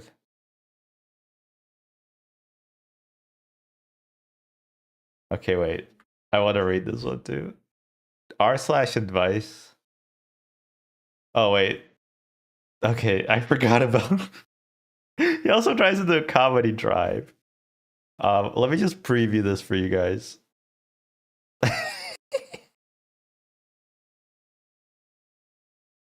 Oh. Now it's Beekeeper here. Oh, is there no going back? Hey guys, now it's Beekeeper here. As a beekeeper, the death of your bees is to be expected. After all, for every dead bee, 10 more will take its place. Despite this, I can't help but feel a profound sadness every time I see a dead bee while working on my hive. I kind of feel this way about my ants. Seeing a few dead bees often throws me into a depressive episode that can last for days at a time, preventing me from making meaningful projects on any of my progress. I knew that something needed to change. The issue was I just didn't know how to go about it. At first, I thought about uprooting a bunch of the native flowers around my area so the bees would have to forage farther away from my house. This would make it less likely for bees to die near the hive, but I couldn't afford to receive a charge for destruction of public property, so that idea was a bust. The issue was every idea I had would either result in criminal charges or would cost a lot of money, leaving me with only one option. You see, in my high school psychology class, I learned about Pavlov's dogs. My teacher was a psycho bitch, and I never really paid any attention in class. This was one of the few things I remembered. I realized that if I conditioned myself similar to the dogs, I could associate dead bees with something happy. Oh my god, wait, I remember this one. I knew what I had to do, and although I loathed to do so, I began jerking off around dead bees. The plan was simple. Associate dead bees, sad, with masturbation, fun and enjoyable, through repeated conditioning therapy. I've been doing this for the past few weeks, but I've only recently started seeing results. Unfortunately, things did not go exactly as planned. The mental anguish remains, but a new issue has arisen. Every single time I see a dead bee, I get a boner, without fail. I dread working on my hive because I know I'll just pop a stiffy and I won't be able to focus. At first, I thought it was just a few one-off occasions, but it has become a serious issue and I don't know how to undo it. I'm considering taking a few days off to detox, but I don't know if any bees will survive without my care for that long. I'm sick of it. I just want to go back to normal. I'll do anything. Any advice is appreciated. Oh. All right. There's a lot more to this guy, and I want to revisit it. Oh, but I'm getting a little tired in the brain. Too much reading. Oh. GPT-3 O-ring. Anyway, I think that's gonna do it for this segment of the stream. Oh my god, my brain's actually hurting. I think it's because I've only had coffee all day. Congrats on the stream. Thank you. It's a boy. I'm actually gonna keep streaming though. I'm gonna play some blueprints. We're about to finish the eight realms challenge. So let me get set up. But holy crap. Like, this is probably one of the best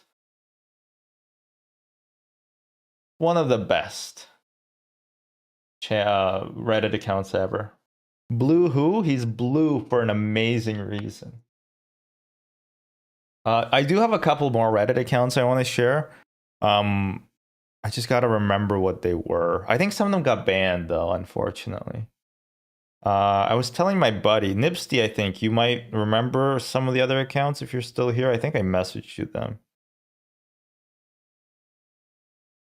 Will we get back lucid blocks? Yeah, we will. I did a tiny bit of research on it, a little bit, just to understand what I'm trying to do, and I kind of understand it now. But yeah, I'm gonna come back to that. You just have to be like in the right mind space to play it, and also it's really scary. So maybe I want like my wife to be here.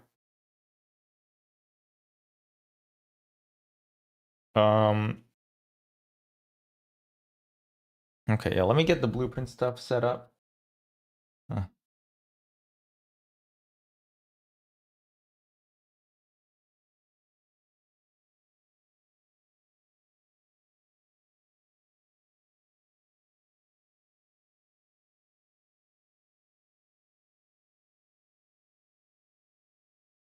All right, if I can be real for a second too, it's like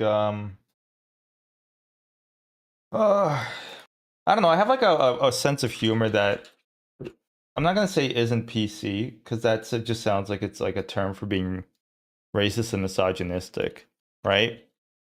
But there is stuff that is like that makes you laugh sometimes, you know? Especially if it comes from like a place of not hate. But then, like, you know, at what point is irony not irony? All that shit. I don't want to even get into that. But like, I always worry about, and this I've gotten a bit away from this over time. Like, what if I got to go back to a desk job and then somebody finds my streams and then I get fired? But then I was like, you know what? And this is something I still grapple with. It's like, you know what, you got to do what makes you happy, and if you can't just be worried about other people all the time. And that's why I am going to start selling tiny yellow bees to elementary students, but I'm worried that the teachers might recognize my face. Just be like Dan Herschel. Yeah, that's the thing. You gotta like that, but that's the thing. He made it, right? I should make them skeletons. That's not a bad idea. The biggest thing, honestly, is that if you try but you fail, right? And that's where I am right now. But then it comes back to bite you in the ass, you know? I guess you just gotta take leaps of faith sometimes. Anyway, all of this to say, yeah, stand-up comedy, they tell a lot of blue jokes. And I feel like it doesn't fit the vibe of Twitch, but it's also the kind of shit that makes me laugh the most. Been watching a bunch of stand-up lately. But yeah, I don't know. I feel like I'm high from drinking too much coffee. Who from? I've been watching like just some random stand-up from New York. Just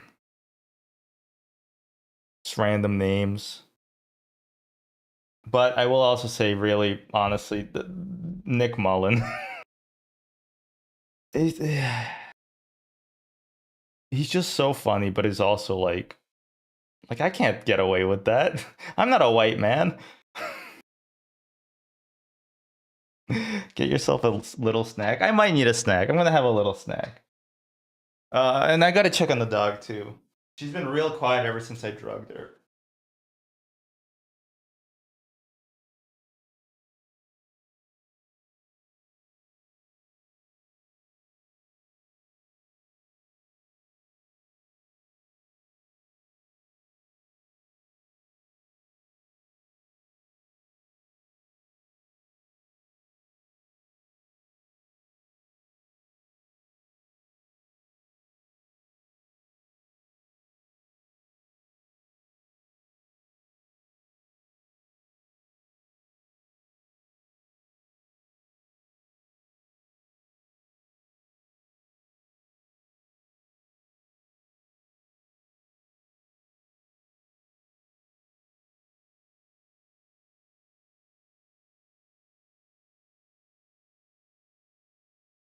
Anyway, I'm gonna be my true, authentic self.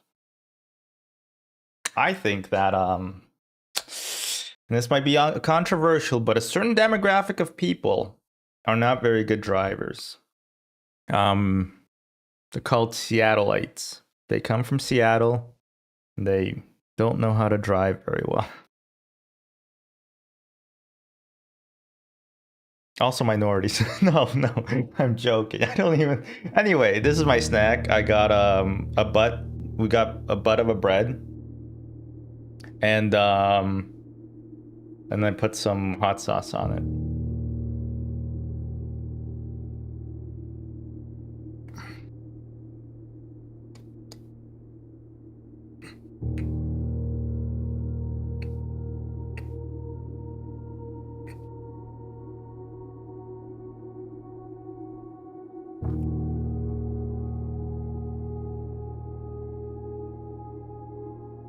They can't see the road because they're too busy seeing the adder.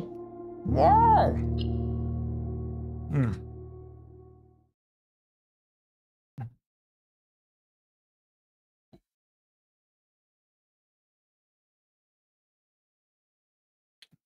Look, I get that we're all trying to be funny in the chat, but like a great philosopher once said, my bees are my bees. Okay?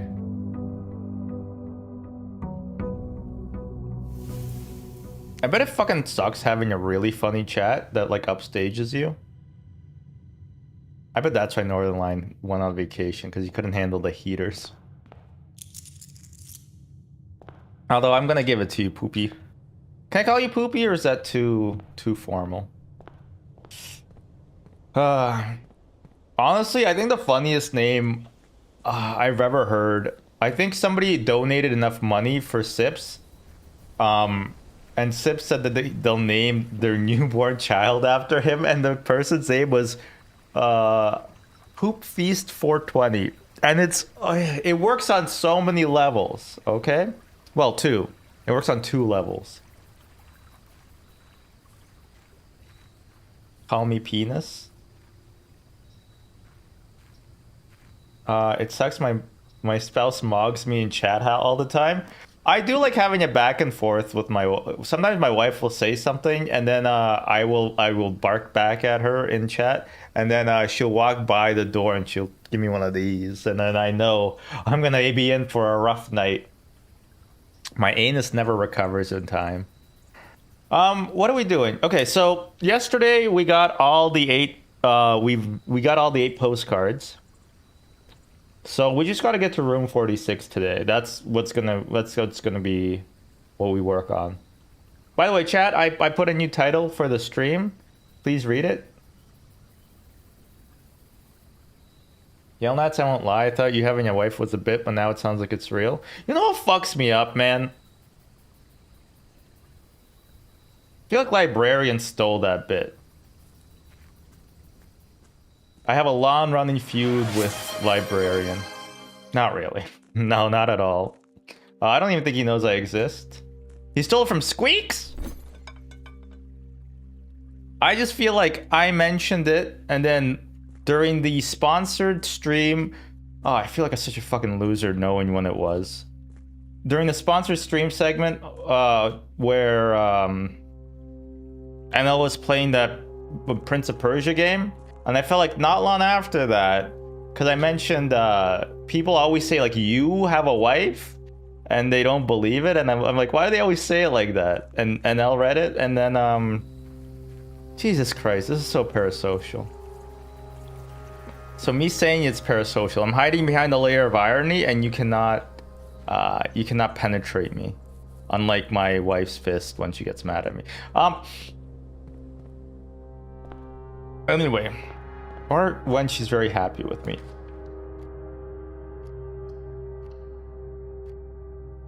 Whatever, nothing matters. 1, 2, 3, 4, 5, 6. By the way, no, it does not say anus on my ring.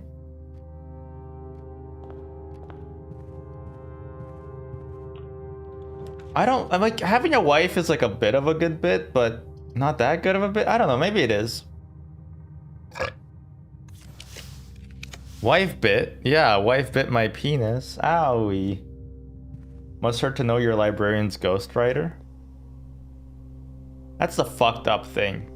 I make a comment, NL reads the comment, librarian processes NL reading the comment. It's like fucking...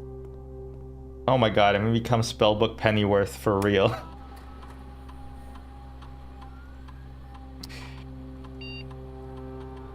I want to remove crates from the tunnel, right?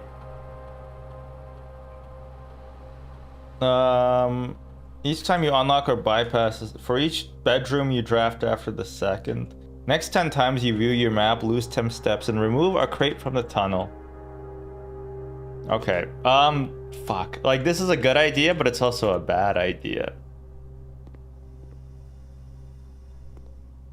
I'm gonna have to, like, write this down in my brain.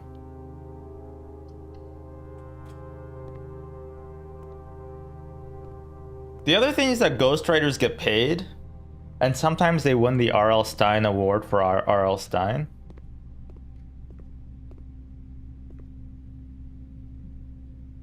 I don't know. If you love what you do, you'll never work a day in your life.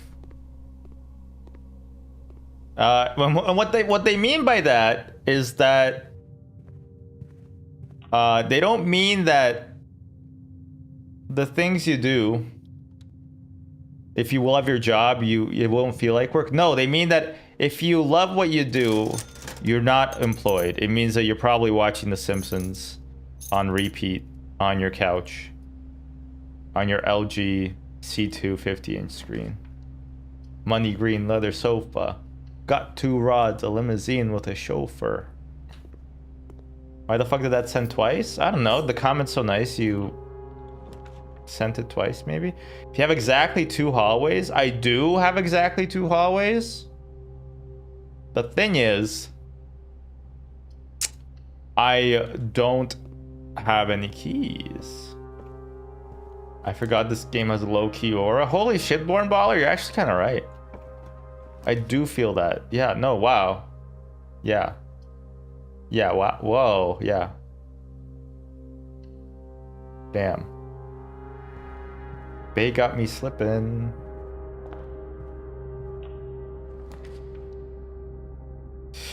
I need keys, bruh.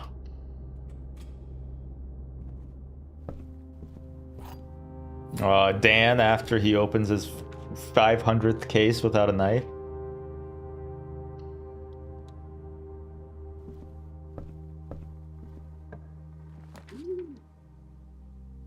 No, but I want the attic. Hey, there's a specific bedroom I want. Spend all your savings on cases, you'll get 5,000 viewers.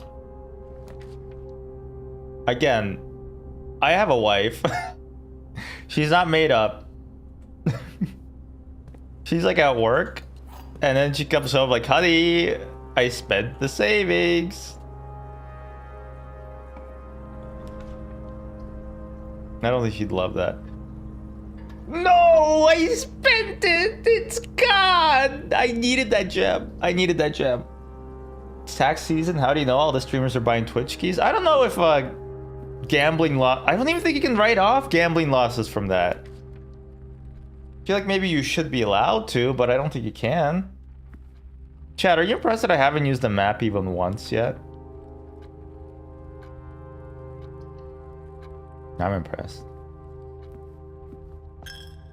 No, maybe I should. Oh, fuck. Oh, actually, this is not a bad draft at all. That's not a bad draft at all. No, I didn't think about that at all, but I'm proud of you, I guess. I'm not gonna milk pride out of you, okay? I'm not a bull. You're not a bull. I'm not. You're not. I should break this little piggy. Okay, I want the nurse's room. Wheeze. I really need the nurse's room. This little piggy went to meet Jesus. That's how I feel whenever I stub my toe. And Jesus said, go back, bitch.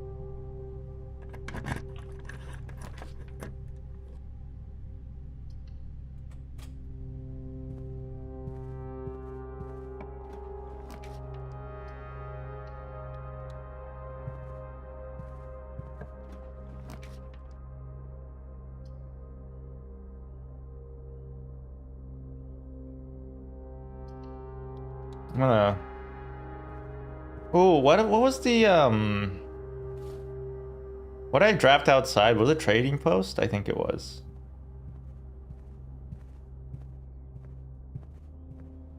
Oh, shit, I'm already at my, over here, the place I am at.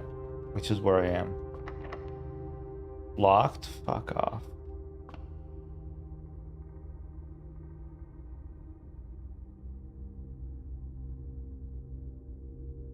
Okay, let's go back to the aquarium.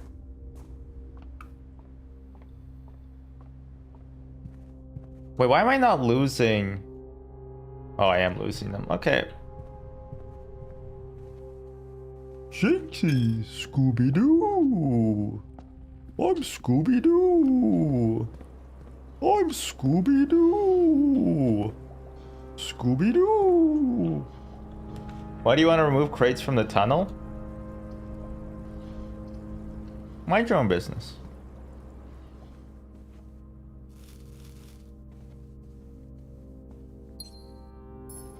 Mind your own business. Fucking piece of shit. So many fucking nosy people on Twitch. How was your day? What are you streaming today? Are you gonna be live tomorrow?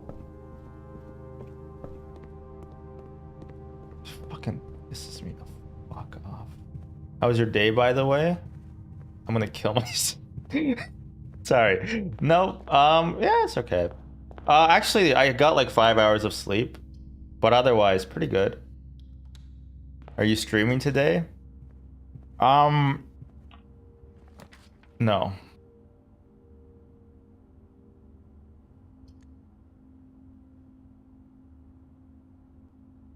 What am I looking for again? I'm looking for a special bedroom. No, I'm not. I am, but I want to rather go here. When do I ever stream? You were last live not last weekend, no, last Friday, the Friday before that, I think. 18 minus 1, 17. Oh, 18 times 1 squared divided by 14. Hey Siri, what's 18 squared divided by 14? 18 squared divided by 14 is approximately 23.1. Okay, maybe that's not what it is. I think it's 17 then? I don't want to use all my ChatGPT tokens. Well, that doesn't seem right. I think you would really look good with those glasses that have a fake nose and mustache. Like the Groucho Marx ones.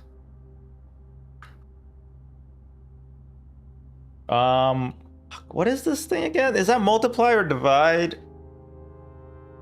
I don't care. I'm not a communist. Oh, true, true. Groucho Marx. I thought, yeah, it's weird that two of them became like comedians, and the third one started like the socialist Soviet Union.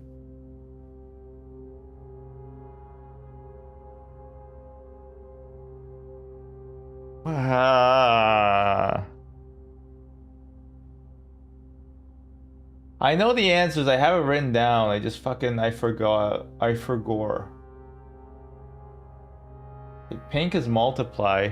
18 times 1 is 18 squared. I don't know. This is squaring it, right? There's a square here. And then yellow is subtract.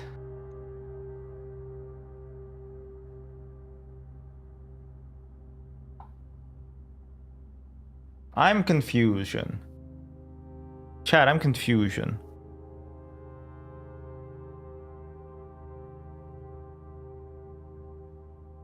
$18 times 1 squared? Or no, are we squaring the 1? No, it's after the what? I thought it was after, it's the square of whatever the operation is. See, no.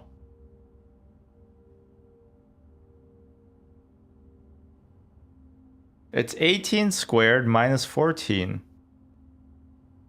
Oh no, oh my god, I'm stupid. No, 18 minus 14 is 4. 4 squared is 16. Oh, yeah, yada. Right, 12 divided by 4 is 3. Plus 5 is 8. Minus 7 is 1 times 1 is 1. Why, yada. Why, yada. Uh-oh, I forgot I can't open this. Why did they name him Groucho like he was one of the 7 dwarves? Well, because in Russia, they speak a different language. Bulgarian, I think. Maybe Hungarian? Hungarian is what my wife calls me when she sees my penis. Because it's white and it's long.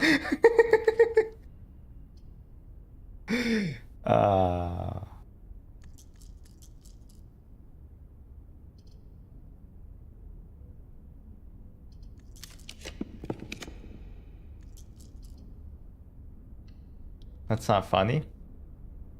How come I laughed?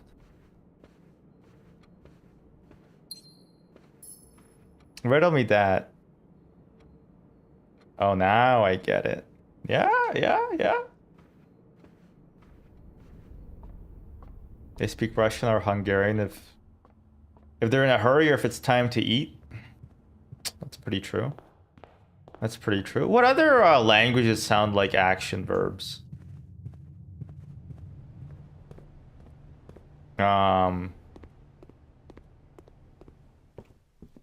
Chinese sounds like you're talking about somebody's chin if you pronounce it incorrectly.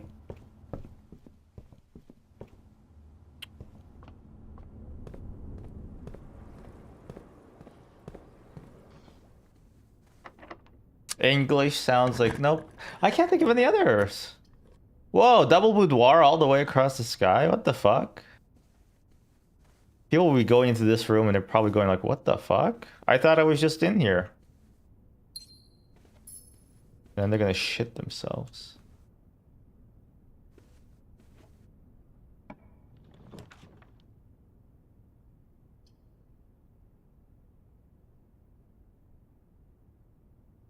I'll take the walk-in closet. Taiwanese is when my friend Tyler wants a bit of ease.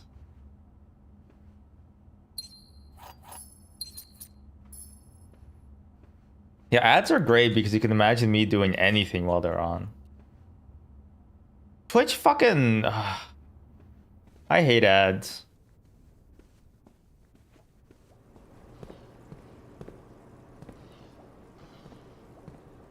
Which might sound rich from me, but... Yeah, a lot of big streamers are fronting, or they actually might be technologically illiterate. I'm not really sure which it is. But a lot of them, of course, they don't run ad blockers, and I think the reason they don't add ad blockers is because they want to like appear to be like, oh, like do as I say, like do as I do. You know, it always felt to me that Twitch streamers don't run ad blockers because they want you to not run ad blockers so that they get money from you watching their ads. Now, I might be wrong here. That's always kind of the impression I got. Or again, they might just actually be technologically illiterate. That wouldn't really surprise me either. But please don't point and stare. They're just technologically impaired. We've been spending most our lives living in an Amish paradise. We don't bite, we all play nice. I forgot I couldn't open the thingy. I used to be the only music I used to listen to, and I know. It used to be Weird Al. I used to only listen to Weird Al. And then I asked my dad what his favorite song was in like grade 6, and he told me I didn't really listen to songs individually, I listened to albums. And then he mentioned Pink Floyd, and then I was like, oh, okay, that's a good one. And then I got into Pink Floyd, and that's kind of why I listened to. And then like in high school, I got into like heavy metal. I still look exactly like I look right now. And yeah, I guess things just kind of went downhill from there. You look like a big Weird Al guy. I don't have glasses. I don't have curly hair. My parents are both still alive. Don't look like Weird Al at all, buddy.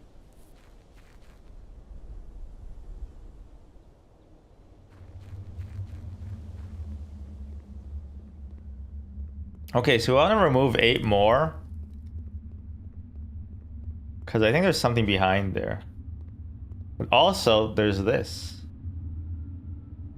No, he meant weird artificial intelligence. Oh, that's Steven Spielberg? No, yeah, it's Spielberg, right? He made that? Why did he make that? There should be fewer movies starring children.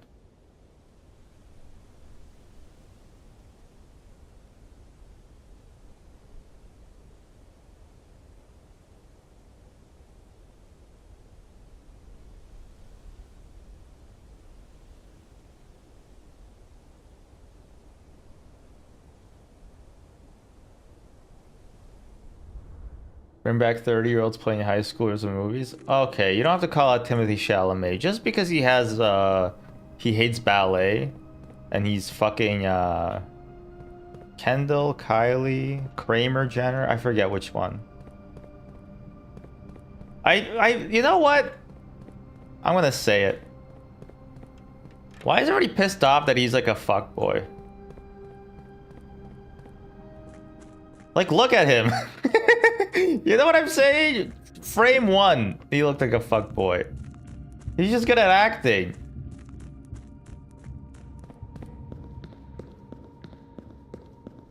It's fine. He doesn't have to be a fucking refined genius. We all know if they're having sex. I think I saw a mixtape. I mean, a leaked tape of one of the Kardashians having sex. So he used to rap in high school under the school name Timmy Tim, and like he's dope. Interesting.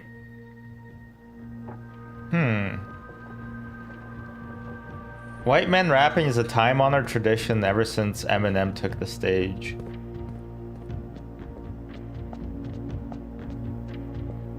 Telling your wife about you watching the tape. Who do you think sent it to me? Okay, let's get a notepad out. Oh no, you're gonna dox me. Ah, that would have been a fun joke. How come you don't do this? Picture of butt implants. 8 realms in 8 months. So we start with Inorinda. Obviously.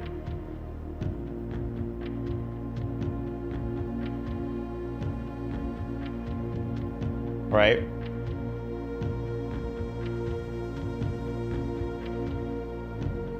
So he starts with Arinda Aries.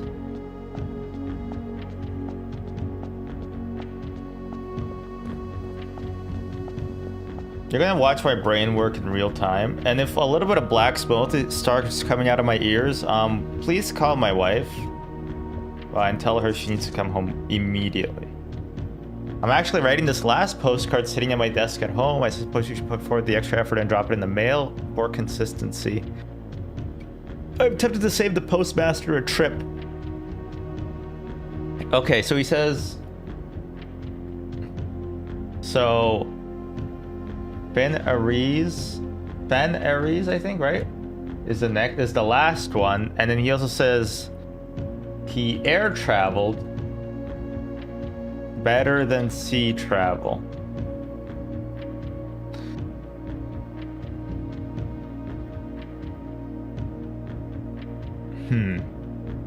And lost books. What do we call her? Just call her Mrs. Yelnats. Just don't call her late to dinner or whatever. Jesus, looking back on when I played this game, I can't believe how much of this random shit I had to store in my short-term memory at once. Don't call her late to dinner. Streaming is really just like stimming on the same 5 phrases. Maybe it's not. Maybe there's better streamers out there. I don't know.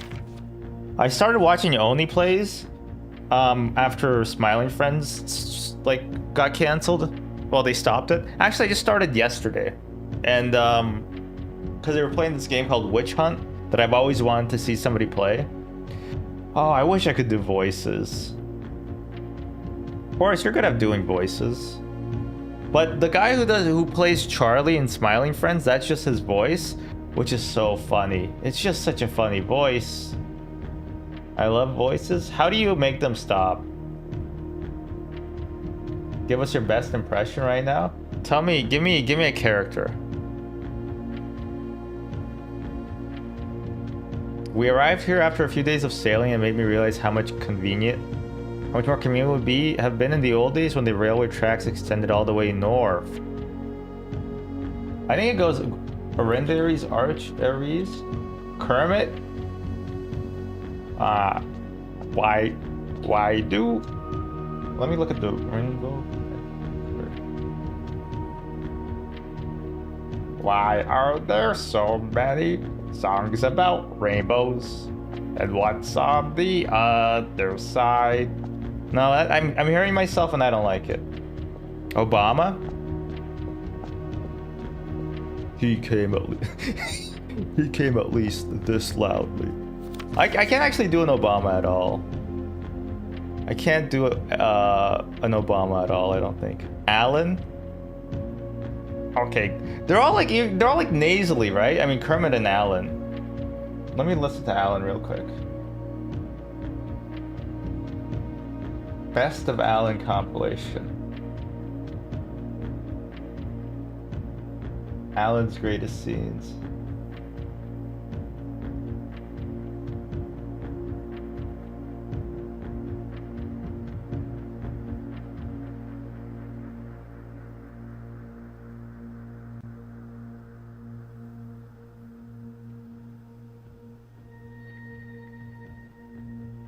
Okay.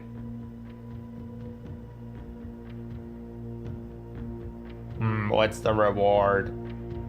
What's the reward? What's the... No, I guess not. Okay, I'm gonna go get the books then. I don't like this.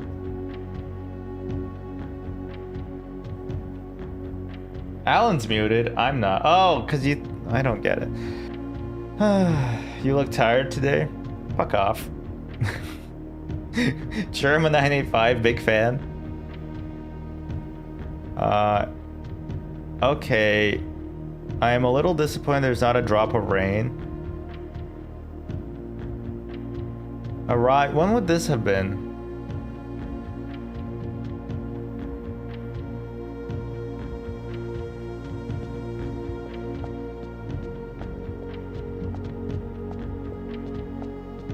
I don't know when the Raja would have been.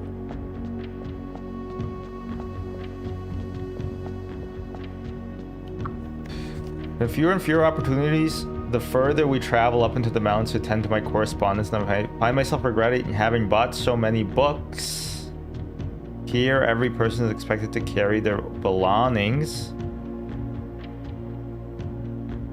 Okay, so he loses his books in, what's this place even called, bruh? Costa Rica.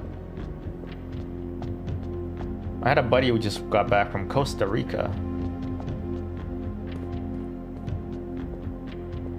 Stop calling everything slop. Oh my god, you word cell. After a short sea voyage, we arrived on the main island of Morajai last night in good spirits. Spent some time alone with my books. Okay, so maybe Morajai and then Costa Rica, but this is just yeah, it's just fun slop, dude. It's just dopamine toucher. Alright, despite my prejudice against Mother Nature, I own that I have deeply loved my time here at Vera. The memories of the youthful trip I took here with my brother has been relentless, and as I've gotten older, I find less and less vocation to recollect on such trivial pleasures. Single speck of charm are the famous turtles. Is more severe than that on Morajai. Costa Rica, maybe then Vera, then Morajai?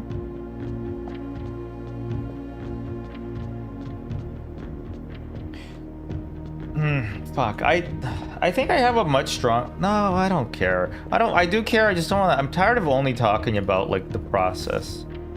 Fucking tired of it. Laugh slop? I do love laugh slop. I feel like that's what podcasts are, if they're good. It's just that they're laugh slop. It doesn't mean anything. The soot-filled air. Here is a stirring... Okay, Morajai. Oh, and then it gets... And then the nuance? Honestly, yeah, 1 hour comedy specials are basically laugh slop. You don't learn anything. Wait, am I stupid? I must have missed one. Laugh Slop would be a good name for a terrible podcast. Was that the working title of, I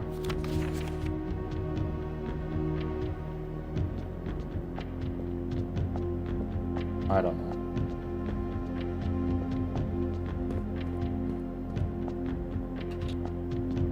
I must have missed one of these.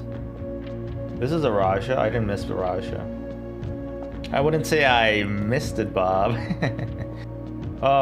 When I used to work, I used to rewatch Office Space, and I basically felt like that movie encapsulated how I felt about having a job. They're probably gonna, fucking AI is gonna build a profile about me, and then next time I apply for a real job, they're gonna fucking pull up these clips, and then they're gonna like summarily execute me by minimum wage contractors. I'm gonna be so fucking annoyed.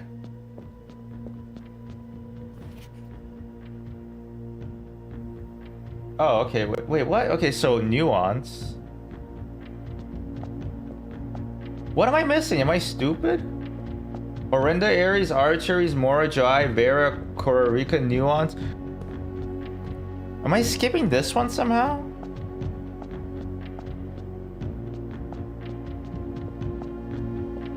No. Vera.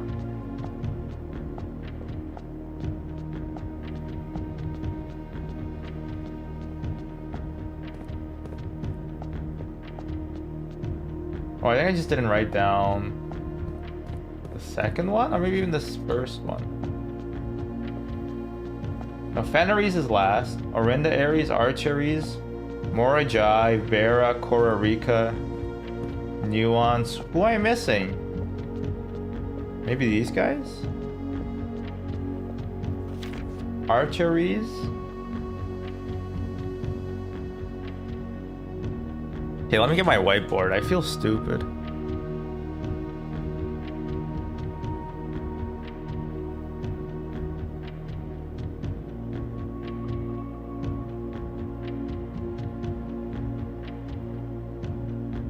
This puzzle is low-key fucked complicated? Nah.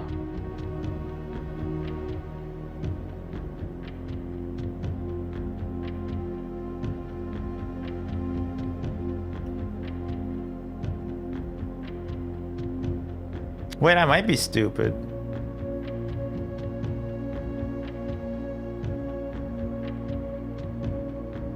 You're low-key snatched? I'm not sure if that's a good thing or a bad thing.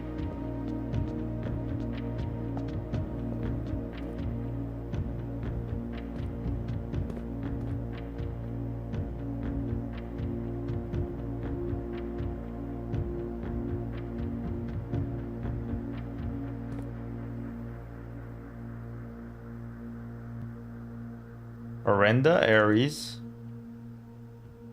Fenris,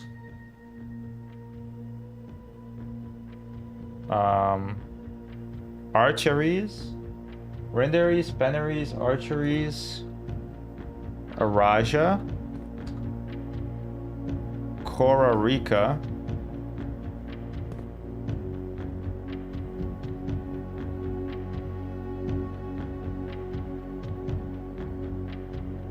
do I have a Raja? Oh, I don't have a Raja. Okay, there we go. I figured it out. Why do I not have a Raja? Snacks is good, but chopped is bad. Interesting.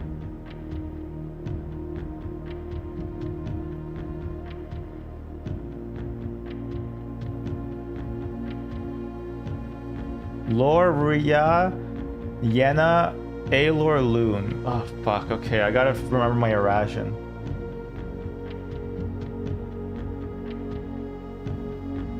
Loria. Lor, or is that Ya or no? Lorja. I got my Eurasian pictures somewhere. Not paint. Don't open up paint.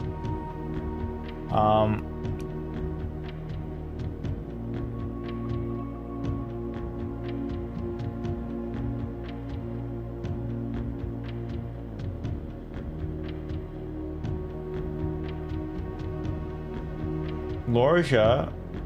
Oh, this lady also wrote Lorja. I wonder what that means. Lore word. Last word. Last what the fuck? Last word.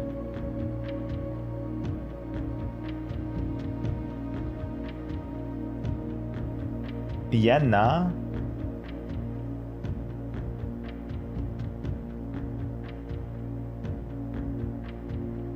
Alor Loon. A.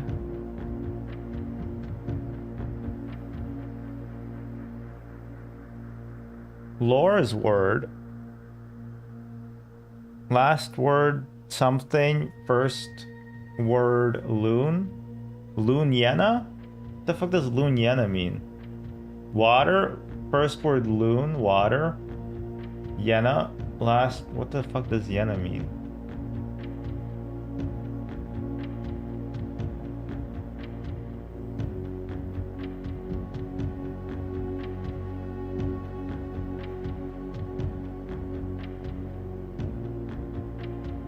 Yenna. Yenna.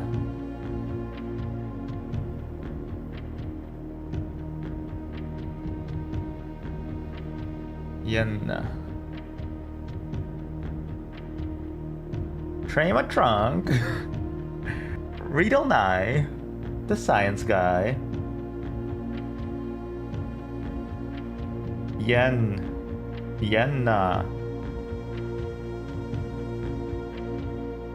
Ulu, no. Yenna. I mean, fuck.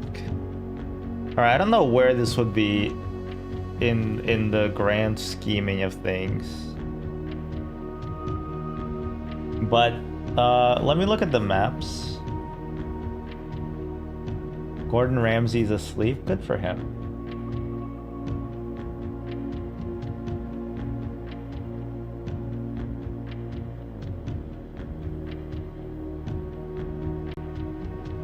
Naraja is very close.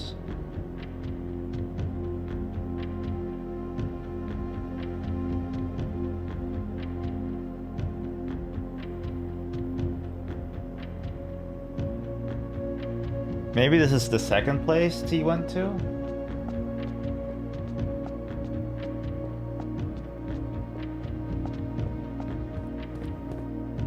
I don't know. We'll brute forces a little bit there. Okay, we'll be fine. We just gotta get back. The Beatles be like. Is it true that if you roll a beetle over on its back, it can't rotate? Where are the line puzzles with the symbols and the grids? What? I don't know, just try it. Just ask Ringo. Is he the last one alive? I think they replaced him. I think Ringo's not dead. Paul? How come they're all named after apostles? Didn't yeah, Jesus had 12 apostles. Paul, John, Minkus, and Ringo?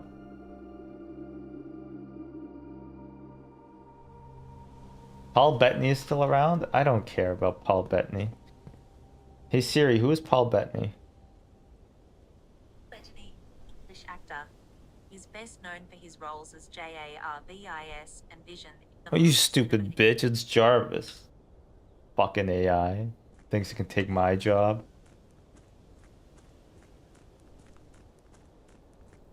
What are the line puzzles, the symbols, and the grids? Do you mean,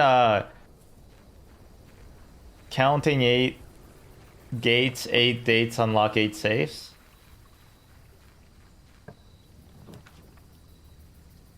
Schoolhouse? If we can do the schoolhouse. The Witness? That's a different game. It's called The Witness. I'm thinking, would recording, not streaming, but would recording The Witness be interesting?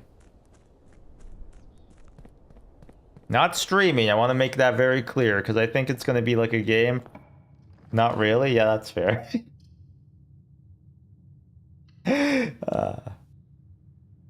Yeah? Oh, fuck. No, it's boring. See, this is the fucked up thing. You can try and you can edit and you can take like 40 hours to record like... to record 2 hours of footage, and then you'll get like 8 views, and then you'll be like, what the fuck? And then all you want to do is mix up your dead bees and make fertilizer. That's it. That's all you're gonna, that's what's gonna happen. You kind of brute force 50%? Oh, fuck. Just pay for viewers? I feel like that is counter indicative of, you want the viewers to pay you.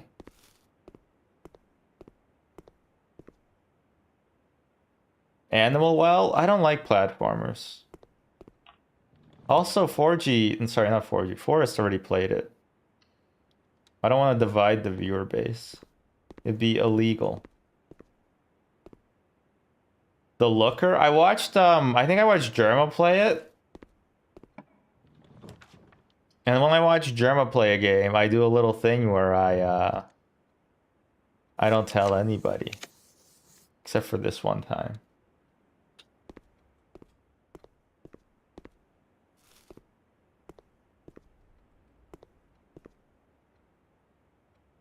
Do Outer Wilds? I already did Outer Wilds.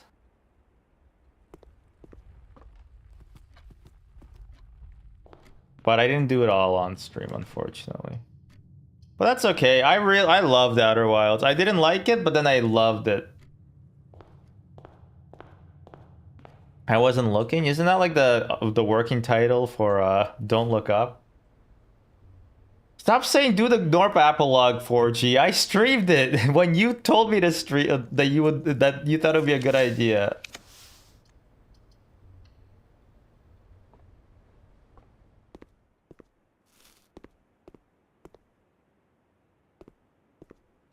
Was it a good idea? It was horrible. Yeah. Well, 4G is literally... I'm gonna stream fucking 4G Idol or NGU Idol, okay? See how you like it. You might.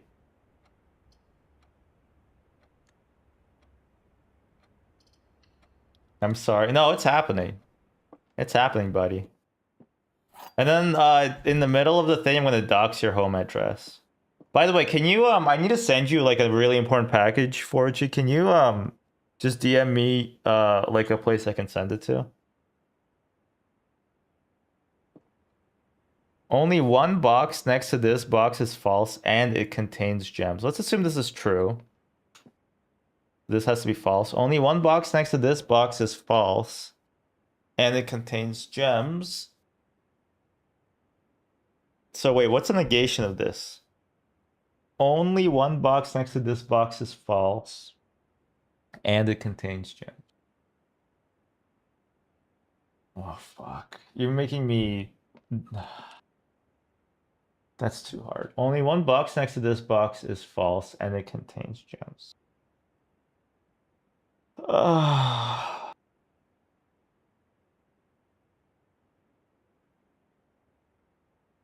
Okay.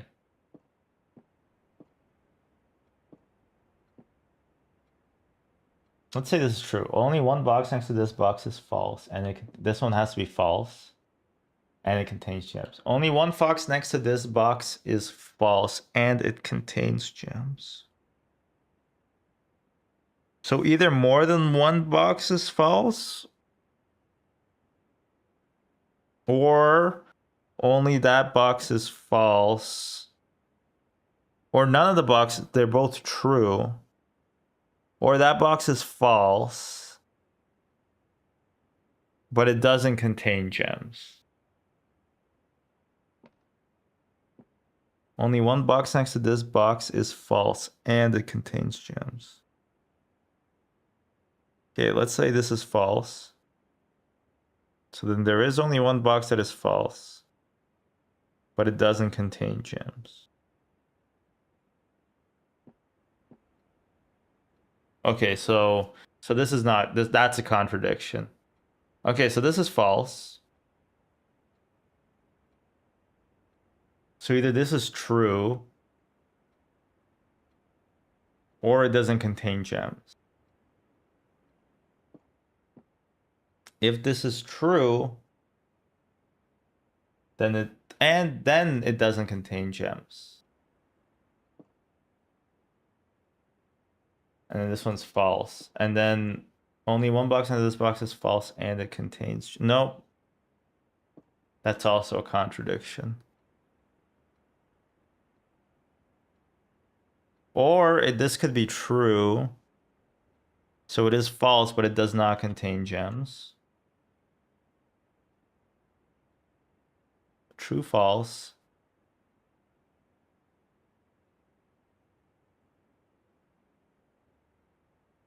This one could be true, false, but it doesn't contain gems. Or it's true.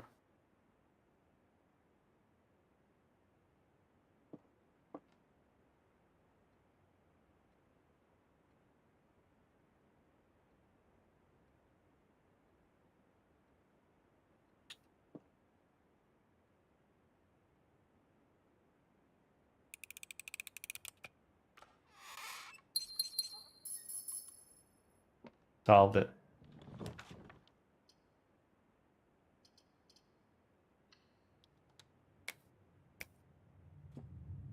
UGLY, you ain't got no alibi, you ugly. I love how you need an alibi to not be ugly.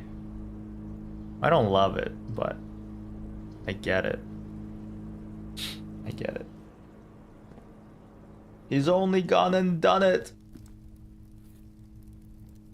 He's finally peed longer than 28 seconds. The world record has been shattered to pieces. You guys ever time how long you pee? I do. Not. Unless you guys do. And then I guess we all do. Unless you don't. In which case I don't.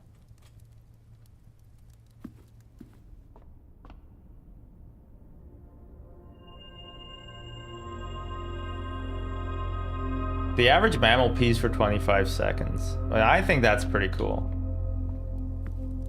It doesn't matter if they're as big as an elephant or as small as a small elephant.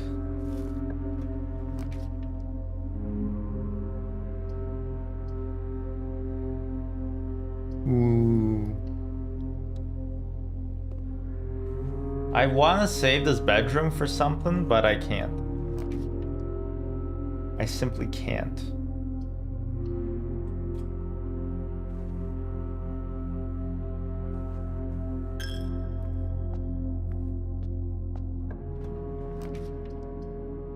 How can we call it a goat? But why are we doing that? Why do we do it? Is this a sick joke?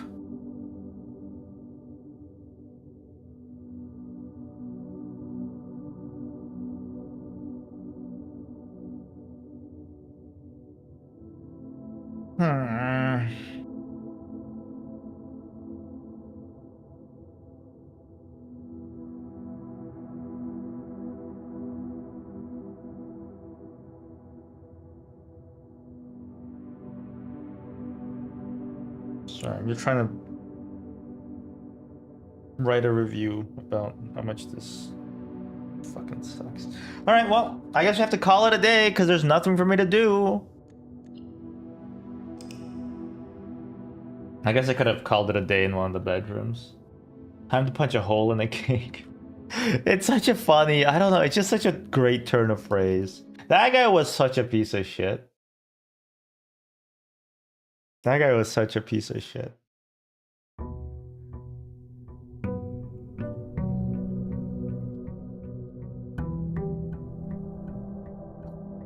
One second, I'm gonna check on my dog.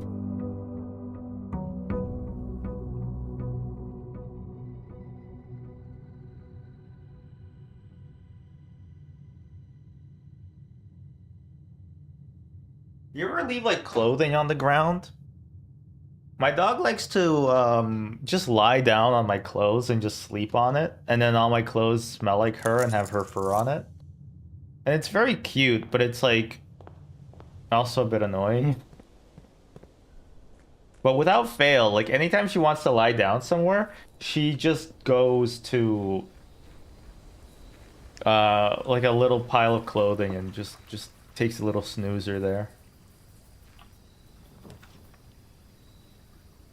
Okay, tomb. I know there's something for the tomb.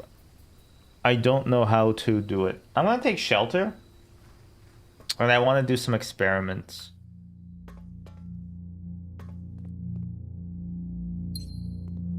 I think they changed that. I think they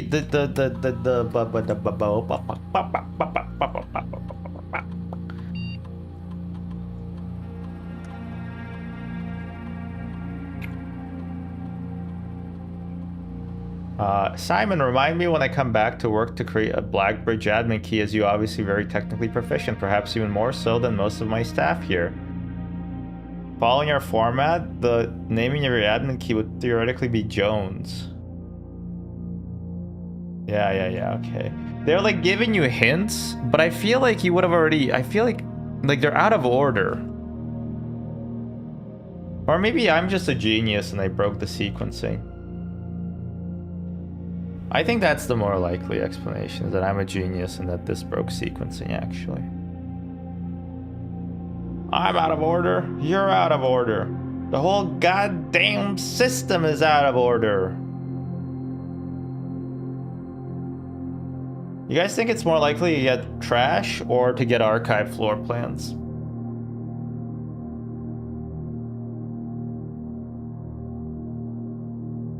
We don't have a shovel. But we also don't have...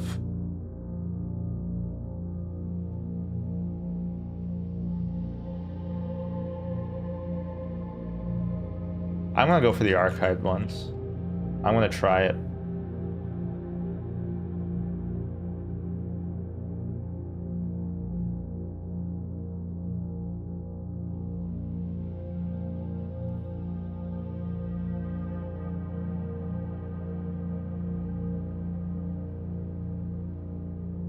I'm gonna try it.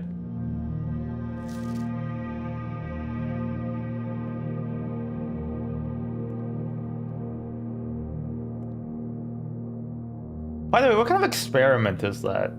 How is it an experiment to like every time I do X, Y will happen? That's not really an experiment.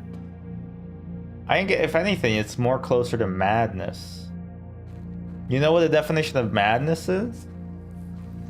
Actually, the DSM-3 removed madness as a diagnosable thing and instead shifted the kind of words we use to talk about mental illness to be more inclusive of people suffering from it, as well as kind of how we diagnose and treat the whole situation.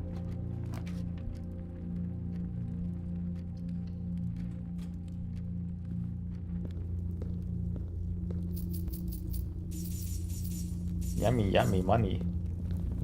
Oh, shit.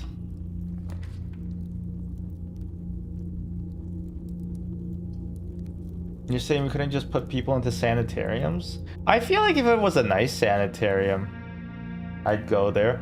Honestly, in the Soviet world, sanitariums kind of have a very different connotation. They're more for like, you go there to be treated of like a physical illness, because I think they didn't believe in mental illness. And I've been to a couple in the past.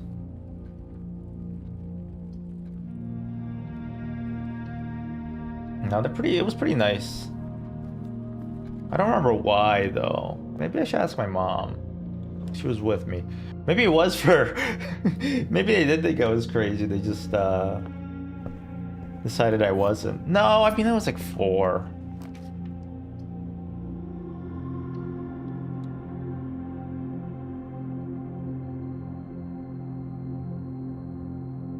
Was that the game crescendoing? I thought it was my dog whining.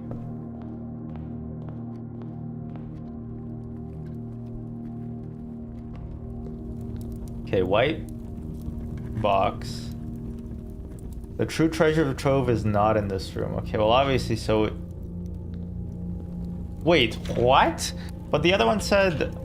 Wait, what?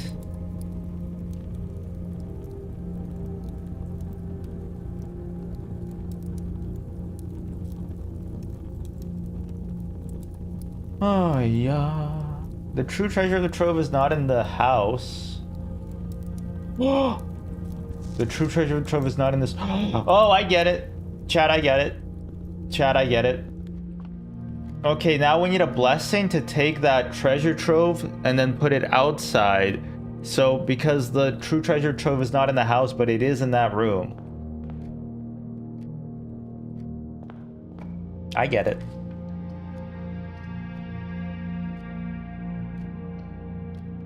Because I'm smart. Ooh, $2. Oh, fuck. I'm gonna ask my...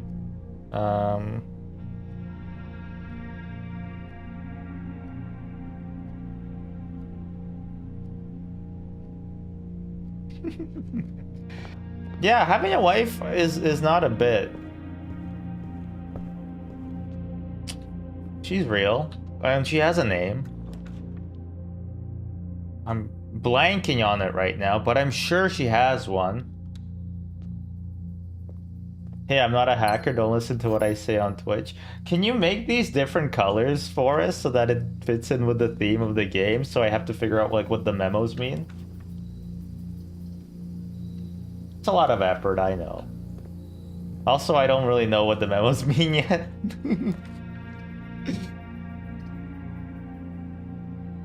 What the fuck is this?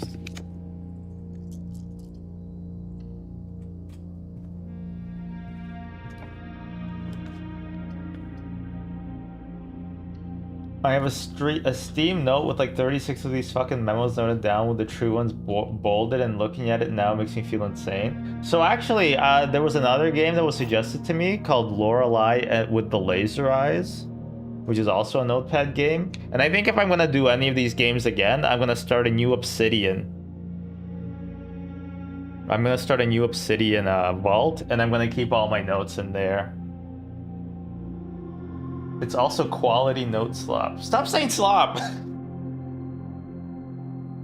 I bet that YouTube turn 1 force is up to no good. Oof, wait. So this one was in green, but the other one was in blue. And blue memos, I think, are always correct as well.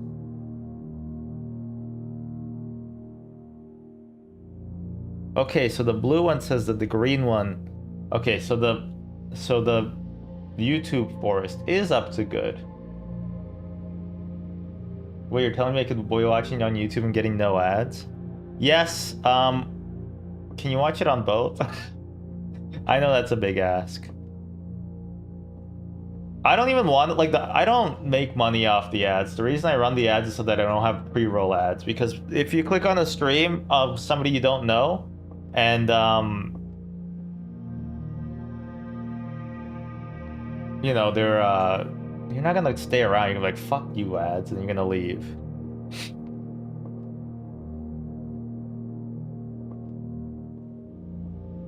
Yeah, that's, well, thank you for that. I do like that.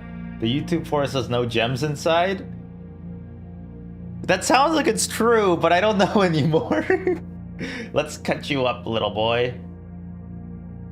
Okay, the black box is true and it contains the gems. Let's say this is true. That has to be false. The black box is false, false. The above statement is false. True. Okay, then no. No. So this has to be false. The blue box is empty if it is false.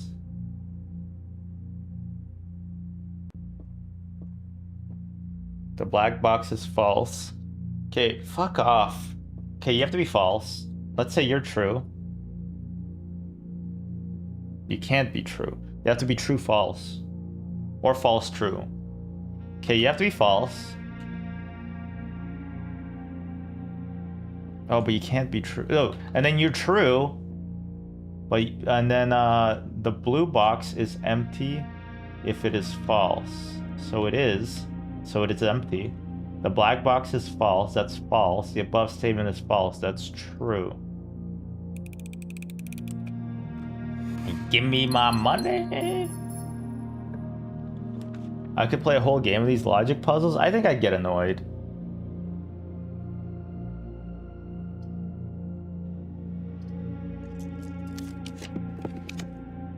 I think I would get annoyed.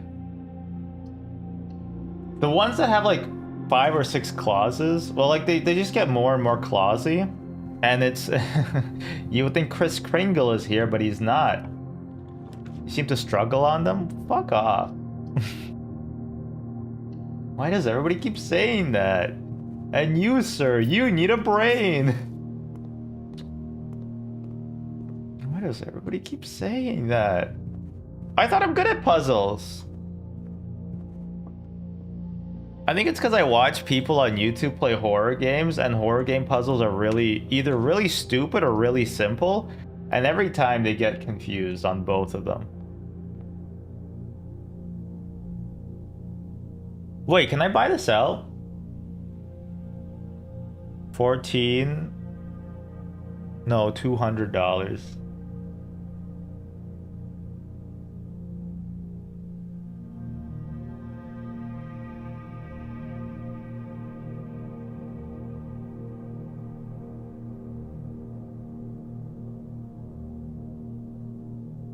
I'm too stupid? I'm too stupid to pay attention.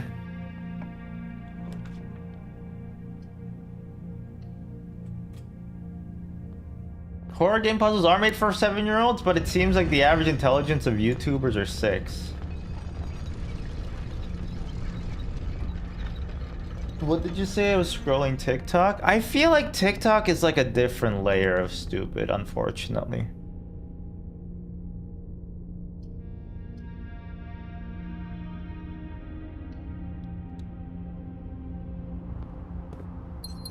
I don't know.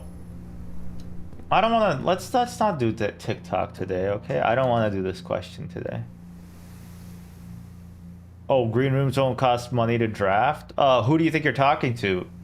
I am.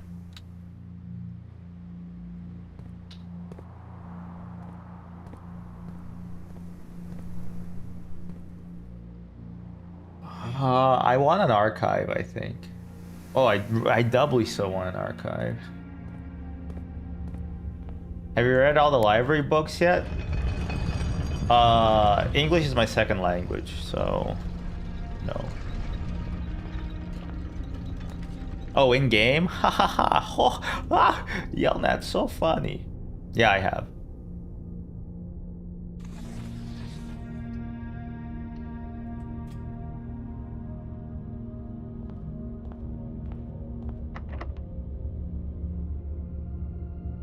Oh. Oh, okay. Oh, wait, Lorelai does that? It actually tells you, like, that's sick. Okay, I'm actually very excited. Yeah, being able to pull up the notes is not cheating. Like, okay, so this is the issue with the game, right? The game has you need to have a magnifying glass for, like, a certain number of notes. But I think that...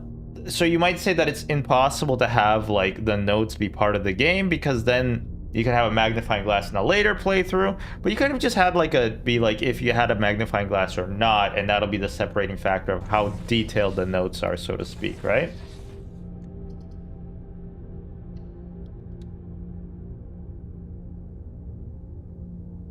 Yeah, I have so many fucking screenshots. I think misrepresentation, that's what comedy is, isn't it? It's like misleading people. And then they'll laugh and they go, haha, I did not expect that. Kind of like how I did not expect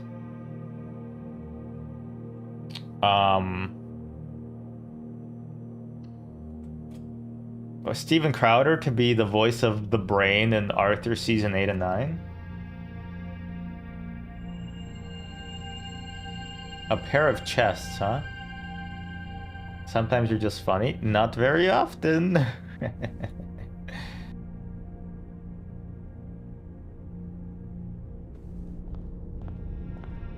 Half of my humor comes from being intentionally dense. Yeah, that's called... I think they call that... It's called being the stupid guy. Or the straight guy. Hey, Skelly. Hey, Skelly.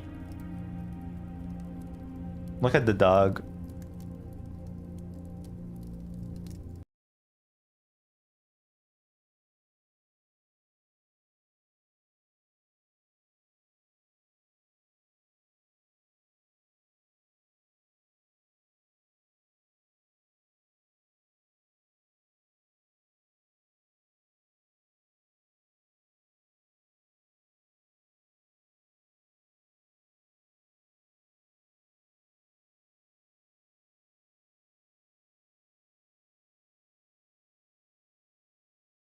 The hell is this? The fuck? I'm gonna do voodoo with that later.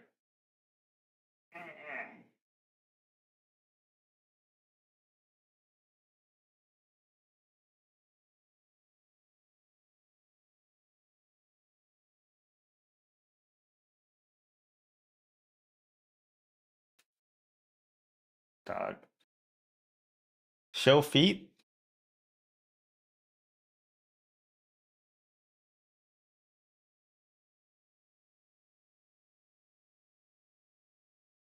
Better with your dog. Does she smell like corn chips? I think she does, but I don't want to be like a weirdo smelling my dog's feet on camera.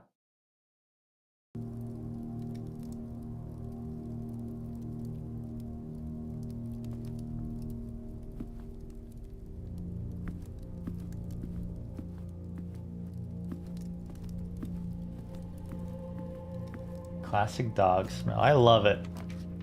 Casino? What items do I have? Okay, well, I guess I can go to the casino. Ow, that baseball hurt. Yeah, well, you know, I'm just a huge fan of, oh, have you guys been, wow, the World Baseball Classic.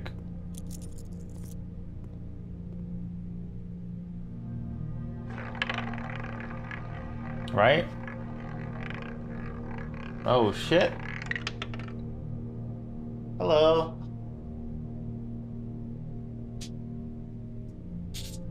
Look who decided to show up. Oh, okay. I'm streaming, by the way. Just kidding. I don't even know why I would. Sorry.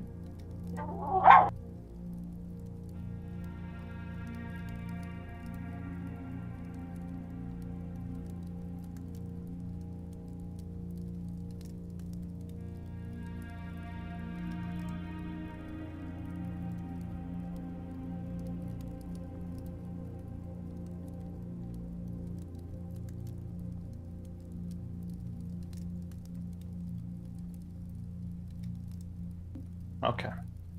Yeah, the dog freaks out whenever anybody comes home. It's not a bit. My cat is snoring? Aww. She is cute. Like a whale. A seal? What, you think she killed Bin Laden? I don't think so.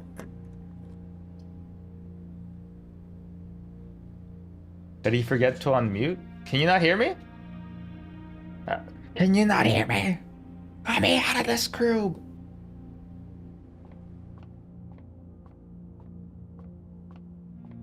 What's even the point of doing this? 20?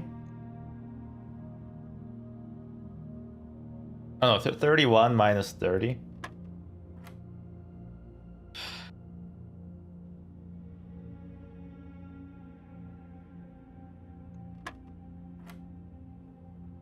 I know that made you check.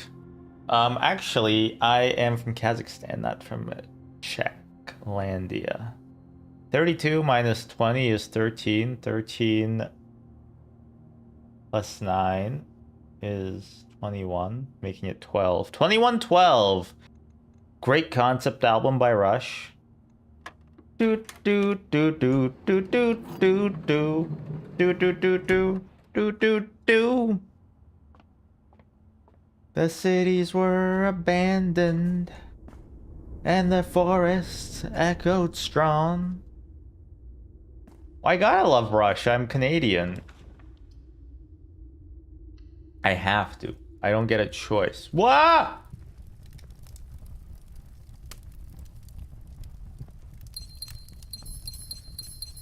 I don't know why. 1, 2, 3, 4, 5, 6, 7. I need the 8th trophy. I need the 8th trophy. I need the 8th trophy.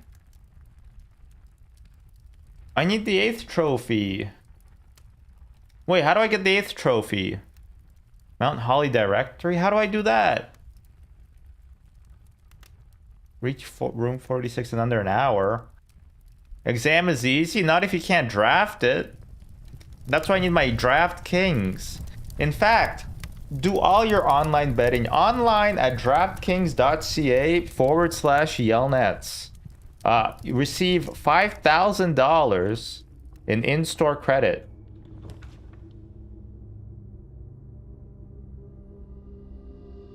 Doesn't Classroom appear more once you draft it once in the run? No.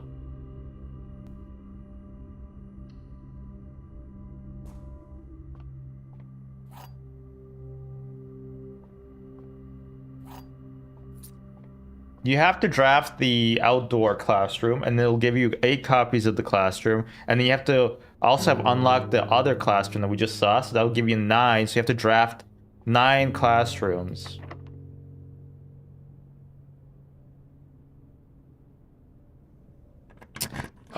Some people, they just think that, and then they're not.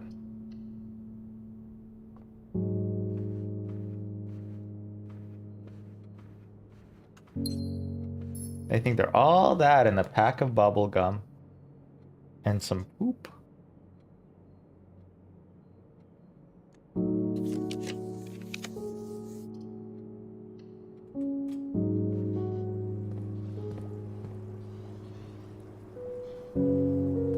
Did you get my message? Oh, sorry. It's okay.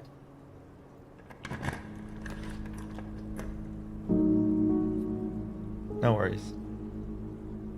No worries.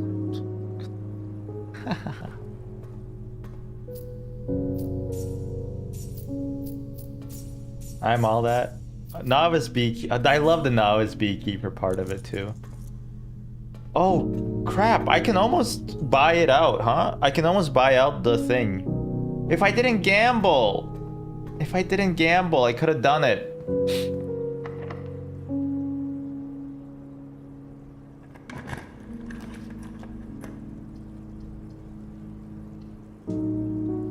That's my fault, really.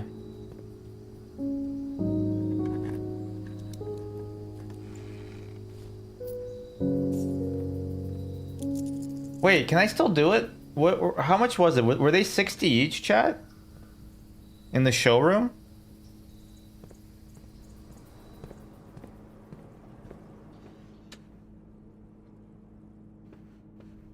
The cities were abandoned, and the forests echoed song.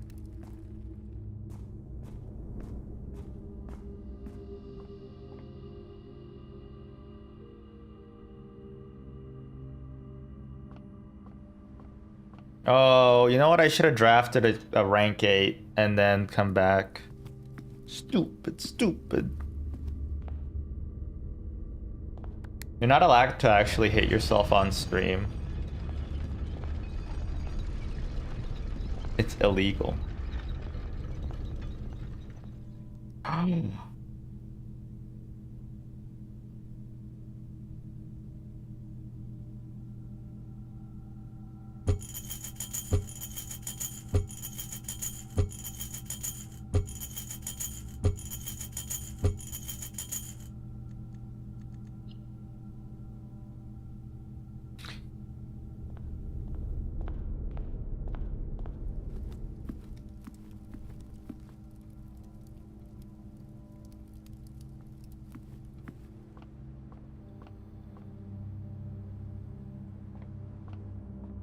I'm P the FO.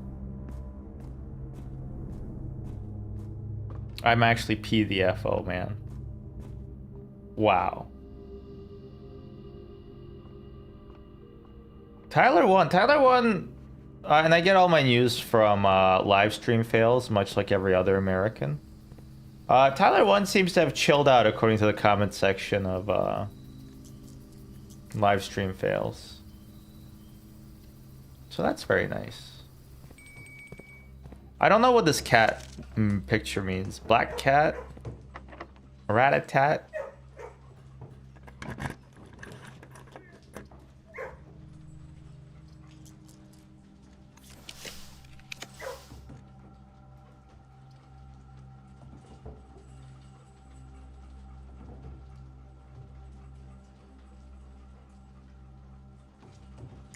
Did I not have a meeting room? Did I not draft that? Was that the previous run? I think it might have been the previous run.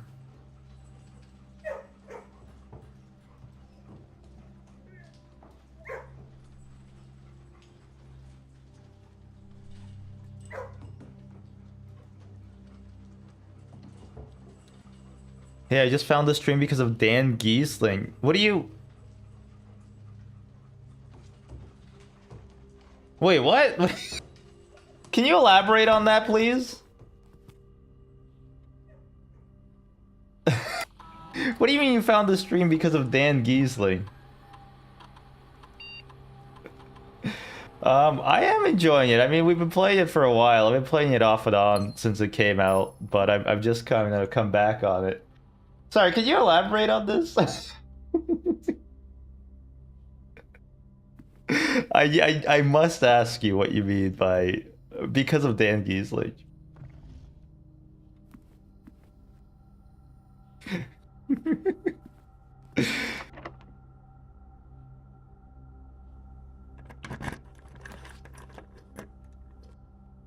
I blame Dan for a lot of... No, but this is like a good thing. I just want to know what that means.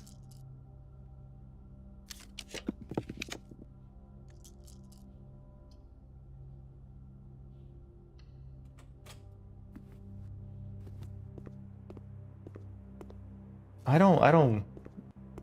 The Dan chair... I don't know! That's why I'm asking, what do you mean by this?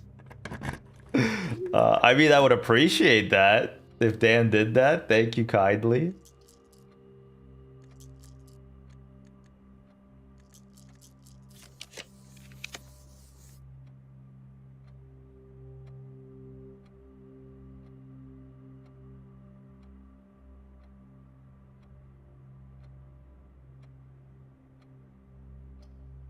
I'm just very confused, I guess, is all I'm gonna say.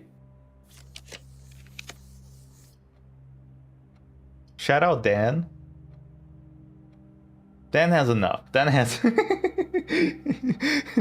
Dan's doing alright for himself.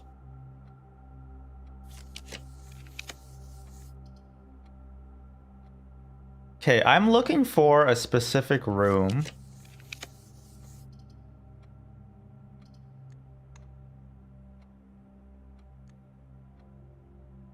Oh.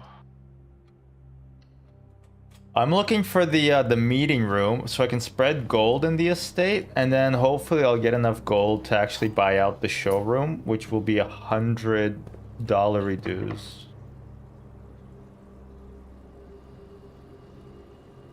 I am still just in awe. What? Mion, please explain.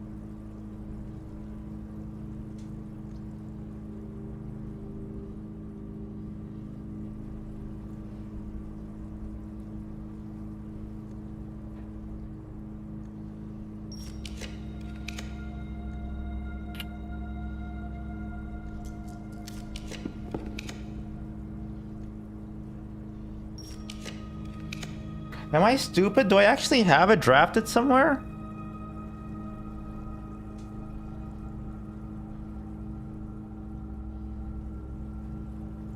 No, I don't. I'm smart.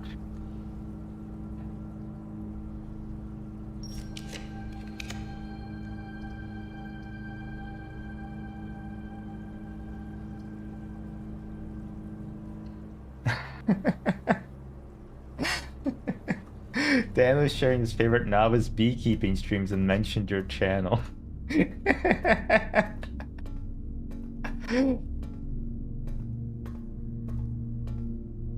Oh, I can't believe you did this to me. This hurts. I thought something. Well, you know what? Fuck you, Dan. I'm mad at Dan now.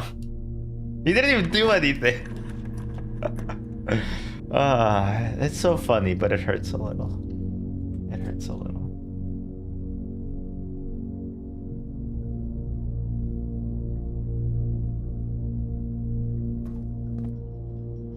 Felt mischievous. Yeah, well, now I know your YouTube channel, and I see you posted some videos 8 years ago. And 4 months ago. And you played Pathologic too. Pull him up, gang?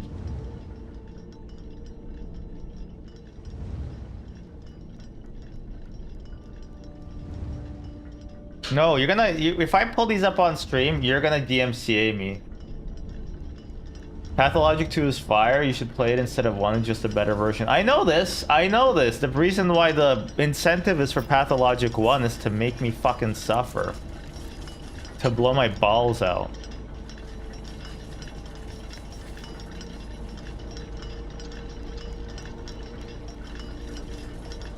I love to suffer. Isn't that like a proverb in, you know, in some mythologies? Not mythologies. Vasectomies. Is there nothing I can do here? I don't know why I'm closing my nose like it's stinky. Two will make you suffer, but also be a playable game, trust me. Oh, I trust you. I know it's better. But sometimes, oh, well, I want to at least try it, okay? Because I pretend that I'm a good computer guy. But apparently I'm not. Maybe. You guys going outside? Okay. I'm at work right now, honey. Yeah, I make about $4 a month, so... Papa need worky. Oh, sorry.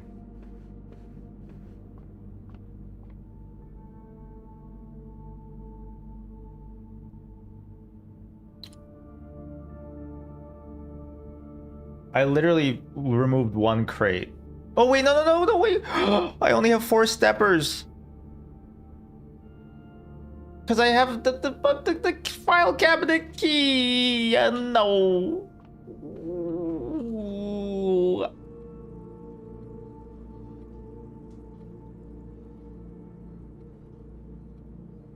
Maybe if I walk backwards? Nope, still. It hurts donut. You can at least make it there? Are you stupid? Sorry. No, I can't make it there.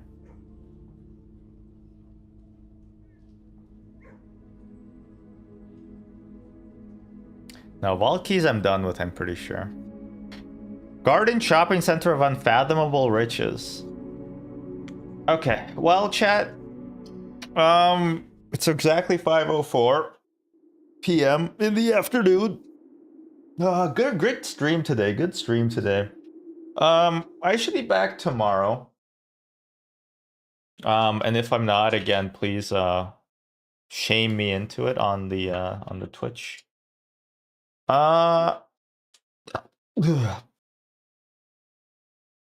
Should we raid HC Justin?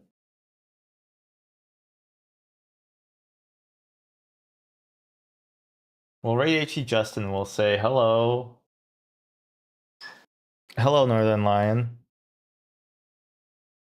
All right. Much love. Much love. Piss pants.